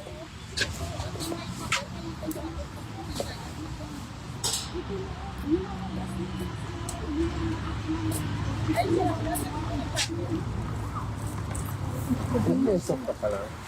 Yes, mag-answer pa ako sa budget. Yes po. Ano, nabasa ko sa ano? Opo. Budget. Yes po. Thank you. Nandun naman yung okay naman, ma'am, lumalaban pa rin. Nandun yung mga lawyers sa Diyan sunod na lang. Kaso nga lang, sa pang-media lang kasi dyan, ma'am. Ay, hindi lang. Okay. Kasi naka-timer. Naka-timer. Wala, uy, bumili yung babae ng ano. Uy, Jesus, bumili yung babae ng ano gang. Nagsabi siya. Sabi niya kung unique. Sabi mo kasi, style yung. Sabi niya, water ko, ganyan. Hermes. So nice of her. Actually. Kasi marami yung pupunta dito, diba? They need water, they need drinks. So, she volunteered. Yeah, that's what oh, exactly. She's in the spirit of ano. So now we can offer water to you guys. Kasi, Oo nga. Kasi kanina, there's no water. Sige, inom muna ako ng tubig.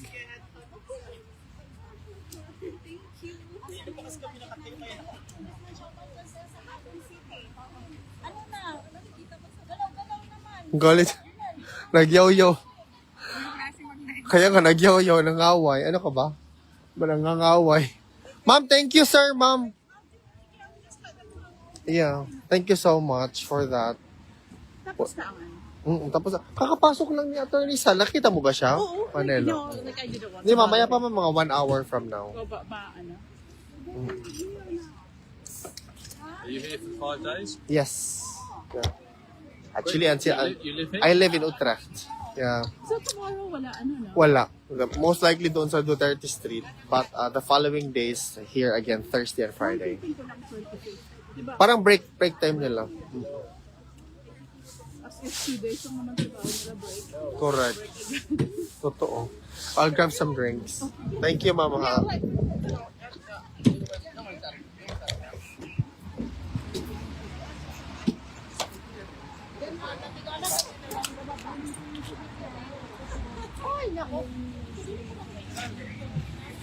Tulungan kita magkarga.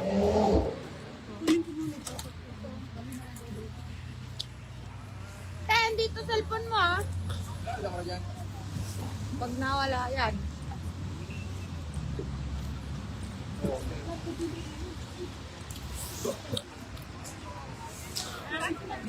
Ikaw lang. Uwi ka na? Kaya nga, ako pa may alas 3. Dire sa ka? Sundo naman ko kay Peter. Ano naman? Wa ko'y sakyanan karon kay na parking palayo kayo. Gingon ako Peter pagtapos ko tawag. Correct. Hindi kay Ate Malu yun, ito lang sa akin. Ito para baka magutom pa yung mga kababayan natin. Onsa. Meron Ito pa. sa kubi. Amin ko lang Sa din. klase ito naglalaing galit. Kaya nga, galit. Wala naman. Grabe, oy. Matindi tong aking partner ay. Galit ay. Go, Mira, yun. Napula tayo makakain. Correct. Ano ka po nito? Bukas meron tayo. Sa Duterte Street mo tayo bukas? Ha? So, bakit? Wala dito tayo bukas? Wala man dito bukas. Bakit wala? Break time nila. Paano bakit wala? Break time nga ng court. Ah, sige. Okay, no problem. Ang inyong kuhaan dili na ninyo tapos sa basurahan na kayo. Asan yung yung may statue kayo? Statsi Hell Israel. Oo. Grabe no, si Attorney Sal. Matalino talaga din siya. May attorney bang? Ay, naku, mga tatalino talaga yun sila. No. Kasi biglang sumasakit na naman yung likod ko. Wala ah. Oo.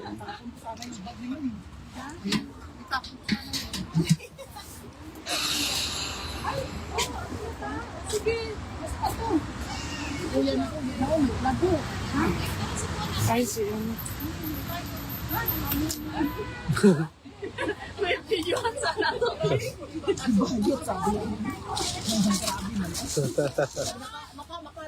Grabe po, wagas. Don't 30! Don't 30! Don't 30! Grabe mo.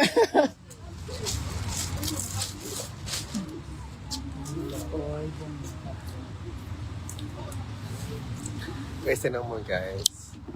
Lalay na ako. May mga flag na tayo dito. Oo. Mag-flag. Flag kayo. Lalay na ako.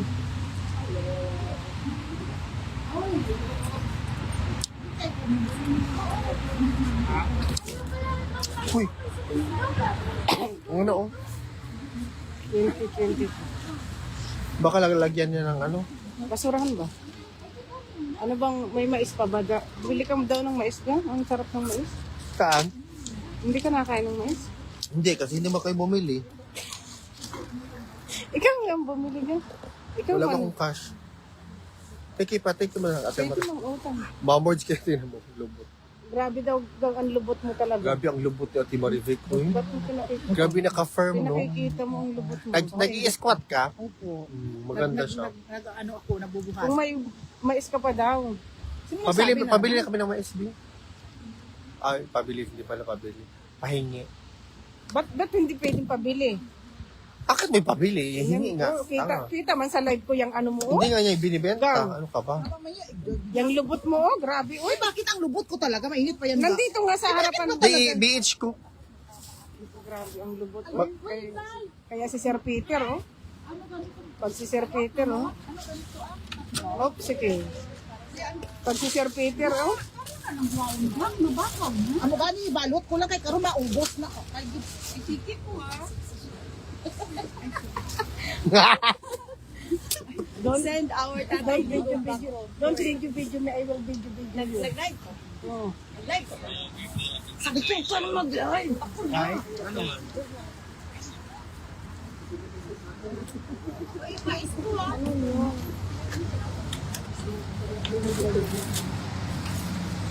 Ay, asan ang mais? Ako nang uupo dito, oy. Bahala ka dyan. Agawin ko yung trono mo.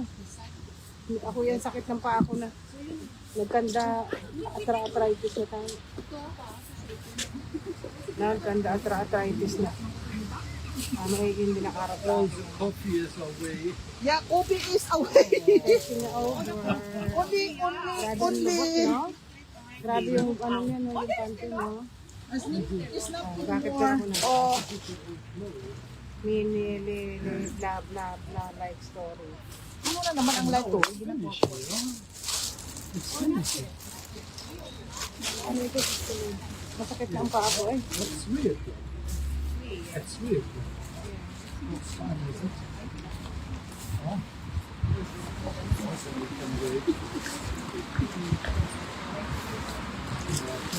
Magkano ngayon? Naisip pa akong kain. Yung ano,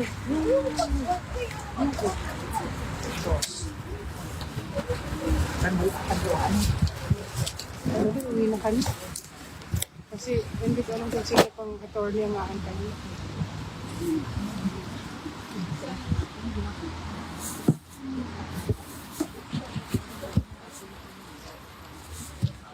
Ano na?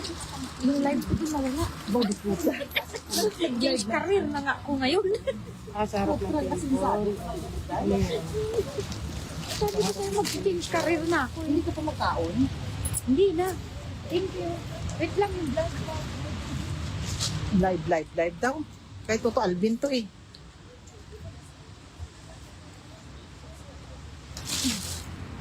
Change career na ba siya? Oo, Milan eh. Kaya ako nag-live ulit.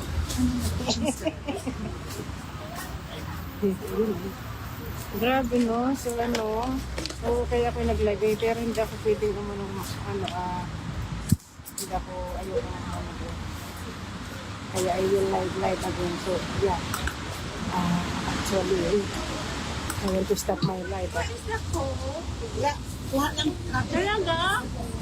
Thank you.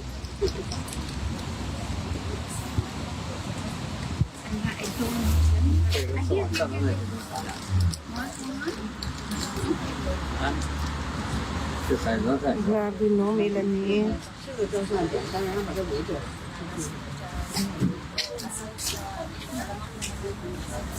Ano oh, yung maganda na ang weather. Bang salita niya, dapat ikaw salita niya natin. Kala ko Pinoy. Nahunta na nanona na. Ano na, nanona na. 这我一个别保养啊， Maliit ang mata, kaya pala. Maliit pala ang mata. 那街上能上去吗？这样是不是长点翅膀就行了？可以啊，它就晒上嘛，再赶快上去就到了，长点翅膀，人家不愿意能回国了。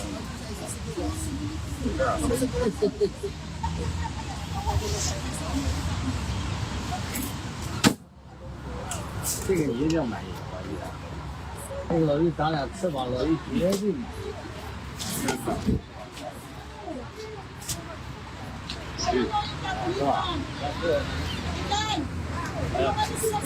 来吧，老李。自由的翅膀，你得往上弄啊，翅膀上不去。对，就是上去。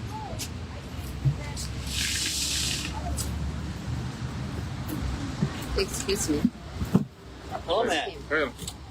老高。 Our former president. Our president. President. Before. Yes, Philippines.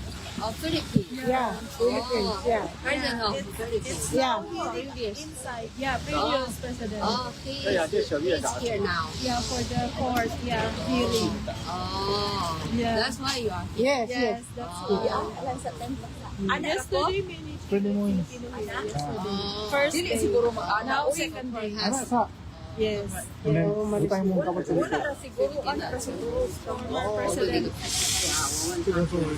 Yeah, Rodrigo Duterte.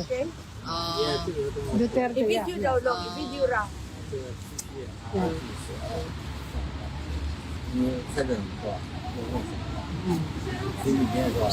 Mga turista. Yeah, PR.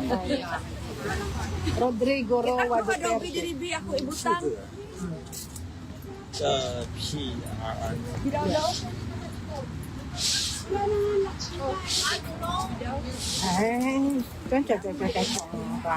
hindi ko sila English. Hello.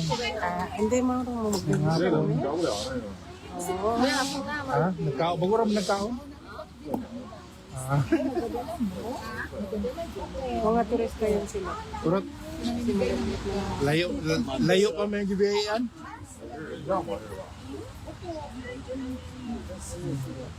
Malayo pa kami. Hindi, nakakainon lang. Salamat.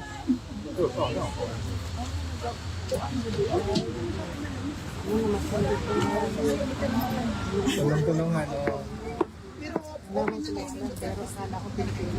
Doon kami naguna. Walang tao. Pumunta na sila.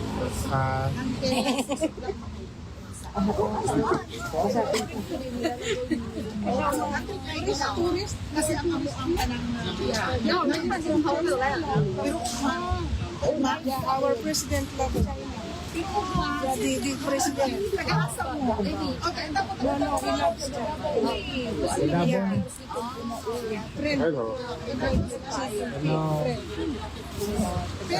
London may sa London.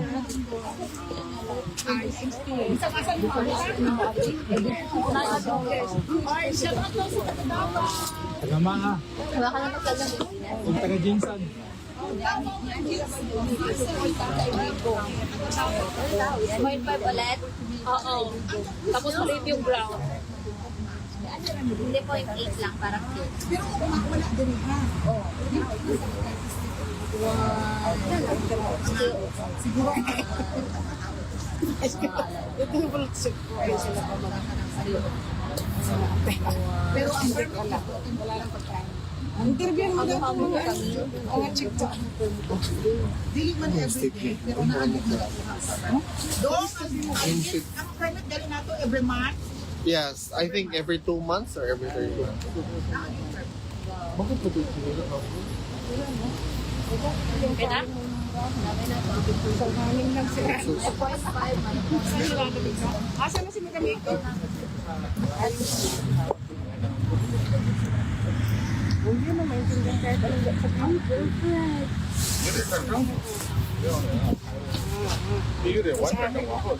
Sa akin ba?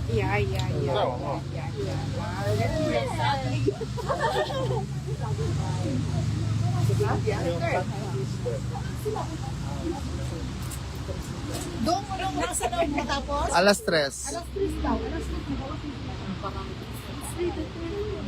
那把那个拍照的那个，啊？正吗？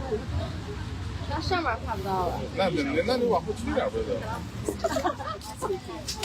那样会把 No, we are actually here because our former president, Rodrigo Roa Duterte, is being detained already by the International Criminal Court for almost 12 months.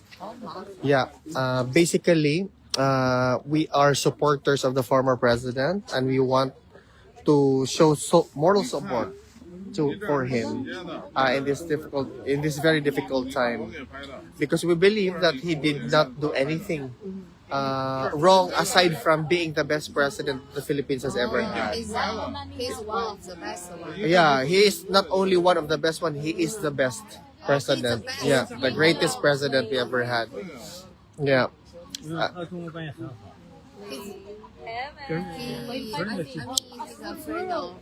He is a friend of everyone.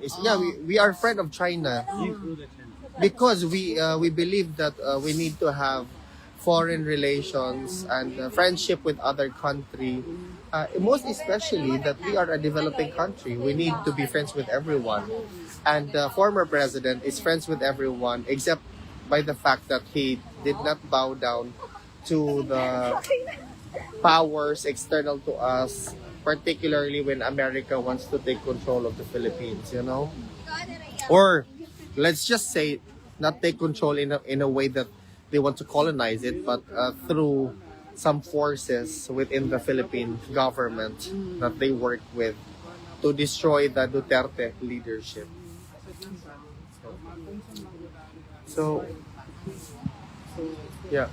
So we are doing our best we are doing our best to show our support for him because this is a product of political persecution funded by foreign powers to destroy the Duterte family or the Duterte brand of leadership. We are very sure that there are some foreign powers external to the Philippines being involved here. Only him here or He's here inside. No, he is here there alin by himself. Yeah, he's the only one charged of three different counts of crimes against humanity with three different cases and scenarios. involved Three different. So yeah, this is what we are doing right now. Like do anything that we can to show our support for the former president because before he also helped us deal with drugs and criminality, because it has been destroying our society. But for the most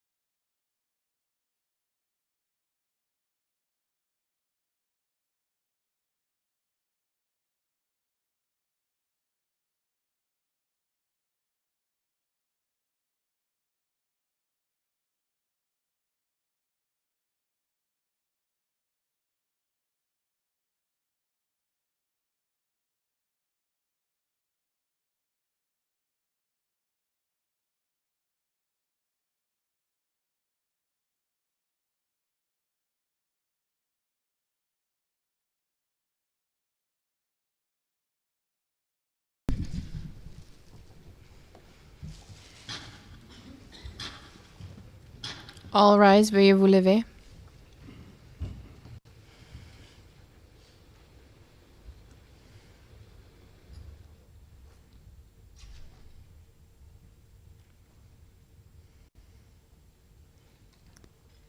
Please be seated. Veuillez vous asseoir.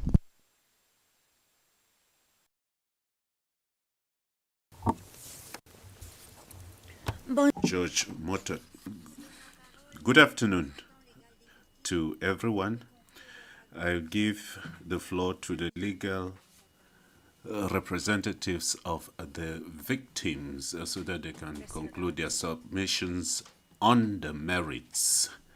You have the floor.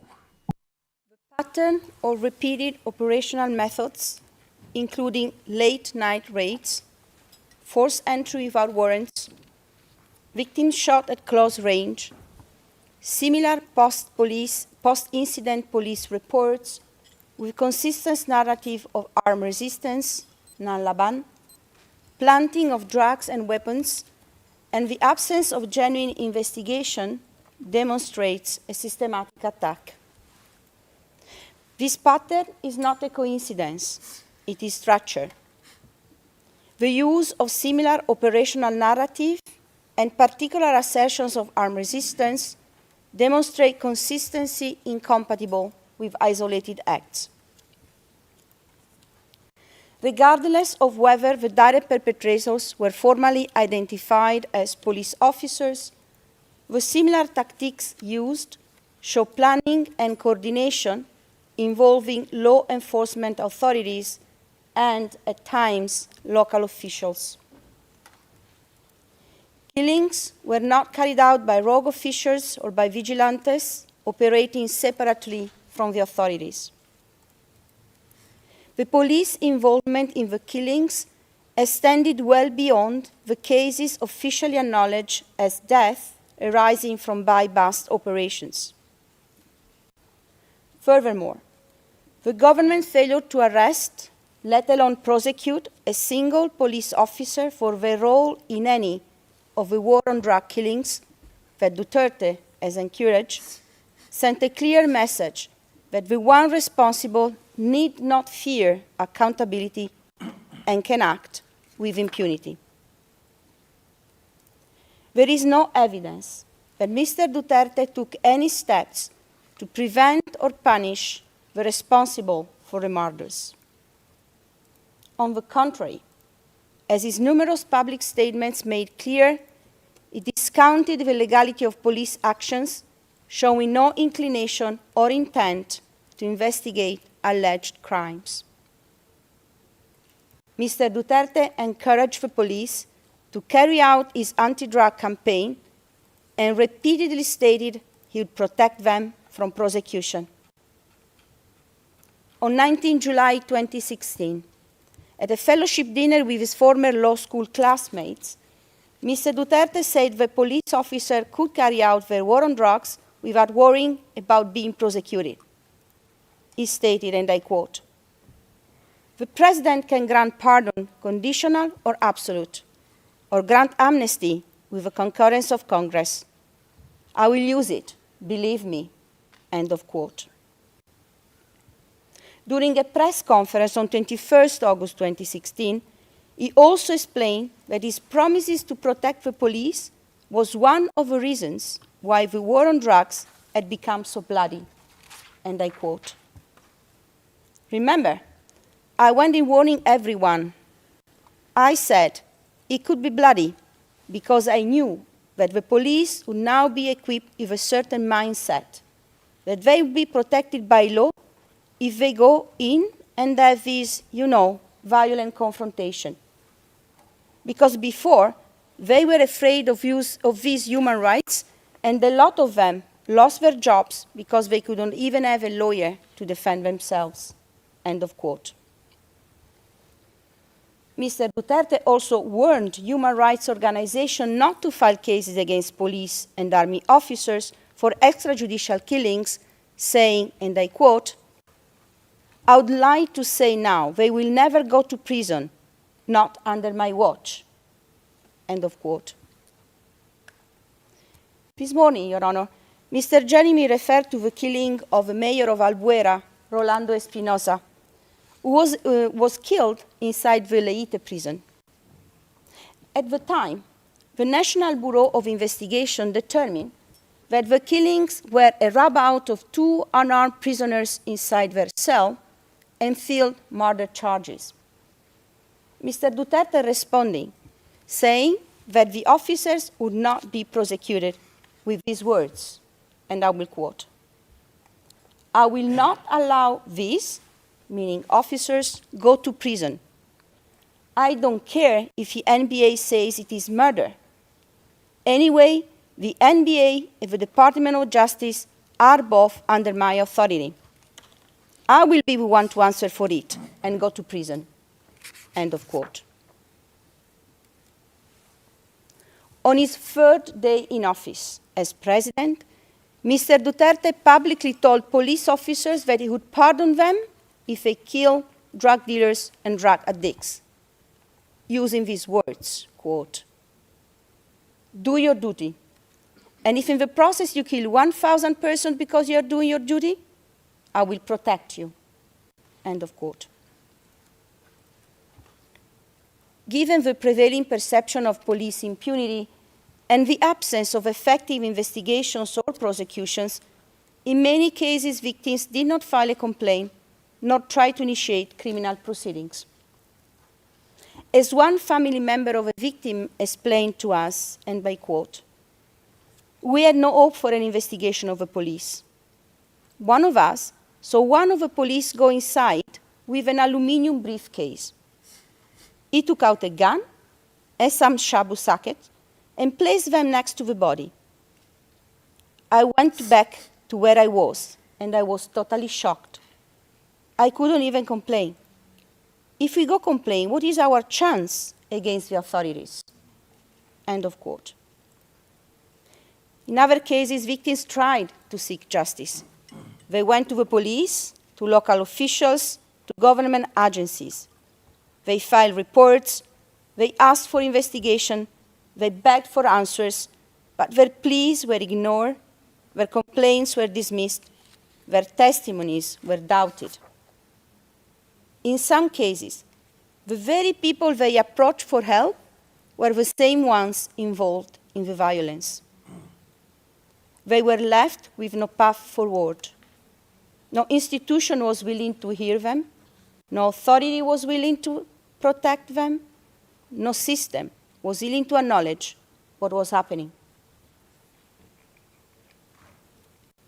The attack against the civilian population was carried out pursuant to a state policy to neutralize, through violent crimes, including murder, individuals perceived or alleged to be involved in drug-related and other crimes. The policy was originally developed by Mr. Duterte and his close associates in Davao City and implemented locally, and then expanding to the national level in 2016, once Mr. Duterte became President of the Republic of the Philippines. Victims support the primary prosecution pleading and submit that the evidence shows the existence of such a policy as reflected in the repeated patterns of conduct, the mobilization of state resources, Mr. Duterte's public endorsement, and institutional tolerance.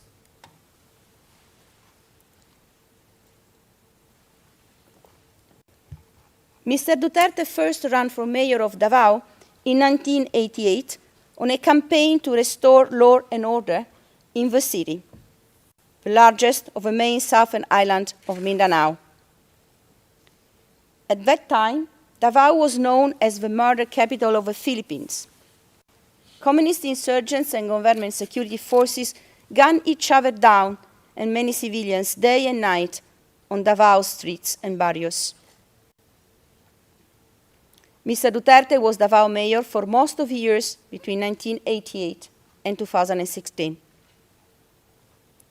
Local NGOs indicate that squad killings of alleged drug dealers, petty criminals, and street children in Davao City started sometimes in the mid-90s, during Mr. Duterte's second term.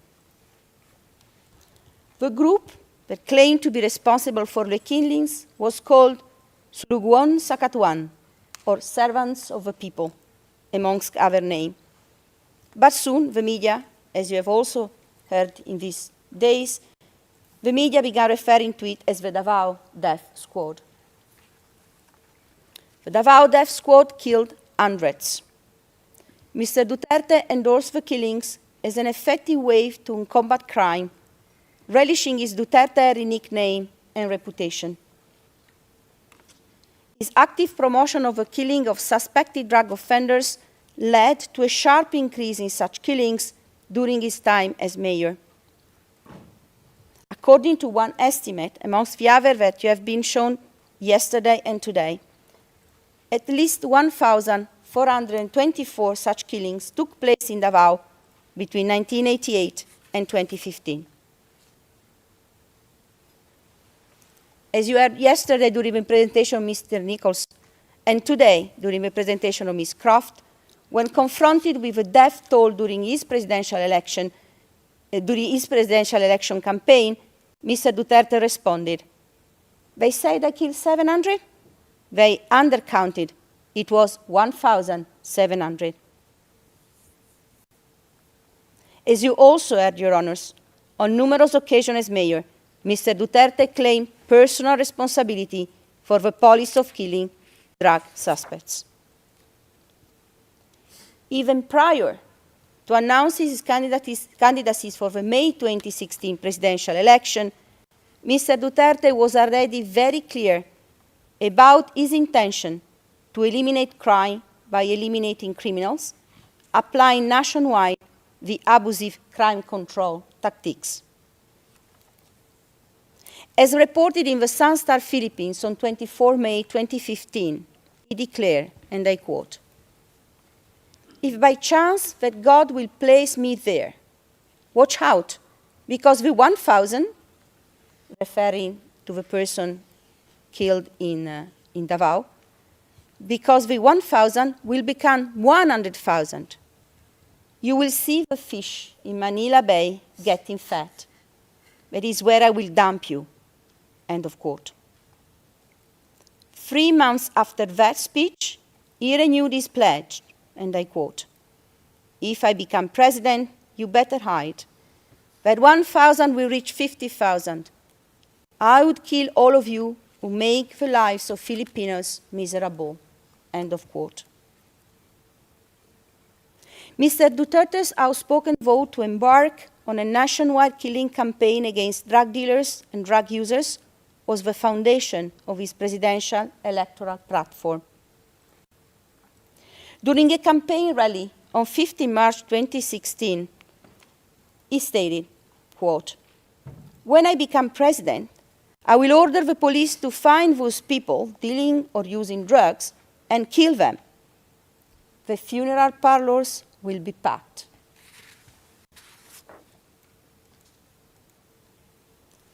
Following his election as president, as also explained this morning by Mr. Jeremy, on 9 May 2016, Mr. Duterte continued to declare unequivocally that his anti-drug campaign was focused on killing drug dealers and users.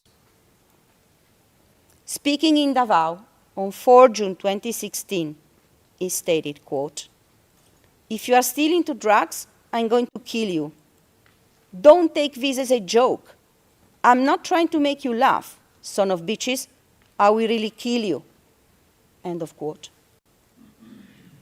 The next month, Mr. Duterte referred to children killed in his drug war as, I quote, "collateral damage." Mr. Duterte and his associates disregarded the most basilar principle of law, human rights, and human dignity.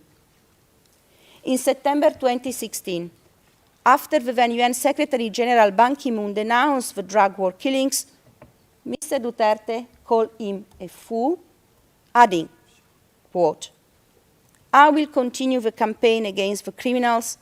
I do not have any pity for them. I don't give a shit. I am the President of the Philippines, not the Republic of the international community." End of quote. In a Human Rights Watch report issued in March 2017, Mr. Duterte's first 6 months in office were labeled as a human rights calamity for the Philippines. Mr. Duterte repeated public statements encouraging the killing of alleged drug offenders were not rhetorical flourishes. They were operational directives. The repeated calls to kill alleged drug dealers and users is indicative of a government policy to direct an attack against a specific civilian population. Public statements encourage lethal force. Law enforcement operations were organized and resourced. The rhetoric of eradication was translated into practice. The scale, coordination and continuity of operations, coupled with public encouragement of lethal enforcement, support the inference of policy. When violence is normalized, repeated, and institutionally defended, as in the present case, it reflects policy.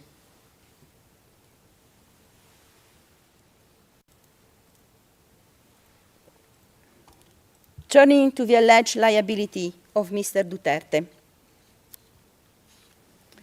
The suspect is charged as indirect co-perpetrator under Article 25(3)(a) for committing the crimes jointly with others in furtherance of a common plan or agreement to neutralize through violent crimes including murder, individual perceived or alleged to be involved in drug-related and other crimes. In the alternative, he is also charged under Article 25(3)(b) for ordering or inducing the Davao Death Squad and later the national network to commit the crimes, and under Article 25(3)(c) for aiding, abetting, or otherwise assisting members of the Davao Death Squad and later the national network to commit the crimes. Victims submit that the evidence presented by the prosecution allows to conclude that there are substantial grounds to believe that Mr. Duterte is criminally responsible for the crimes charged. In particular, the evidence shows the existence of a common plan to kill individuals perceived by the authorities as implicated in drug-related crimes. The common plan originated in Davao in the late 80s when the suspect instructed members of the death squad, police officers and non-police hitmen, to conduct operations against the targeted individuals, provided funds and other resources to achieve the aim of the agreement.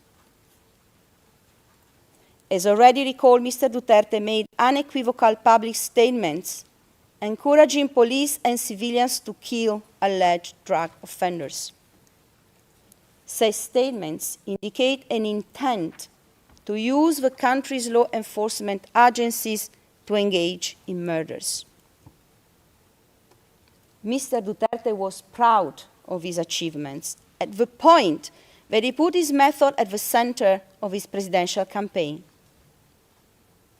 When elected president, he adopted the same method as in Davao nationwide and continued to state publicly and unequivocally that his anti-drug campaign would focus on killing drug dealers and users.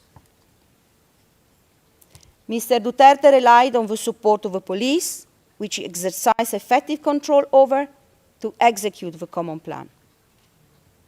Their loyalty was reinforced through financial incentives, promotions, and the maintenance of a system of impunity. Mr. Duterte had full knowledge of the crimes.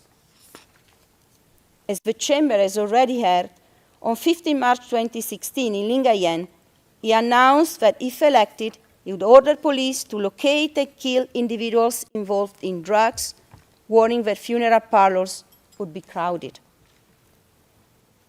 On 7 May 2016, the final day of the campaigning for the presidential elections, Mr. Duterte made it clear that his threats were to be taken literally, and I quote, "All of you who are into drugs, you sons of bitches, I will really kill you. I have no patience, I have no middle ground," end of quote.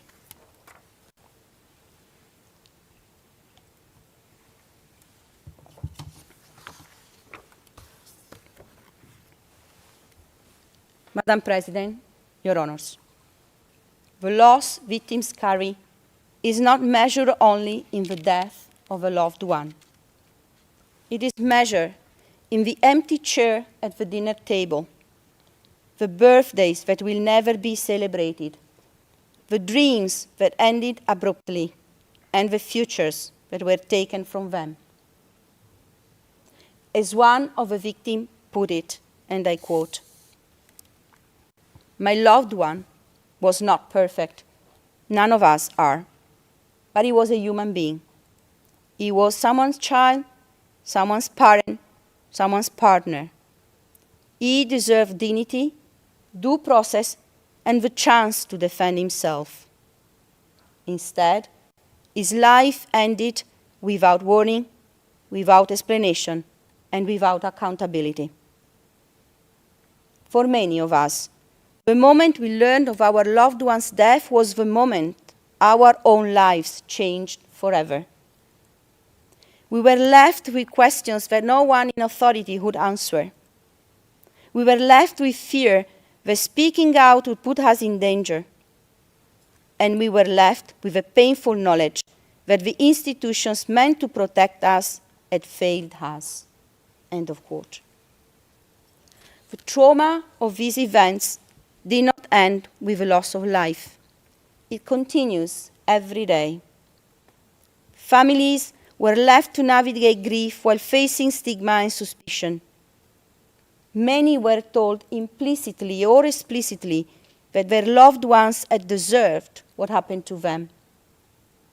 They were made to feel ashamed for seeking answers.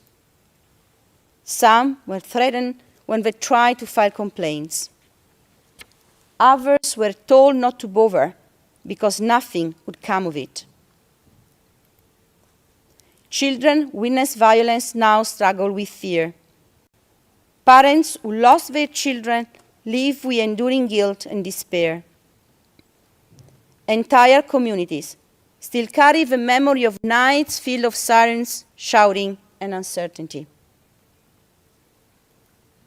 Your Honors, the victim's suffering is never abstract nor remote. It remains real, immediate, and ongoing. Your Honors, trauma is not always visible. It resides in the silence of the ones who are afraid to speak. It lives in the hesitation of a child who no longer feels safe walking outside, and in the constant fear of families who still look over their shoulders, wondering whether they will be targeted next. For the victims, the confirmation of charges is not merely a legal step. It is a recognition that their loved ones mattered. It is an acknowledgement that what happened to them was wrong. It is a message that they have not been forgotten. These proceedings offer something they had been denied in years: hope. Hope that the truth will be established, that the one responsible will be held to account, that future generations will not endure the same suffering. Justice cannot restore their loved ones, but it can restore dignity. Justice can affirm humanity. Justice can help them begin to heal.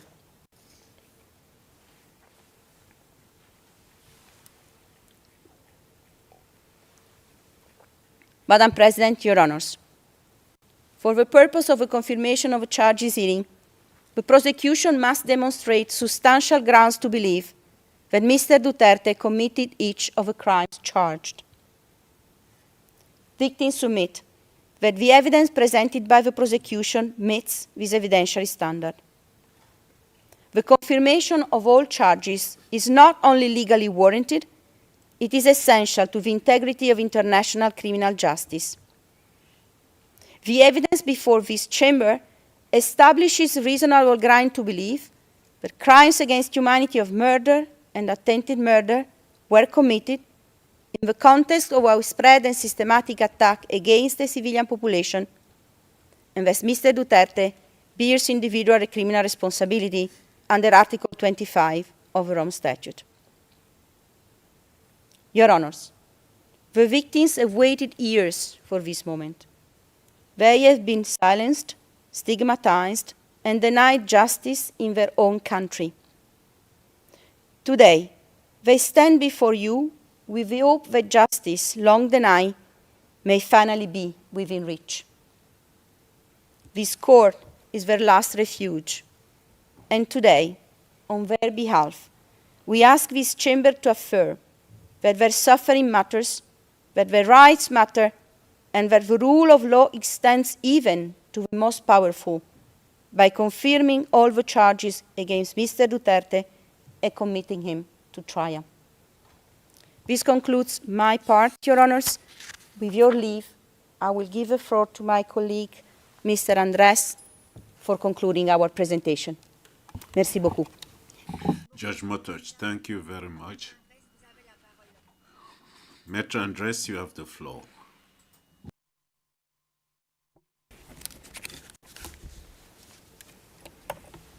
Madam President, Your Honors, I am Gilbert Andres. My colleague, Ms. Masida, earlier submitted that Mr. Duterte's anti-drug campaign disproportionately affected the poor and marginalized. What were the conditions of the victims targeted by Mr. Duterte's anti-drug campaign? How poor and marginalized were his victims?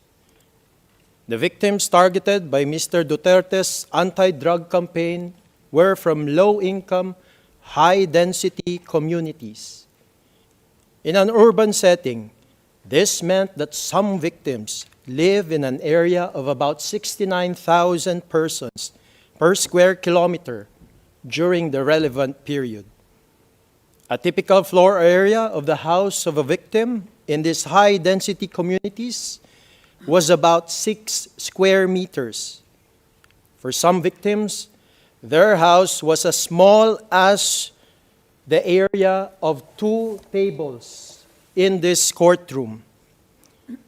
The victims' houses were typically made up of wood, used tarpaulin, plastic, light materials, and some broken hollow blocks. Any material that they could scavenge and utilize. As the victims lived in high-density communities, their neighbors knew them very well. The victims lived in close-knit communities. The victims' close-knit communities meant that they immediately knew if a person was an outsider to their community. And any traumatic event that happened to these victims in their close-knit communities was known and whispered throughout their community.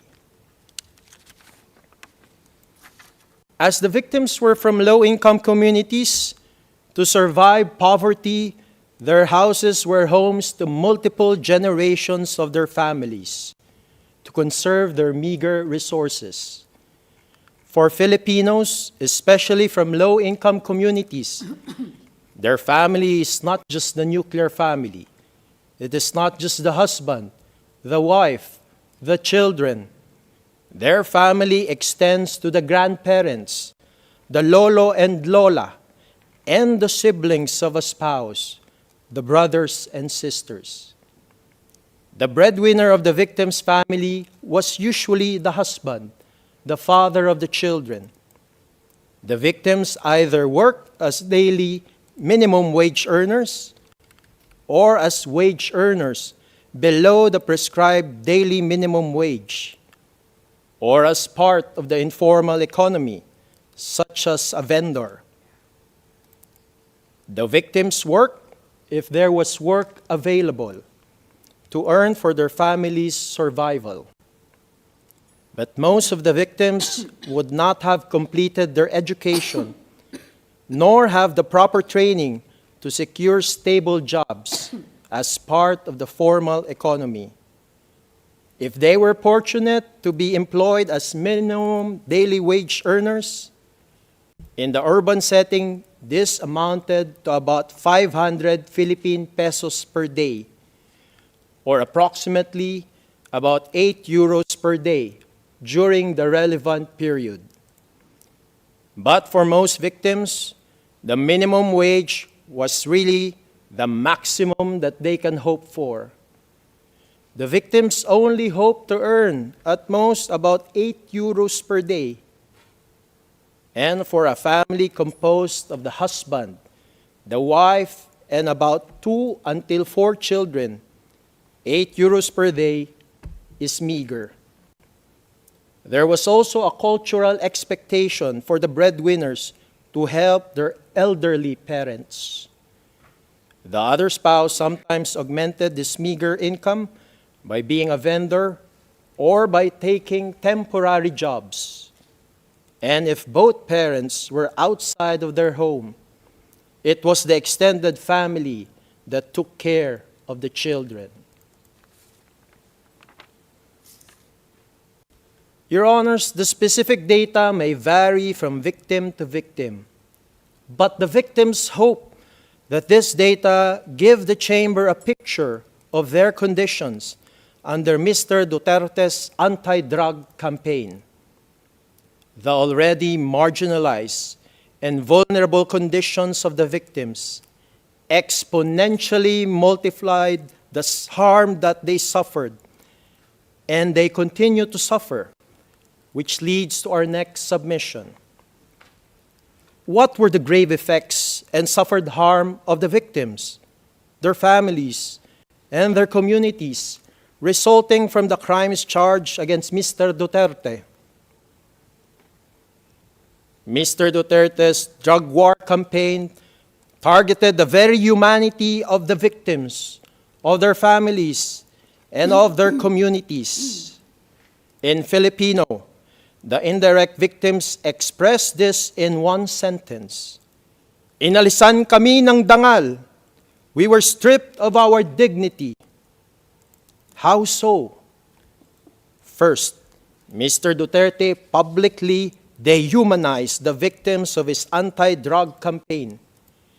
This dehumanization of the victims was used to justify their eventual murders. On July 25, 2016, during his first State of the Nation address before the Philippine Congress, Mr. Duterte declared that, and I quote, "But human rights cannot be used as a shield or an excuse to destroy the country, your country, and my country." End of quote. What was chilling was that this portion of Mr. Duterte's speech garnered the most applause from members of the Philippine Congress and the public gallery. On August 17, 2016, during the 115th Police Service Anniversary at the Philippine National Police Headquarters, Mr. Duterte declared to the Philippine National Police that for those allegedly affected by drugs, and I quote, "And it has not only affected millions, but a lot of them are no longer viable as human beings in this planet." End of quote. On August 26, 2016, Mr. Duterte declared to a group of Filipino soldiers he visited in an army camp that, and I quote, "Crimes against humanity? In the first place, I'd like to be frank with you. Are they humans? What is your definition of a human being?" End of quote. These public speeches of Mr. Duterte served to condition the Filipino people on the excuse for the murder of the victims of his anti-drug campaign and how the murders were taken out, brazen, execution style. These public speeches of Mr. Duterte were emblematic of findings that atrocity crimes were often preceded by the process of dehumanizing the identities of others to justify the crimes. Second, the murdered victims were dehumanized by how they were murdered. During their actual murders, the targeted victims were summarily accused as drug users or pushers without the benefit of a judicial process, just like the one before this chamber. The victims were then murdered inside their homes or within their own close-knit community.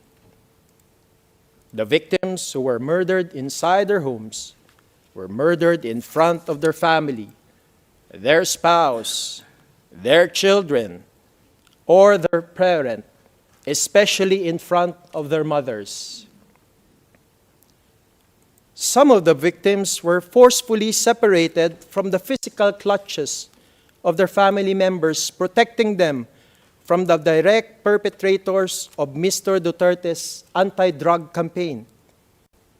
This was what happened to the son of a victim in the early hours of a Thursday.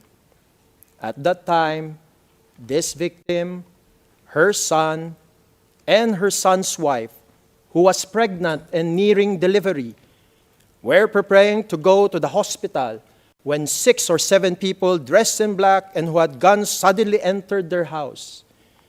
As recounted by this victim, and I quote, "My son kept repeating, 'Mama, don't leave me.' So I blocked the way. He pleaded again, saying, 'I will come with you, just don't kill me. Mama, don't leave me.' 4 officers were inside. One shouted at me, 'Get out of the way!' They pulled me down the stairs and yanked my hair. They had guns. My son pleaded again, 'Mama, don't leave me.' He was hugging, referring to his wife. They dragged me out into the street and put me on a motorcycle. Some victims begged the direct perpetrators for their lives, as witnessed by their family members. Some victims spontaneously took off their clothes to show to the direct perpetrators that they were clean. The home, which was supposed to be a shelter of security for the direct victims, became the crime scenes of their brazen murder. The targeting of the victims in their own homes is explained by the Philippine National Police Command Memorandum Circular number 16-2016, which was earlier referred to also by the prosecution. It was issued on July 1, 2016, by the then Chief of the Philippine National Police, Ronald Bato de la Rosa, appointed by Mr. Duterte. The relevant portion of CMC 16-2016 states that, and I quote, "The actual house-to-house visitations of suspected drug personalities shall be the highlight of Project Tonghang." End of quote. Project Tonghang refers to Mr. Duterte's anti-drug campaign on barangay clearance operations. Ultimately, the murdered victims were now known in their close-knit communities with the stigmatized label of natokhang and as drug users, despite the lack of any judicial declaration. Third, the murdered victims of Mr. Duterte's anti-drug campaign were further dehumanized even after their death by the false narrative of nanlaban. After the actual murder, the murdered victims were falsely portrayed as nanlaban, that they allegedly fought back against the police despite being the helpless victims. After the murder, evidence of illegal drugs and/or paltik guns were even planted on the murdered victims as part of the modus operandi of the anti-drug campaign to allegedly show that the victims purportedly fought back. Thus, the murdered victims were not only known as natokhang and as drug users, they were also now known in their close-knit communities with the false label of nanlaban, or someone who fought back.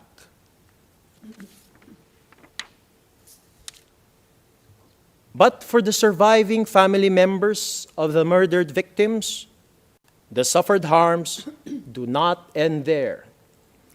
The extreme trauma brought by the sudden murder of the Tokhang victims was further carried over to their surviving family members.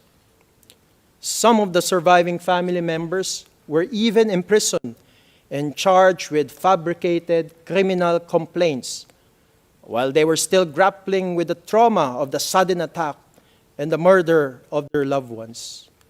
For the victim I earlier referred to, after her son was forcefully separated from them, she and her son's pregnant wife were both arrested and detained in a police precinct.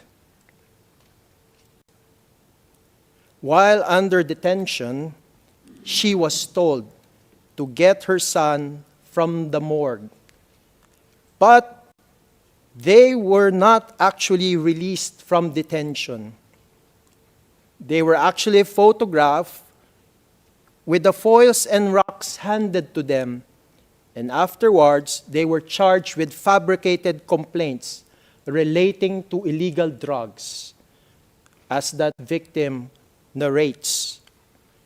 And I quote, "While in detention, I learned that the same thing had happened to all the other detainees. Their stories were the same. It took more than a year before this victim was released from imprisonment. The illegal imprisonment of surviving family members was part of the modus operandi to prevent the indirect victims from filing criminal complaints against the direct perpetrators of Mr. Duterte's anti-drug campaign. Thus, the document containing the charges in paragraph 19 refers to, and I quote, other violent crimes under Article 7.1, end of quote. Further, as the homes of the murdered Tokhang victims were the homes of multiple generations, how the murdered victims were brutally shot at have been traumatically witnessed by their family members, by their spouse, their children, or by their parents. This extreme trauma is a daily struggle for the surviving family members as they still live every day in the scene of the crime, their homes. This extreme trauma of the surviving family members also occurs when they see or about to encounter a police officer, or worse, the direct perpetrator in their community. But the extreme trauma of the surviving victims does not end there. The surviving victims were socially stigmatized in their close-knit communities with the label, "Natokhang sila," or "May natokhang sa kanila," which loosely translated means they have a family member killed in a Tokhang operation. The surviving family members of the murdered victims were avoided and shunned in their close-knit community. The neighbors avoid the surviving family members, fearing for their own lives by reason of association with the murdered Tokhang victim. And the surviving family members usually mourn alone during the wake of their murdered loved ones. For some surviving family members who cannot endure this social isolation and continuing stigma, they eventually leave their close-knit community. The trauma and stigma are especially worse for the children of the murdered Tokhang victims, aside from losing a parent, usually their father, who is the breadwinner. The children, as direct descendants of the murdered victims, were avoided at school or even bullied as the children of Natokhang. The children of the murdered Tokhang victims have to endure bullying, stigma, trauma, depression, and some even develop symptoms such as epilepsy. And because the murdered Tokhang victims were usually the breadwinners of their families, their death meant that their surviving family members were pushed toward further poverty. The surviving family members experienced extreme socio-economic dislocation with the murder of their breadwinner.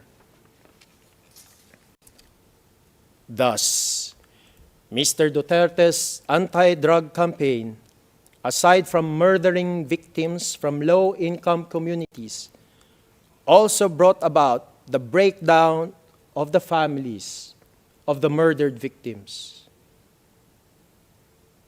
Mr. Duterte's anti-drug campaign destroyed the trust in the close-knit communities of the murdered Tokhang victims and ultimately destroyed the social fabric of these communities.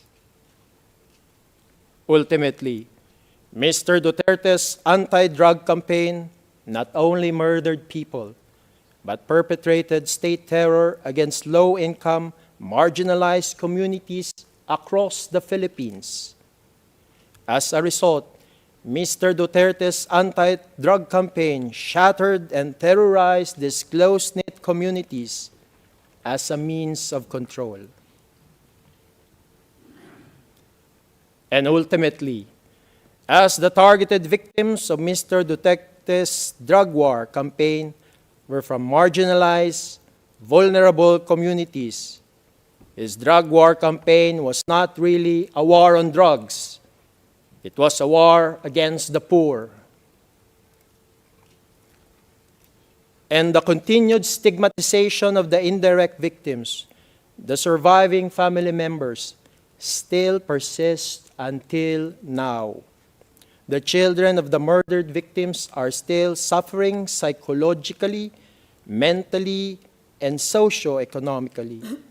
Their widowed mothers and their extended families, the grandparents, usually the grandmother, or aunts or uncles, also bear the burden of providing for the children of the murdered victims. And some surviving family members are still being visited or watched by the direct perpetrators to check on them. Last, what do these proceedings mean to the victims? The proceedings before this chamber are being watched intently by the victims because they see it as their first step towards the truth and towards justice. There is still a culture of denial that subsists even in the close-knit communities where the victims reside. The family members of the murdered victims still cannot openly discuss the murder of their loved ones in their close-knit communities. And some quarters supportive of Mr. Duterte even publicly claim that these murders under the drug war campaign allegedly never happened or were merely fake news or were justified as necessary. These hearings on the confirmation of charges are vital to the victims of Mr. Duterte's anti-drug campaign because it will be the first step for them in actualizing their right to the truth and to justice under international law. Madam President, Your Honors, the victims know that their murdered loved ones suffered under the charge of crimes against humanity for murder being charged against Mr. Duterte. Your Honors, the victims know, they have seen with their eyes, they have heard with their ears, and they have witnessed the barbarity of the murder wherein their loved ones' human dignity was never respected. Thus, the victims pray that this chamber confirm the charges for crimes against humanity for murder against Mr. Duterte for the sake of the truth and for the sake of justice for the victims. And so that the murderous legacy of Mr. Duterte's anti-drug campaign will not find new victims in the future. Madam President, Your Honors, thank you for your time and kind attention. This ends the submission of the Common Legal Representative for Victims. May it please the Chamber. Judge Motok. Merci beaucoup. Thank you very much, Mr. Andres. I gather that you have finished. So this second day of our hearings has come to an end. In accordance with our schedule, the hearing is suspended until Thursday, 26 February at 10 in the morning. Thank you, parties, participants, our interpreters, the registry, technical staff, and all those who have worked on this hearing and allowed it to be held. I wish you a pleasant day, and we will see you on Thursday. The hearing is adjourned.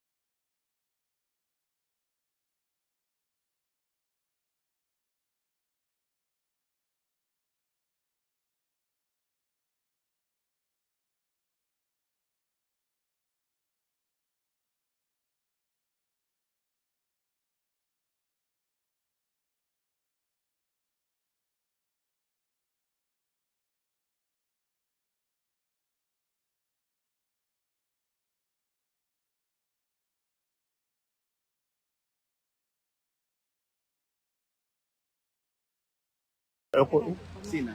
Gusto nila ko interviewin ko si Attorney Conti. Hindi nga kami. Baka Usap na ba kayo ever? hindi pa never. Sorry na, suot mo pala Kahit nga si Attorney Neri, hindi man kami Hindi nyo pa nakausap. baka isnabin lang ako niya. Kaya, Hindi pa daw sila nagkausap. Attorney Conti tsaka Attorney Neri. tara na!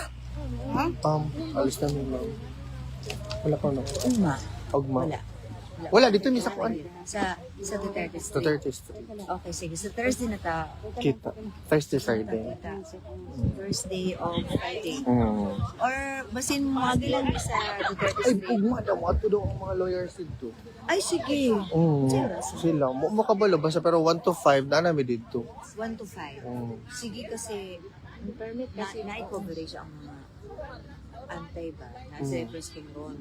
So, abinang ko, mangita ko activity sa mga pro ba, everyday man ko sila, mas sunod and then everyday daw na may mo. Lagi, everyday dito. Sige. So, pwede? Agi na dito. Ato, kita rata ko naman ganyan sa mga ganyan. Tara na. Lalo na kami. Oh, sige, thank you kaayo. Nangayo ko sa interview kay Attorney Sal kasi hindi namin naabutan. So, extra na ako. Guys, nandito. Walang masama itarim pa kaya at least nag-try ka. Okay. Hindi, kasi napapansin. Guys, napapansin ko na guys na hindi talaga yun sila papayag sa akin kasi yung mga mata nila parang luluwa na guys. Pagpasok ko dito. Parang nag-ano na sila. Kaya andito na si Alvin yung ganyan. Kaya alam ko na talaga.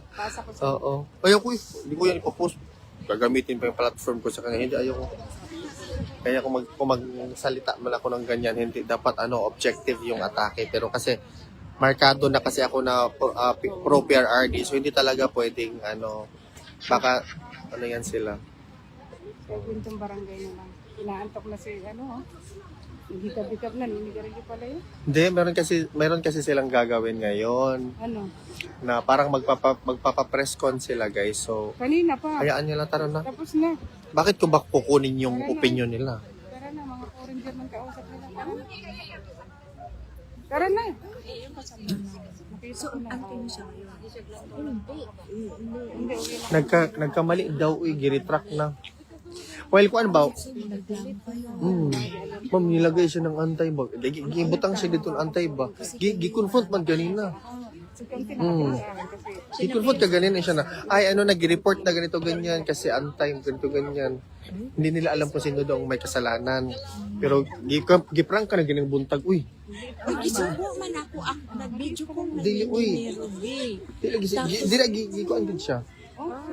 Iyaging istorya. Kasi, Tingin-tingin sila sa akin, guys. Kasi, alam kasi nila, guys, na nandito ka. Kapal tayo ng mukha. Usapin mo siya. Kasi yung picture, i-edit yung picture ko na, nag-sorry. Correct, exactly. Intention naman yun kasi nagawak sila ng banner yung kahapon. Hindi, wrong talaga yun kasi kami, pro PRRD, tapos gigawa nila ng antay na po. Saan man lang? Hindi mo yan pwede. Hindi yung caption din. Ang caption, taka mo ka. Yung caption din. Oo, sa TV ba? Sa TV? Oo, sa TV. Tapos sa nila, pinalitan nila yung Okay, call out kina. Kulbaan gani si kuan gani kat. Higingin naman siya unsa man ni. Inon siya. Yan ang gitawagan. At tignan mo, kinabira nila yung yung banner kahapon. Tapos Di ba, ma'am? intention yun, di ba? Di ba, ma'am? Yung mga ganyan. Hindi mo yan pwede yung mga... Bakit mo yan Tas national television pa yung mag-apology.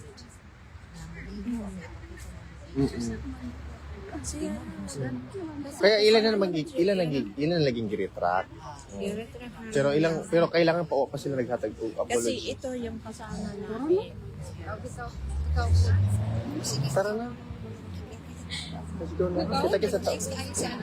Kita ratag ma. Oo, mayroon na silang tanaw sa gigihong buang. Dili na magpa-interview gyud sa ako. Di na magpa-interview kay kwan lagi na pag dool lang gi tanaw-tanaw na dayon na lang si Alvin na sa lagi. Di man na pwede kay Mercado magugko na Duterte. Dili kani si Ate Tess musugot paguro or si Wonder Jerry. Sige. Yung sa mo po imong pangutanon sa iya pangutanon para maatong mahanay. Madaog pa sila. Gobot nagigipangita. Tara na. Alis na ta. Bodyguard, come here. Ano sa di ay? Itong manok na pula. Malang po ni si Madam Ikik. Uy. Bahala ka dyan. Kawanan mo na yan. Tara na. Madam Ikik. Ang tagal eh. Madami ko sa agi. Dayo yung baklay. Sakit na yung Tara na. Tara na. Ginuo ko. Kapoy kay baklay. Bantag baklay. Uy. Ano man ni si Madam Ikik?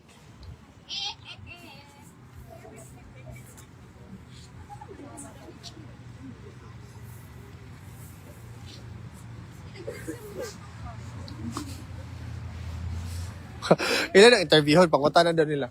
Mudaog ba mo? Kung saan nakagubot ang ingon anak mo? Drama-drama. Bali. Pa-zoom. Buti makapasok ko doon. So, okay lang na. Ay, ako malaway din daw. Mag-isa lang si ate. Naman si Ruby? Ala, nauna na. Nagibiyaan na tang Ruby. Binayaan na. Ang tagal nyo kasi. Kaya, magbas ka? Pag sige na mo dito kuan, tabi-tabi. Tara na, magbas na daw. See you tomorrow. Bye, guys. Bye, see you tomorrow. Nilakaw na to si Ruby. Asan ang bag? Oh, nandun na. Tawagi si Ruby. Iniwan na kami ni Ruby ka. Sa bus stop to siya mag-wait. Tara na. Tara na. At saka bakit nyo ba kinakabiran niya mga antay? Ano bang gusto nyo makita sa kanila? Wala man. Gusto ko lang makita ang itsura nila. Kasi hindi ko pa sila nakikita sa personal. Nakita ko na sila. Ang liit pala naman nung si Colmenares. Maliit nga. Ginaganon pa siya na pinipingot yung tainga. Nung nakikipagbiruan kang. Doon sa mga puti. Hayaan mo na. Wala man. Ibig ko sabihin, bubbly pala siya, joker. Temperature sa Friday, malamig. Sino may sabi? Ako. Wala pala yun. Nakikipaglampungan doon sa ba? Kabuangan ninyo sila ba? Kaya na. Itong titingin man tingin sa akin. Alam niyo.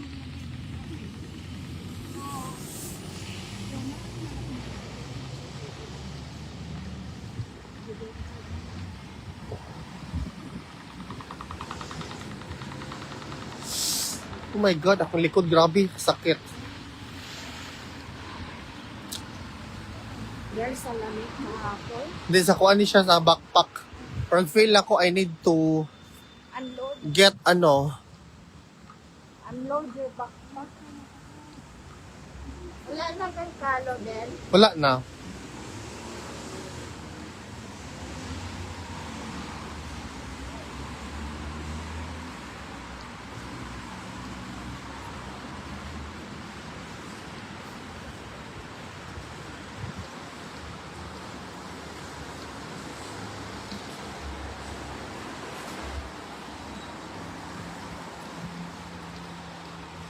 Naman si Ruby, uy. Ay, nakasulod. Ay, nakalimutan si Ruby. Ilang minutes pa?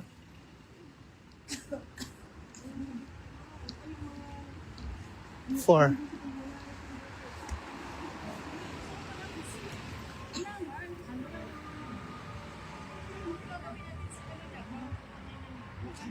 Kaya nga, hindi ko mag-gets. Bakit nila punupunta? What's the point?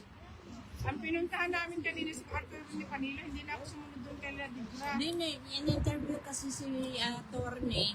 Kaya nagbibidyo din ako. Kasi hindi na ako.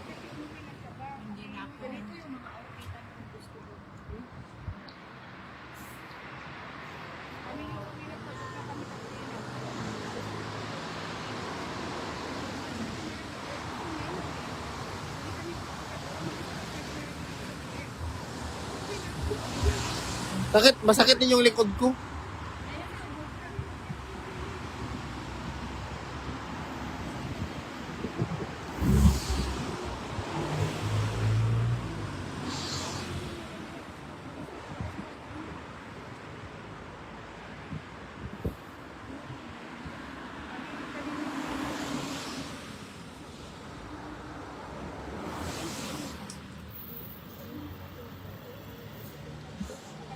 Ano ba yung mga troll? Oy, ginoo ko. Pag troll nga guys, Alvin, you need I guess na stiff na imong sakit. Actually, sakit ya kung dari dito. Oh. Hindi pa rin naanad ako sa katok akong messenger. Pag mag-back pa ko, masakit na siya. Ibig sabihin, kailangan ko na itong palitan. Palitan mo na yung bago na para-paraan. Hindi ka na kasi, pangit kasi Ah.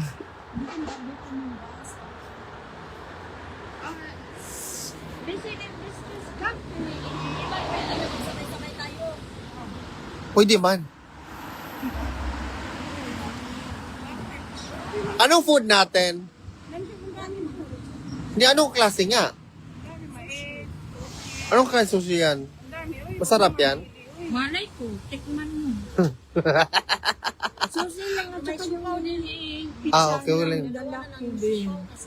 Kasi sabi niya, magbili ka na ng susi. Ang dapat sana bilhin ko yung pasta ba na with vegetable sa Albertine na asalam ang na mix. Sabi man niya, wag na lang daw, susi na lang daw kay warman po. Alam nyo, yung mga troll, wag nyo yung patulan. Kasi mga troll nga yan sila for a reason. Ayan ang bus, oh. Oh, yan na.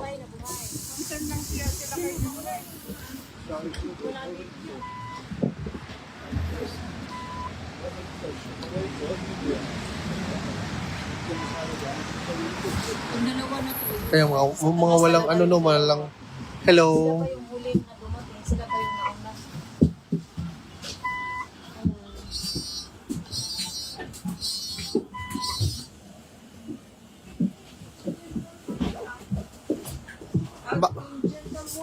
Bakit ang problema?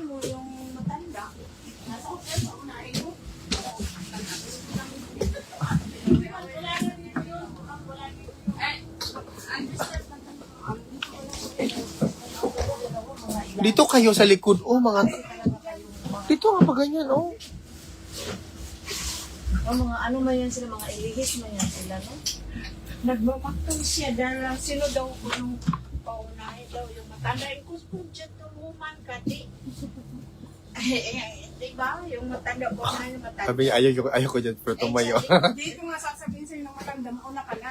Wala kang dito, ang matatanda dito, mga Alam nyo. Depende sa'yo.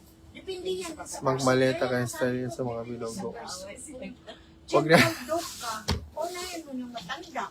Hindi ka naman ang matanda na dito, hindi. Kahit paunahin mo yung matatanda dito, sasabihin sa'yo, mauna ka na. Oo. Ay, kung sabihin na mauna ka na, di mauna. Ang tagal na nito sa Netherlands, Uy, depende nga sa personal yan. Yung pagkatao niya, mag-aaway. Basta kayong dalawa na una.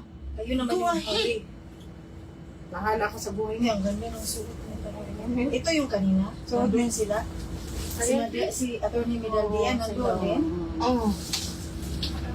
Nandun. Nakita nila. Pumasok kasi sila eh. Paano niya na-picture niya? Ano siya? Bawal ang camera, di ba? Sa loob? Wala ba yung break siguro? Ay, hindi pa naman. Paano ko bawal ang ano? Wala man yung cellphone dala. Bawal nga. Ba't may ano siya? Baka may camera siyang sa sunglass. Bawal. Kahit sunglass, hindi Mga bunga ng mga kaano ko, no? Mga angel mo, mga pungangera. Itong kasi. Lagi man kami nag-aaway na tatlo na apat. Kami kahit yan, Gang. kami. Gang, ang kausap ka kanina, Bob. You won't believe it. Kung sino yun siya. Politician pala yun dito. Ayun. Gumanyan siya agad sa akin. Oh, I like it. You're smart. Gumanyan siya. Kaya pala ganun. Lala din sa UP na Ay, mga unsa man siya sa camera. Anong camera siya? Wait lang. Yun yung mga bunganga nyo talaga, grabe ka, ano kayo.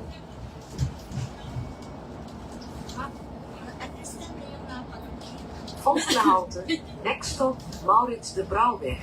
Uy, di ba? Hindi naman masaya yung buko natin kung makita yun, di ba? Gusto mo silent night kami sa laro? Hindi pwede. Ayan, dyan ako may Hindi pa, uy. Hindi pa dyan. Huwag mo ituro. Ayun, dyan siya nagpili ko. Ang layo naman. Kaya pala ganun siya, kasi ano pala, okay. Ako din gusto ko dito. He was a researcher sa Leiden gang. Friends na kayo sa ano? Tininan ko siya kasi public figure man yun. Tininan ko siya. Ang pwede mo siya i-friend. Look, kumbaga, mag-friend lagi ko, kaya siya kuan talent. No. At least may contact ka kung na. Oo nga. Wag kang sumigaw. May contact ka kami, binigyan niya ako ng email. Hindi pwede magsigaw-sigaw. Makabangga ka ng bike, retired na. Gang, ano siya gang? Nuclear strategies. Oh, ang talino. Sobrang talino. Parang kinakausap ko si Dear. Kasi gusto ko yung mga, at saka si Alfred ba? Parang ganyan ako, mahilig ko sa mga tatalino ga. Kaya nga, di ba sinabihan kita kayo na, manhimik ka, sinabihan ko, ang ingay mo ba? Gumayan ko pa. Tapos Ang dami ng tao ni... May kasamang media si Ate Marilo, may kasama. Hala, ano siya, mabait. Ano talaga siya? Ano siya, Benbat? Single? 77 years old na. Single double na pa kaya. Ano ka ba? Bakit mo ba? Ha? Pero bakla pala yun. Bakla. Uy, kalood di mo. Ba yung bibig ni mo? Kalood, bakla na siya ga. Sino maniwala? Ako. Nakita dito sa ano? Sa ano niya, profile niya. Ano ka ba? Ano kala mo sa akin, bobo? Magawa na lang ako ng chika? Tanga? Oo. Oo. Parang aso. Magpindot mo na.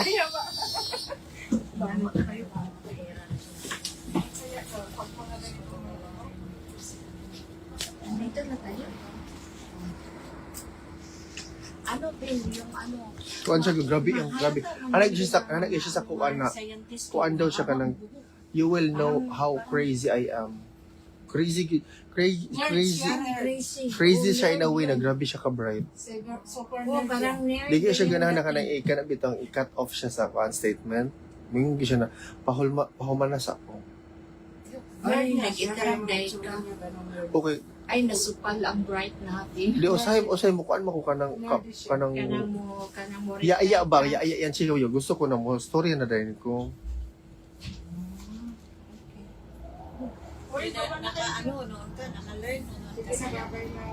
Interested lagi ko mga bright. Pag bright, dili makuha gini mo attention pero kanang mga libak-libak sa mga tao ginoo ko nga babahal matulog ko kapuyan ko ng mga libak-libak. Sige, libak-libak may magmo-bright ang libak. So daw hala na anay nagsabtanay din. Paglungod sa iyo. Ano man siya? Nangaunsa naman mi. Uy, nag-away-away naman mo, guys, naunsa naman mo. Volgende halte, next stop, Poorhouse. Scheveningen strand. Siguro, na-shock ko siya sa ko. Baka nakaya na ako ang among conversation ng una nagang mo. Nakagusto ko rin. Ay po siguro tao, ginawa ko katiguwag na ano.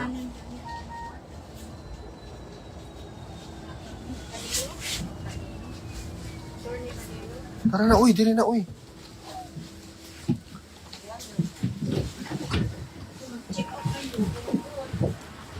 Ang taas niya.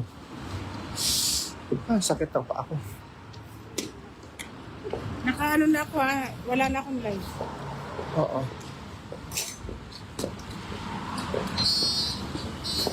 Sa daw.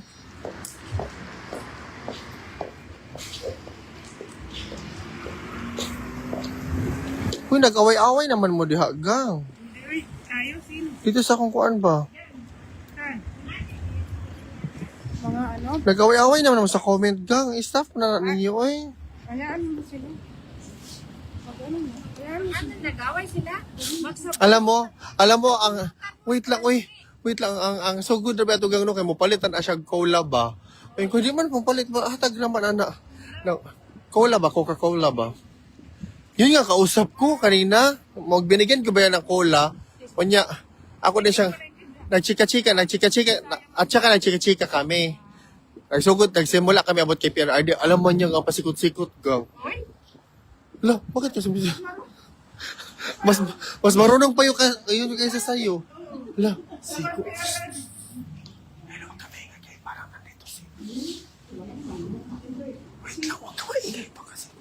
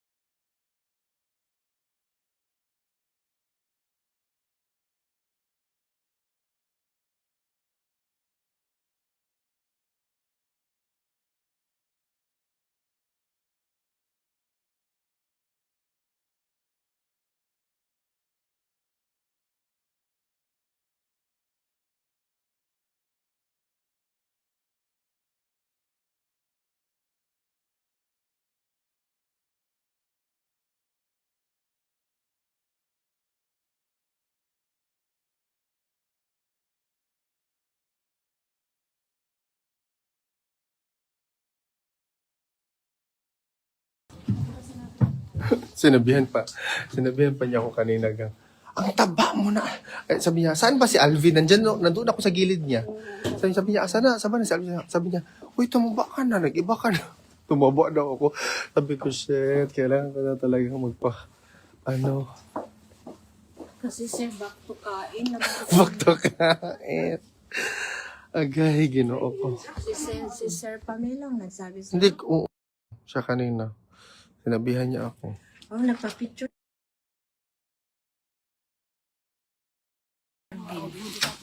Nilinis mo.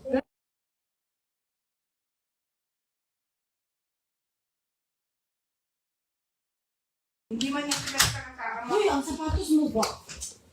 Mag-ano ka ba? Kasi ayaw niya ng ganun. Gusto niya na mag-medyas lang siya. Kasi mag-videos nga ako. Sana pala naglinis na lang tayo dito. Hindi na lang tayo nagtira. Hindi man ito bahay. Nagbigay kayo ng tip. Bakit yun? Mamaya pa, hindi pa naalis. Trabaho niya man yan.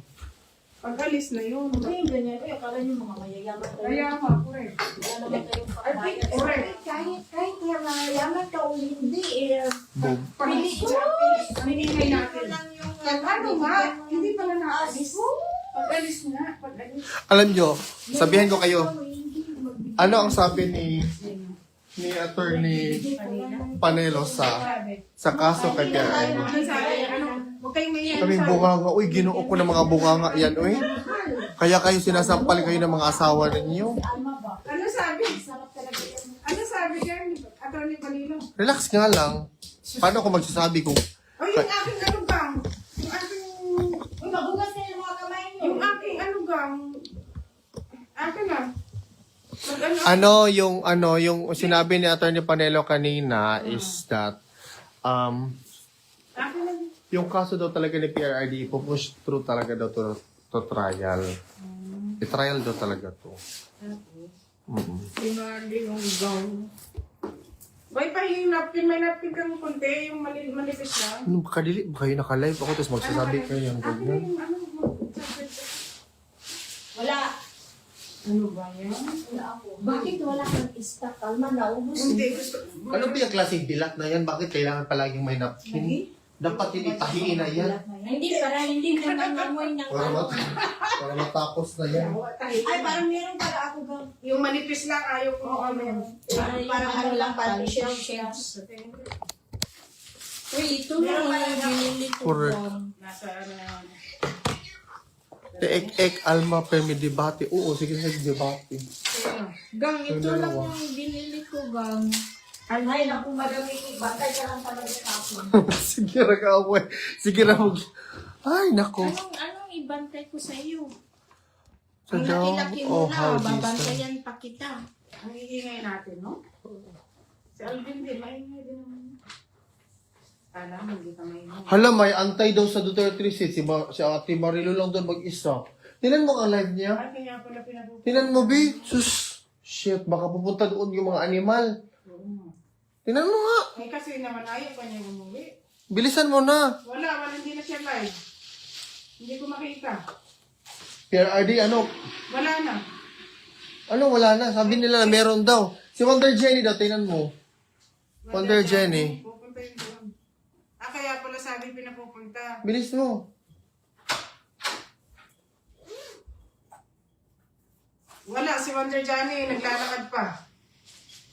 Hindi ko alam kung pasan siya. Sabi mo ba, ano? Wala sa akin ng PRRD, na-block ko na siguro kasi, ano yung... Uy, nauli na pala, ano na pala, yung ano ni Ate Ate. Okay na. Okay na yung ano niya, yung account niya talaga. Okay na yung... Inano na pala, Felix na ni ano. Yung Felix na- taga-IT. Hindi, Felix na ng bana ni ano, taga-IT. Ang bana ni ano, bana ni... Ni Lo? Marilo? Hindi, bana ni ano, sino pa to? Ito, naka-live siya. Si Jenny? Sino mo bilis? Bana ni Jenny? Wala na, mag-isa lang siya.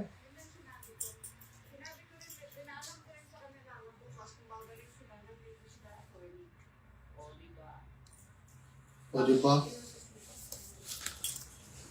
Okay na. Wala na daw. Naglagay sila ba akong towel? Akala ko lahat na kasi siya eh. Nagreklamo kasi ako. Reklamador pa naman ako. Nagreklamo ako. Sabi, kulang yung... Ay, bago sila ano, nilagyan din nila yung ano, yung Ano? conditioner. Oo, meron man. Bakit walang laman yung... Nagreklamo ako doon sa ano. Wala. Walang laman? Mamaya pa naman siya uwi. Naghahanap naman yun ng mga tauhan din. Ako reklamador kasi ako pag ganyan. Guys, tinan yung ano ko, outfit ko for today. Mag-isa lang daw siya pa na. Pag nasa bahay lang ako, Wala naman tayo. Uy, 2 days ako na ano.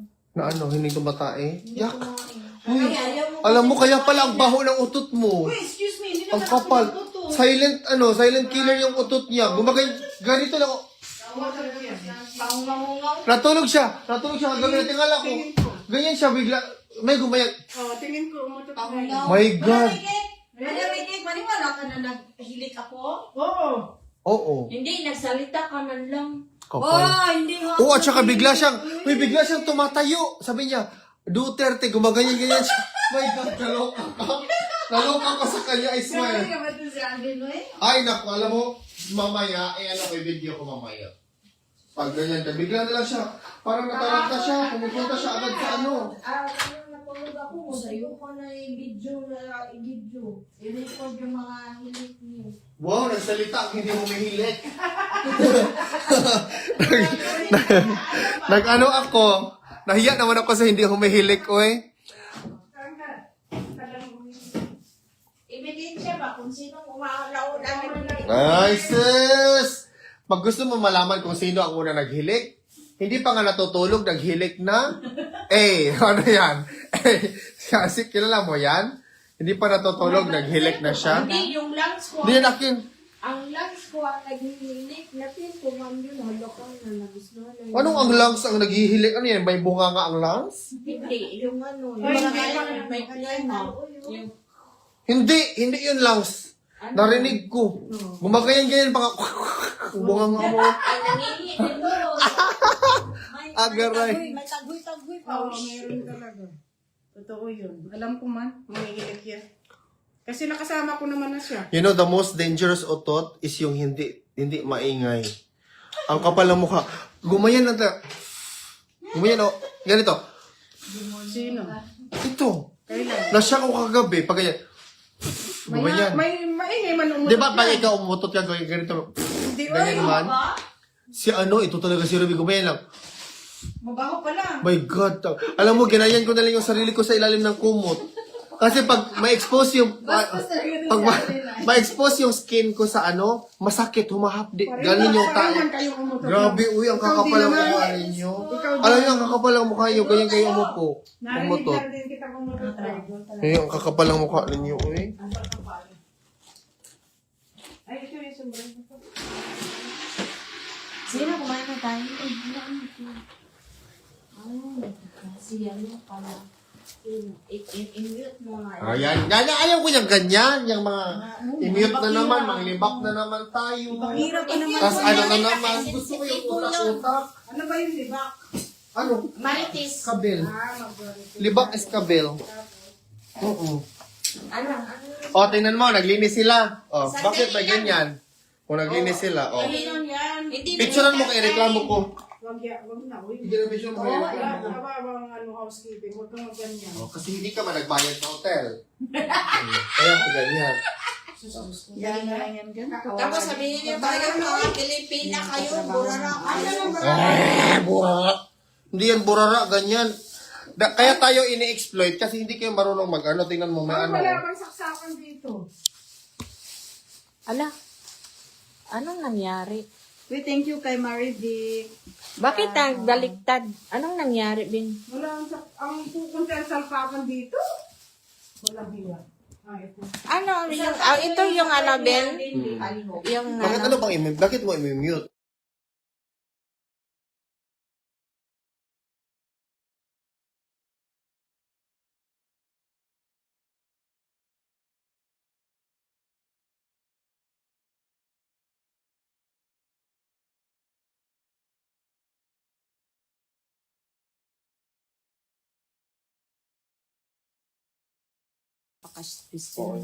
Ito na lang. Dito ang hawakan. Alam ko man. Dito lang man ang inano ko, hindi ko man yan hinawakan kanina. Ano mo nga, bakit hindi ka mamigay gang? Ito nga, Ay, ayan. away pa, Diyos ko naman. Ano ba yan? Hating kapatid. Ano? Ano ba yan? Sabi, Hat off. Alibutor sa kanya. Maawa naman kayo. Ito talagang alarma na ito. Sabi ko, hating kapatid. Ito, hinatian nga niya ako, pre. Ito. Ang sarap talaga ng ugali ni Alma. Unbelievable. Ngayon ka pa yan. Hindi ka pa nasanay dyan. Hindi mo yaman talaga yan. Ito na. kaya nga siya napalagi na lang siya inaawa. Kaya nga, mayaman. Sige, kumain ka ito. Maglaro kayo, tutulog muna ako. Sige na, matulog ka na. Ano lalaroin niyo? Masarap ang tulog ko. Uy, pagkain mo na, uy. Ay, ang sarap lang ang tulog niya. Oo, siyempre, maaga naman tayo naglayas kahapon. Maaga pa uwi. Maaga din tayo mag-uwi kasi mga woman career man tayo. Wow, Diyos ko. Sila Ano kayo, alam nyo, mga pensionada. Pag kami napunta sa bahay nyo, ang tagal namin umuwi, na mas malapit, malayo pa yung bahay namin. Ganyan kayo. Diyos ko, may pahanas-hanas pang ganyan. Buksan mo. Asan bang ano? Saan Asan ang kutsara? Parang matigas. Sarap. Asan ang kutsara? Nakalagay. I-mute mo kasi. Libre na nga yan, nagre-reklamo pa. Asan ang ano ba? Ingay. Ba't walang kutsara? Uwasan ang kutsara, ganyan. Tinapon ninyo lahat. Daming kutsara. May tinidor man doon. Alvin, pagkain na dito, Gong. Mamaya na ako Kami, kakain. lagi kami nakain, Gong. Ikaw lang ang hindi, Gong. Ako, kakain din ako. Kasi na-miss ko man itong Oo, ang sarap ng pagkain. Alam naman ako yung kakain ka. Mamaya na. Hindi pa ito hapunan. Sarap yung ano, biko ni... Uy, nakikita si Yung. Ang dede mo nakikita sa live. Oh my God. Ano ba yan? Uy, pinakikita mo yan? Mahalay ko. Huwag mo ipakita yan ba? Kasi nakakainis. Nakakainis na yung munay. Yan ang mga, ano mga, Kakain ng yung ginamos ko. Ano ba to? Bakit nandito ba yung balot na yan? Uy! Nangingi sana kayo ng extra ng yung lamisa o upuan. Dapat nga may ano to. Hapunan na ba to? Mamaya pa ako. Pero nagutom talaga ako, nahihigo na ako. Wala daw kasama siya. Ay, siyempre pagod naman. Wala pala akong Plato? Hindi. Meron yung ano. Doon, B, magkaroon ko ng isang ang plato, B. Ano pa? Ay, dito na lang, akin na lang itong plato na to. May takip man to, di ba? Wala. Meron yung takip. Oh. Meron. Kulinis ba yan? Ano man lang yan. Utan man din yan. Kailangan natin ng ano, yung pahingin yan. Ito, ako. May trako dito. Pahingin yan, be.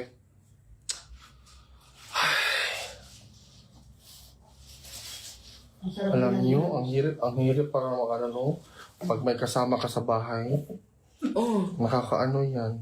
Mga babae, no? Hindi ko kaya. Nakaka-stress. Hindi ko Nakakaya din kayo. Ito. Naku, tingnan mo. Pero bagong linis pa lang to dito, ha? Hindi mo kaya, girl? Bilasa kayo, guys. Pahingin ng isa Bakit ganun. anong nangyari dito? Pahingin pa ako ng isang ano to, be? Huwag mong kamay mo. Tissue, be? Magugas naman ako. Hindi ko kaya yung mga bilas, ha? Si Ruby, ito si Ruby, umaga pa lang, nililinis na yung ano niya, yung bed niya. Malitan niya? Yung bed niya. Wait, bakit? Magkain ka? Ano ba? Napakamusta? O ano ba yan?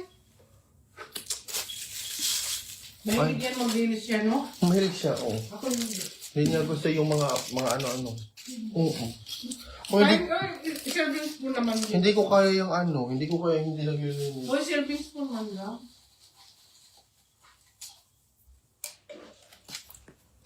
Masarap tong ano niya actually. Ano? Yung ginamot. Parang hindi siya na-open. I-open mo nga dyan, gang. Hindi niya na-open. Na-open yan. Ano pang, bakit pa may ganyan? Siyempre, props lang. Hindi, na-open nga yan. Diyos ko, may ginamit talaga. I-open mo nga doon sa ano. Nakukulit. Nilinis na. Marami pala ito. Saan? Masarap ang burger. Oh? Hindi ko pa natitikman. Anggo daw yan eh. Yung binanatan ko yun. Ano daw? Anggo. Angus beef? Anggus na pala yung kutsara. Si Ming. Kunin na natin yung kutsara.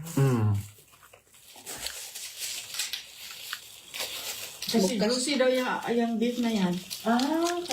Kaya pa masarap. Ay, mag-chikat no kayo bukas, no? Ay, hindi. So, ano yung mga gamit? Uwi kayo o saan nyo iwan? Uwi kayo sa, sa bahay. Bahay nyo? Tapos babalik kayo, hindi? Maaga pa. Maaga kayo mag-check up? Mag-check up? Saan nyo mag-check out? Mabalik ko din. Ano yung PM nyo, guys? Hindi mo yun, no? Magkamay ka. Pwede. Walang kutsara. Sarap ng ginamos ka. Sarap itong ginamos. Mahihilo naman ako dito. Saan? Sa ginamos? Bakit? Dahil maalat? Maalat, maka-high blood. Masarap yung high blood. Kain ka ng may chocolate man after.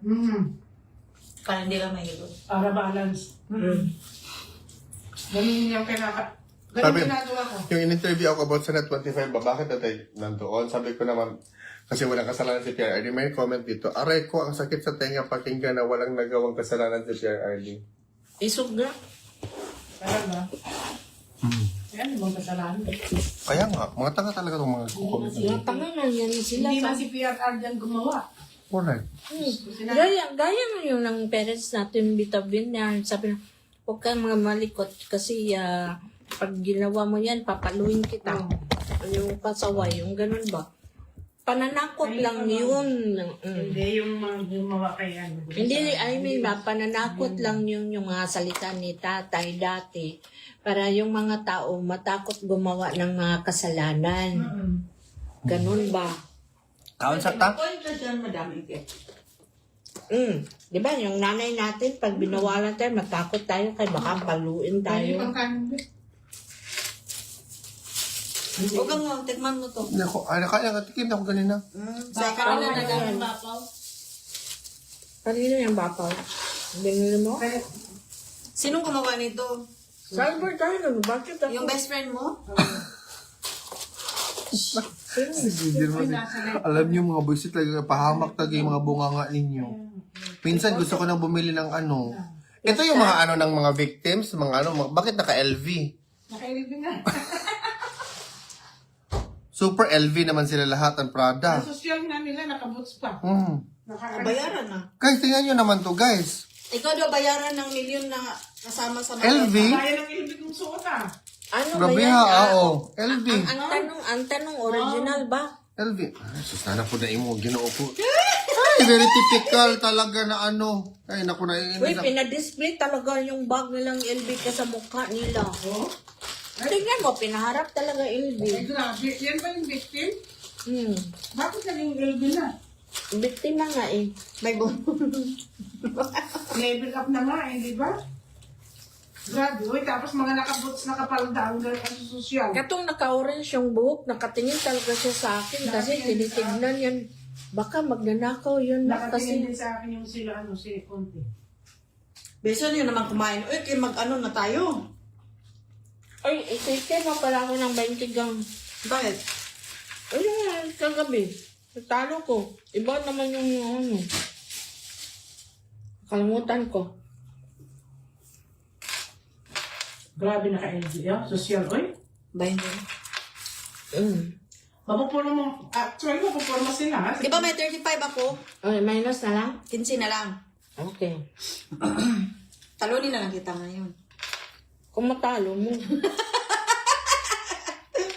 Magic na ako. Si Conte maporma din. Ay, wala na gang. Kasi yung, di ba mo share man kagapon sa itong binili na yung Ay, oo. Mabigal ako ngunin mo. Ikaw mga nagsabi ngayon. Nakalimutan ko din. Wala na. Ha? Wala na.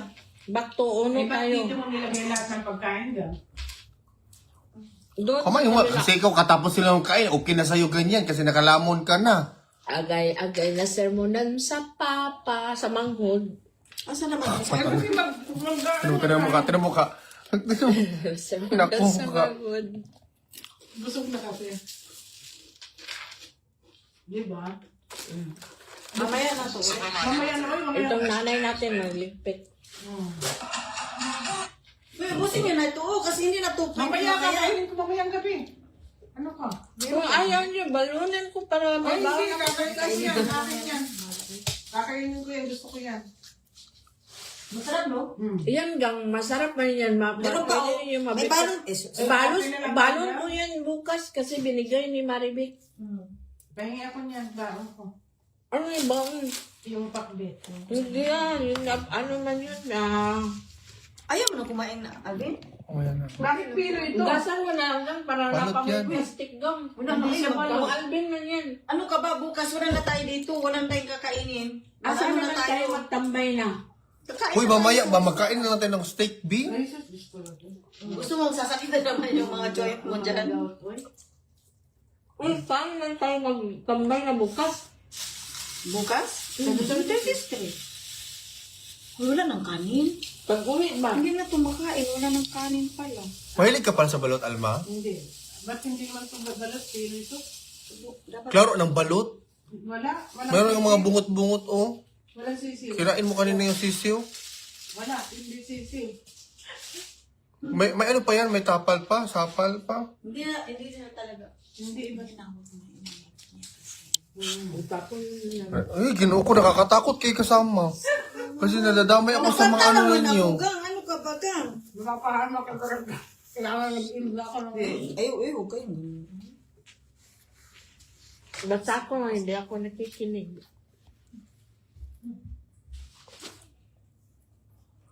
Parang gusto ko pang kumain.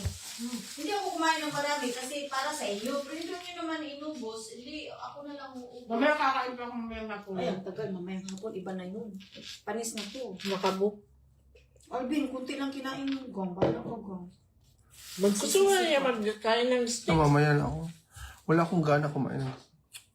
Huwag niyo namang ubusin ang ginamos, uy. Uy, ano mo Dalhin ko to sa bahay, uy. Kapal ang mukha ninyo.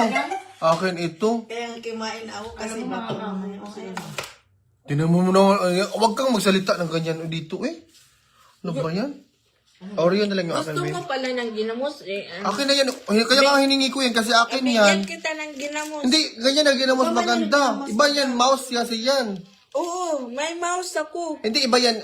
Hindi, ano tawag dito? alam sa'yo, Ano ano tawag na dito? yun? Ulinaw na yun. Gang, ano nga yung tawag dito? Gang, hindi to. Mouse to, mouse to. Ganyan. Hindi, maliliit ito na ano, hindi ito yung Alam malaki. ko, meron ako. Anong tawag dyan? Yung parang hipon niya na maliliit. Hindi yan hipon, ginamos yan sa amin. Dili, marag kalam yan. Ito bago yan, oh. Hindi ko mamaya ano. Ay, ano ba yan? Mamaya kayo. Eh, ginamos. Yung parang isdang maliliit yan. kumain. Yung kalam yan. Oh, mas lami ang balot sa Davao. Kalam, di ba kalam yan nanyan din mo?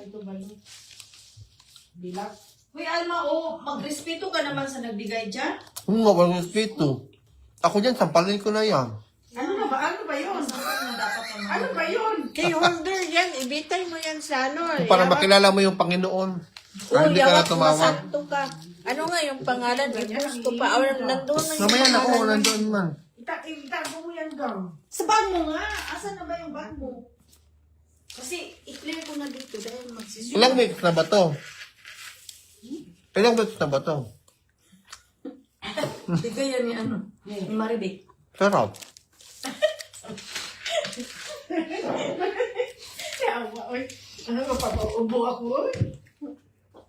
Sabi, Pag hindi malambot, ano yan? seconds pa. Hala ka. Hindi ko alam Perez, nasa Tognos. ito? Ah, yes! Ano to? Tognos na ginamos. Correct! Kaya, mas gusto ko.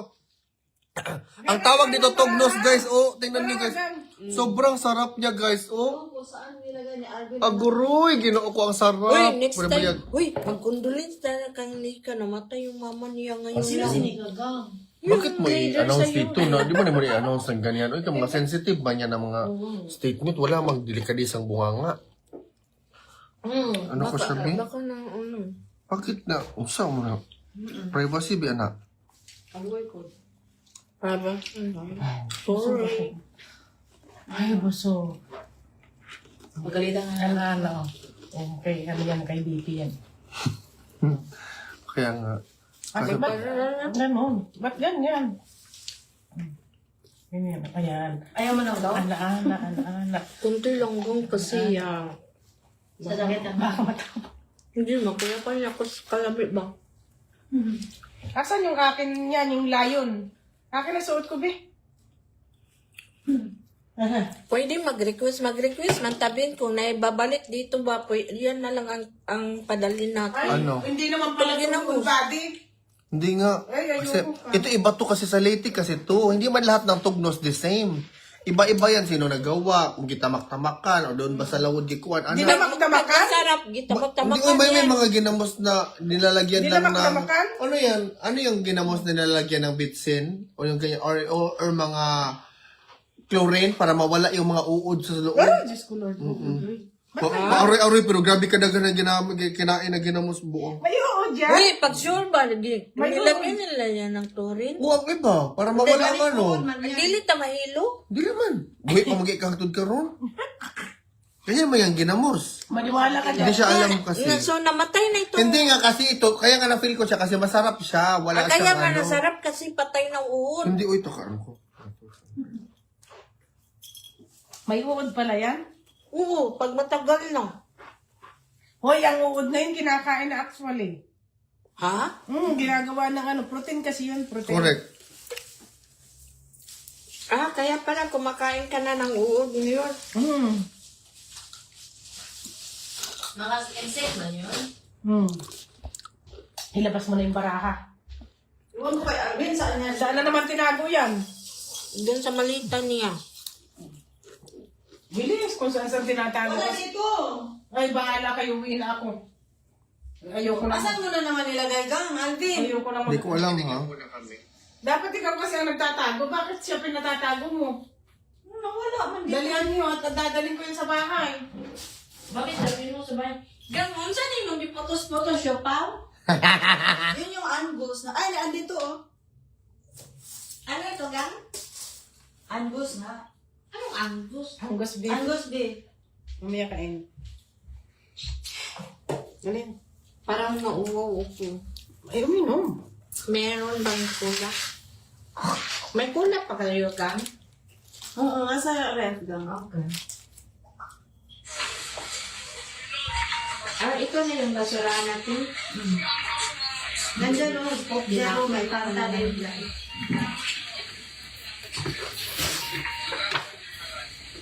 Mayroong naka-video. Sino naka-video nito? Sa ano? Nag-tram lang ang mga antay. May rocket charge. Isa-isa siya. Itong buksan ko ito, malaki o maliit? Ikaw, bala ka. Yung pan, okay lang.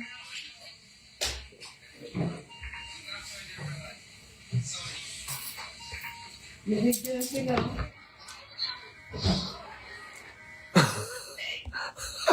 Huy, Bito, ginatabak-tabak ka naman ang uwan ka ng ginamos. Kabalo ka dyan ni si Daddy mo kaunod ka ng ginamos. Karoon pa siya kabalo. Pero unsa naman yung kauno ni kung dili mo konsider o ginamos, unsa naman yung kauno? Unsa man yung kauno na dili loodon si Kwan si Dad?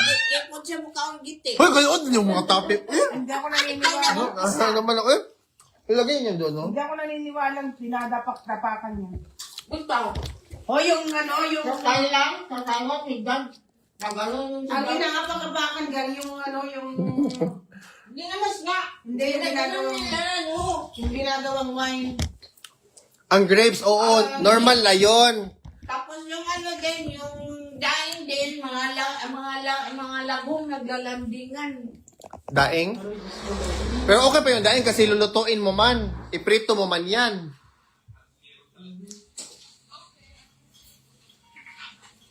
Ako mo na maglaro din, yung letter dahil ikaw. Oh, ikaw na muna. Kaya mag-ano muna ako mag-post. Marami akong ipopost. Mag-post Ako ka pa. bukas na.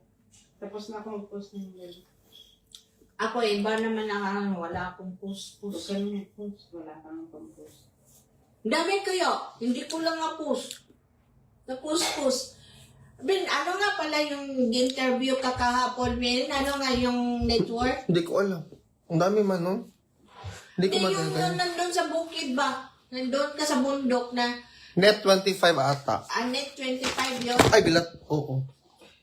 Meron nga po, pero hindi ko pa pinaspos. Hindi mo pa pinaspos? Hindi ko pa pinaspos. Meron pa akong tumahin siya na nagano nakatuwad. Hindi ko pa pinaspos. Sino? Mag-million talaga po. Matalbugan ka talaga mo. Uy, mga marunong nga tarantar. Yung nagtuwad si Dong Alvin na tumain.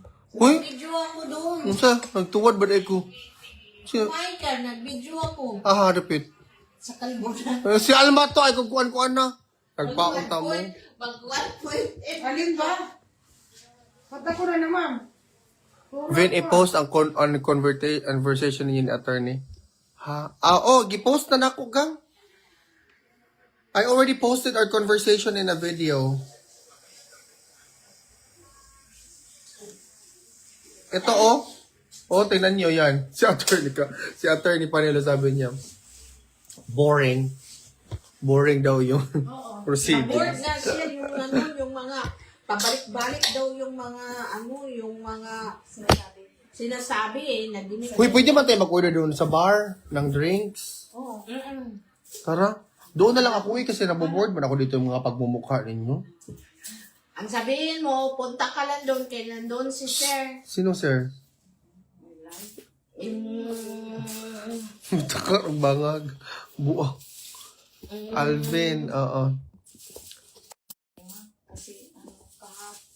Dati naman talaga si Alma. Taiwan. Hello po. Salamat sa pag-update. It's my honor, ma'am. I-update ko kayo. I-update ko kayong lahat, guys. Kasi kailangan niya i-update. At saka, I will finish reading the affidavit. The affidavit. Ito siya. Maglagot yung kung magtanaw sa kuan ba? Political chamber na presiding officer nila. Grabe ang ano ko, 130. Anong 130 mo? 8? 138 na yung followers mo? Hindi po. No. Palagi mo yung palang tinitingnan. Yan lang pala talagang tinitingnan natin yung following. Siya, may habol man siyang mag 1 million. Hindi, uy, grabe ka naman magsalita. Ako pa sa inyo, no, ano nyo yan, Ito gang, ibalik mo gang.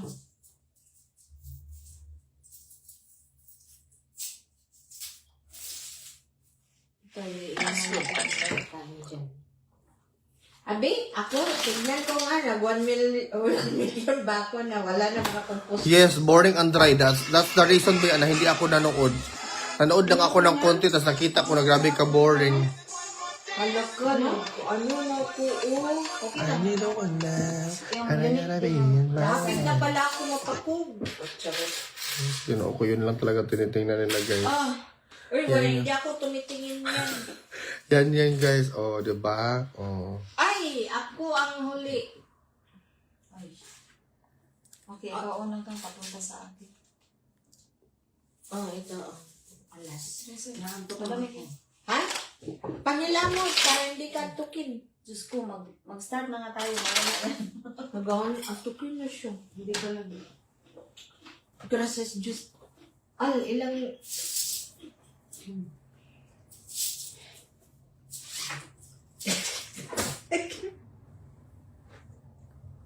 Hindi na. Para na may pang-content ba? Lagi ang chan po. Kanina sunod. Ilang taon na yan? Napunta sa kanya. Last. Ilang taon na yan? Ako ba? Ako. Basta kain kayo malaking chan. O basta nga, basta talaga busog, no? Naka-lipstick ko, kaya kaya ko. Anong amo Ninyo, okay, bago sa inyo. Bakit hindi si Alvin ang naglaro ngayon, Madam Ken? Busy pa nga siya, mamaya na siya. Tingnan Nga, mayroon pa akong ano sa... May umas siya. Meron pa akong sa taong bayan. Ano, relax lang kayo. Ay, nagano pa siya sa mga taong bayan. Anong taong bayan? Alin taong bayan? Yung taong bayan na hindi mo pinapansin.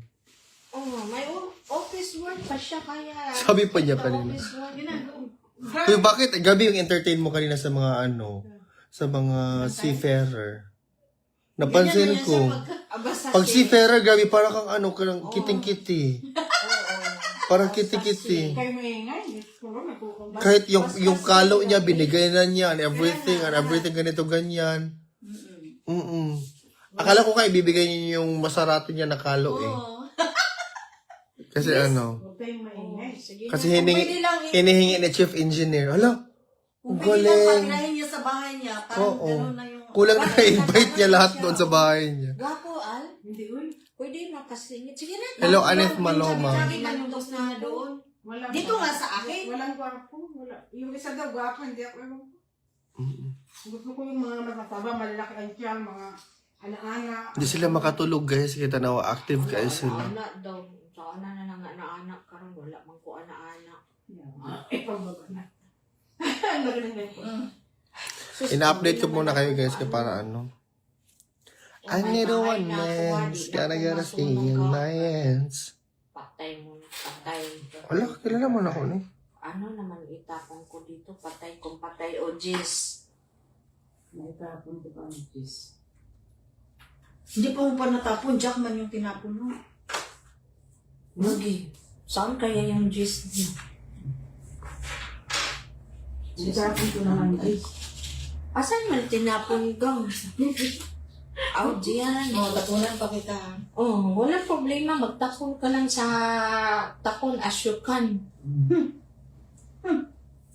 Sige na. Queen? Queen o king? Queen naman yan. Sakit ang likod ko. Yun na nga sinasabi nila. Ang gagawin ko kung wala ka? Bilisan mo da? Oo. Sayang ang oras. Ay, bakit ba? Diyos, meron Linda? Uy, ayaw mo. Wala akong magawa. Ito pala, ano man yan? Laban ko. Ay, shit. Panapon na, gang. Para ano ako. Panay queen mo, gang. Oo nga. Ang dami mong queen, gang. Nabunot ko lang yan, Diyos ko. Hello, Haren. Nabunot nga lang yan. Siya. Saan na ba yun? Ito, oh. Ay, wala palang city niyan, no? Ito na lang, oh.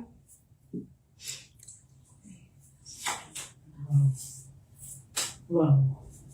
Wow, nakatuwing si Jack. Wow. Wow! Ayan, may tapon na. Ayan, may tapon na. Natapunan pa si Wow. Oy! Wow, kayo naman ako. Oting Kaya daw. ano? Wow. Oting daw, oting. Wala, tinapon ko naman yun. Correct. Dito ka. Ay, puta. Pinagputa na siya. O size. Malaki na dyan. Correct. Tinoon. Size. Bakit sobrang init dito, no? Mainit pa rin. Oo, feeling ko. Ano na, i-open ko ngayon dyan ang bintana, gang. Hoy, nilalamig na ako. Nilalamig, pero pag nandoon yung mga seafarers, grabe. Nilalamig daw siya. Ha? Anong 10? 9? Siyempre, pinagsasabi mo eh. Sus. Hindi ko mga type yun. Ay, sus. Ganun ko kunin mo. Wala naman siya. Ay, paano ang gagawin ko dito? Oh. Sino nagtapon yan? Kanina pa yan. Wala sa'yo na yan. Papa naman. Meron pa ako, no?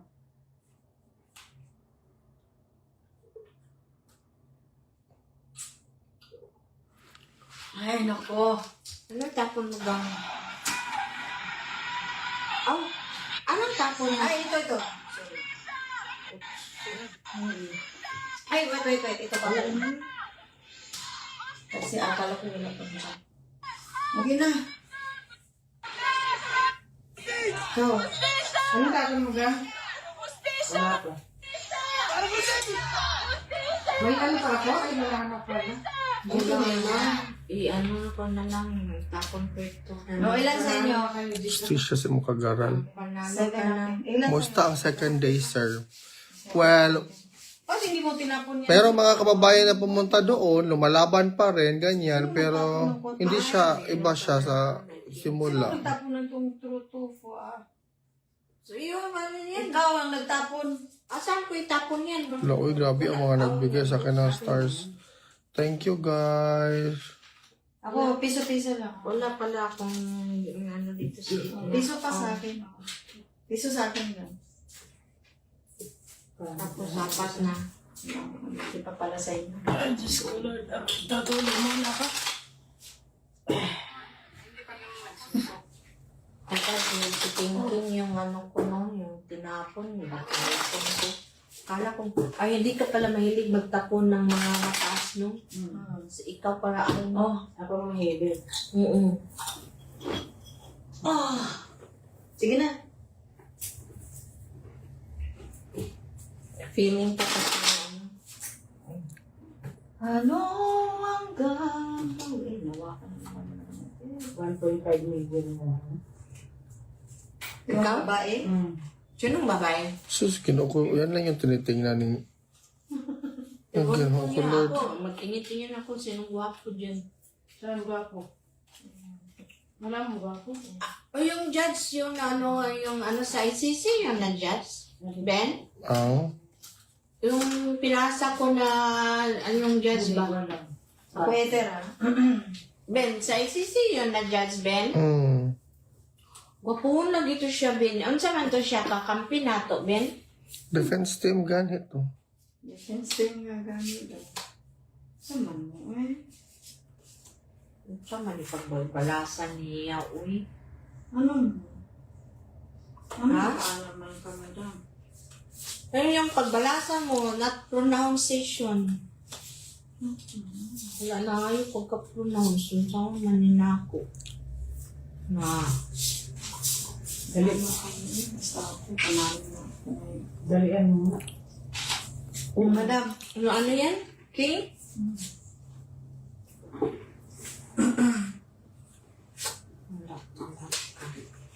Basta na.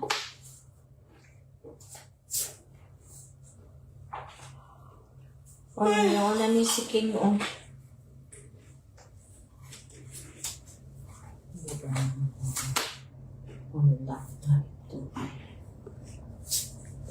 Malayo pas dito ka. Magkaiba ng mga kulay.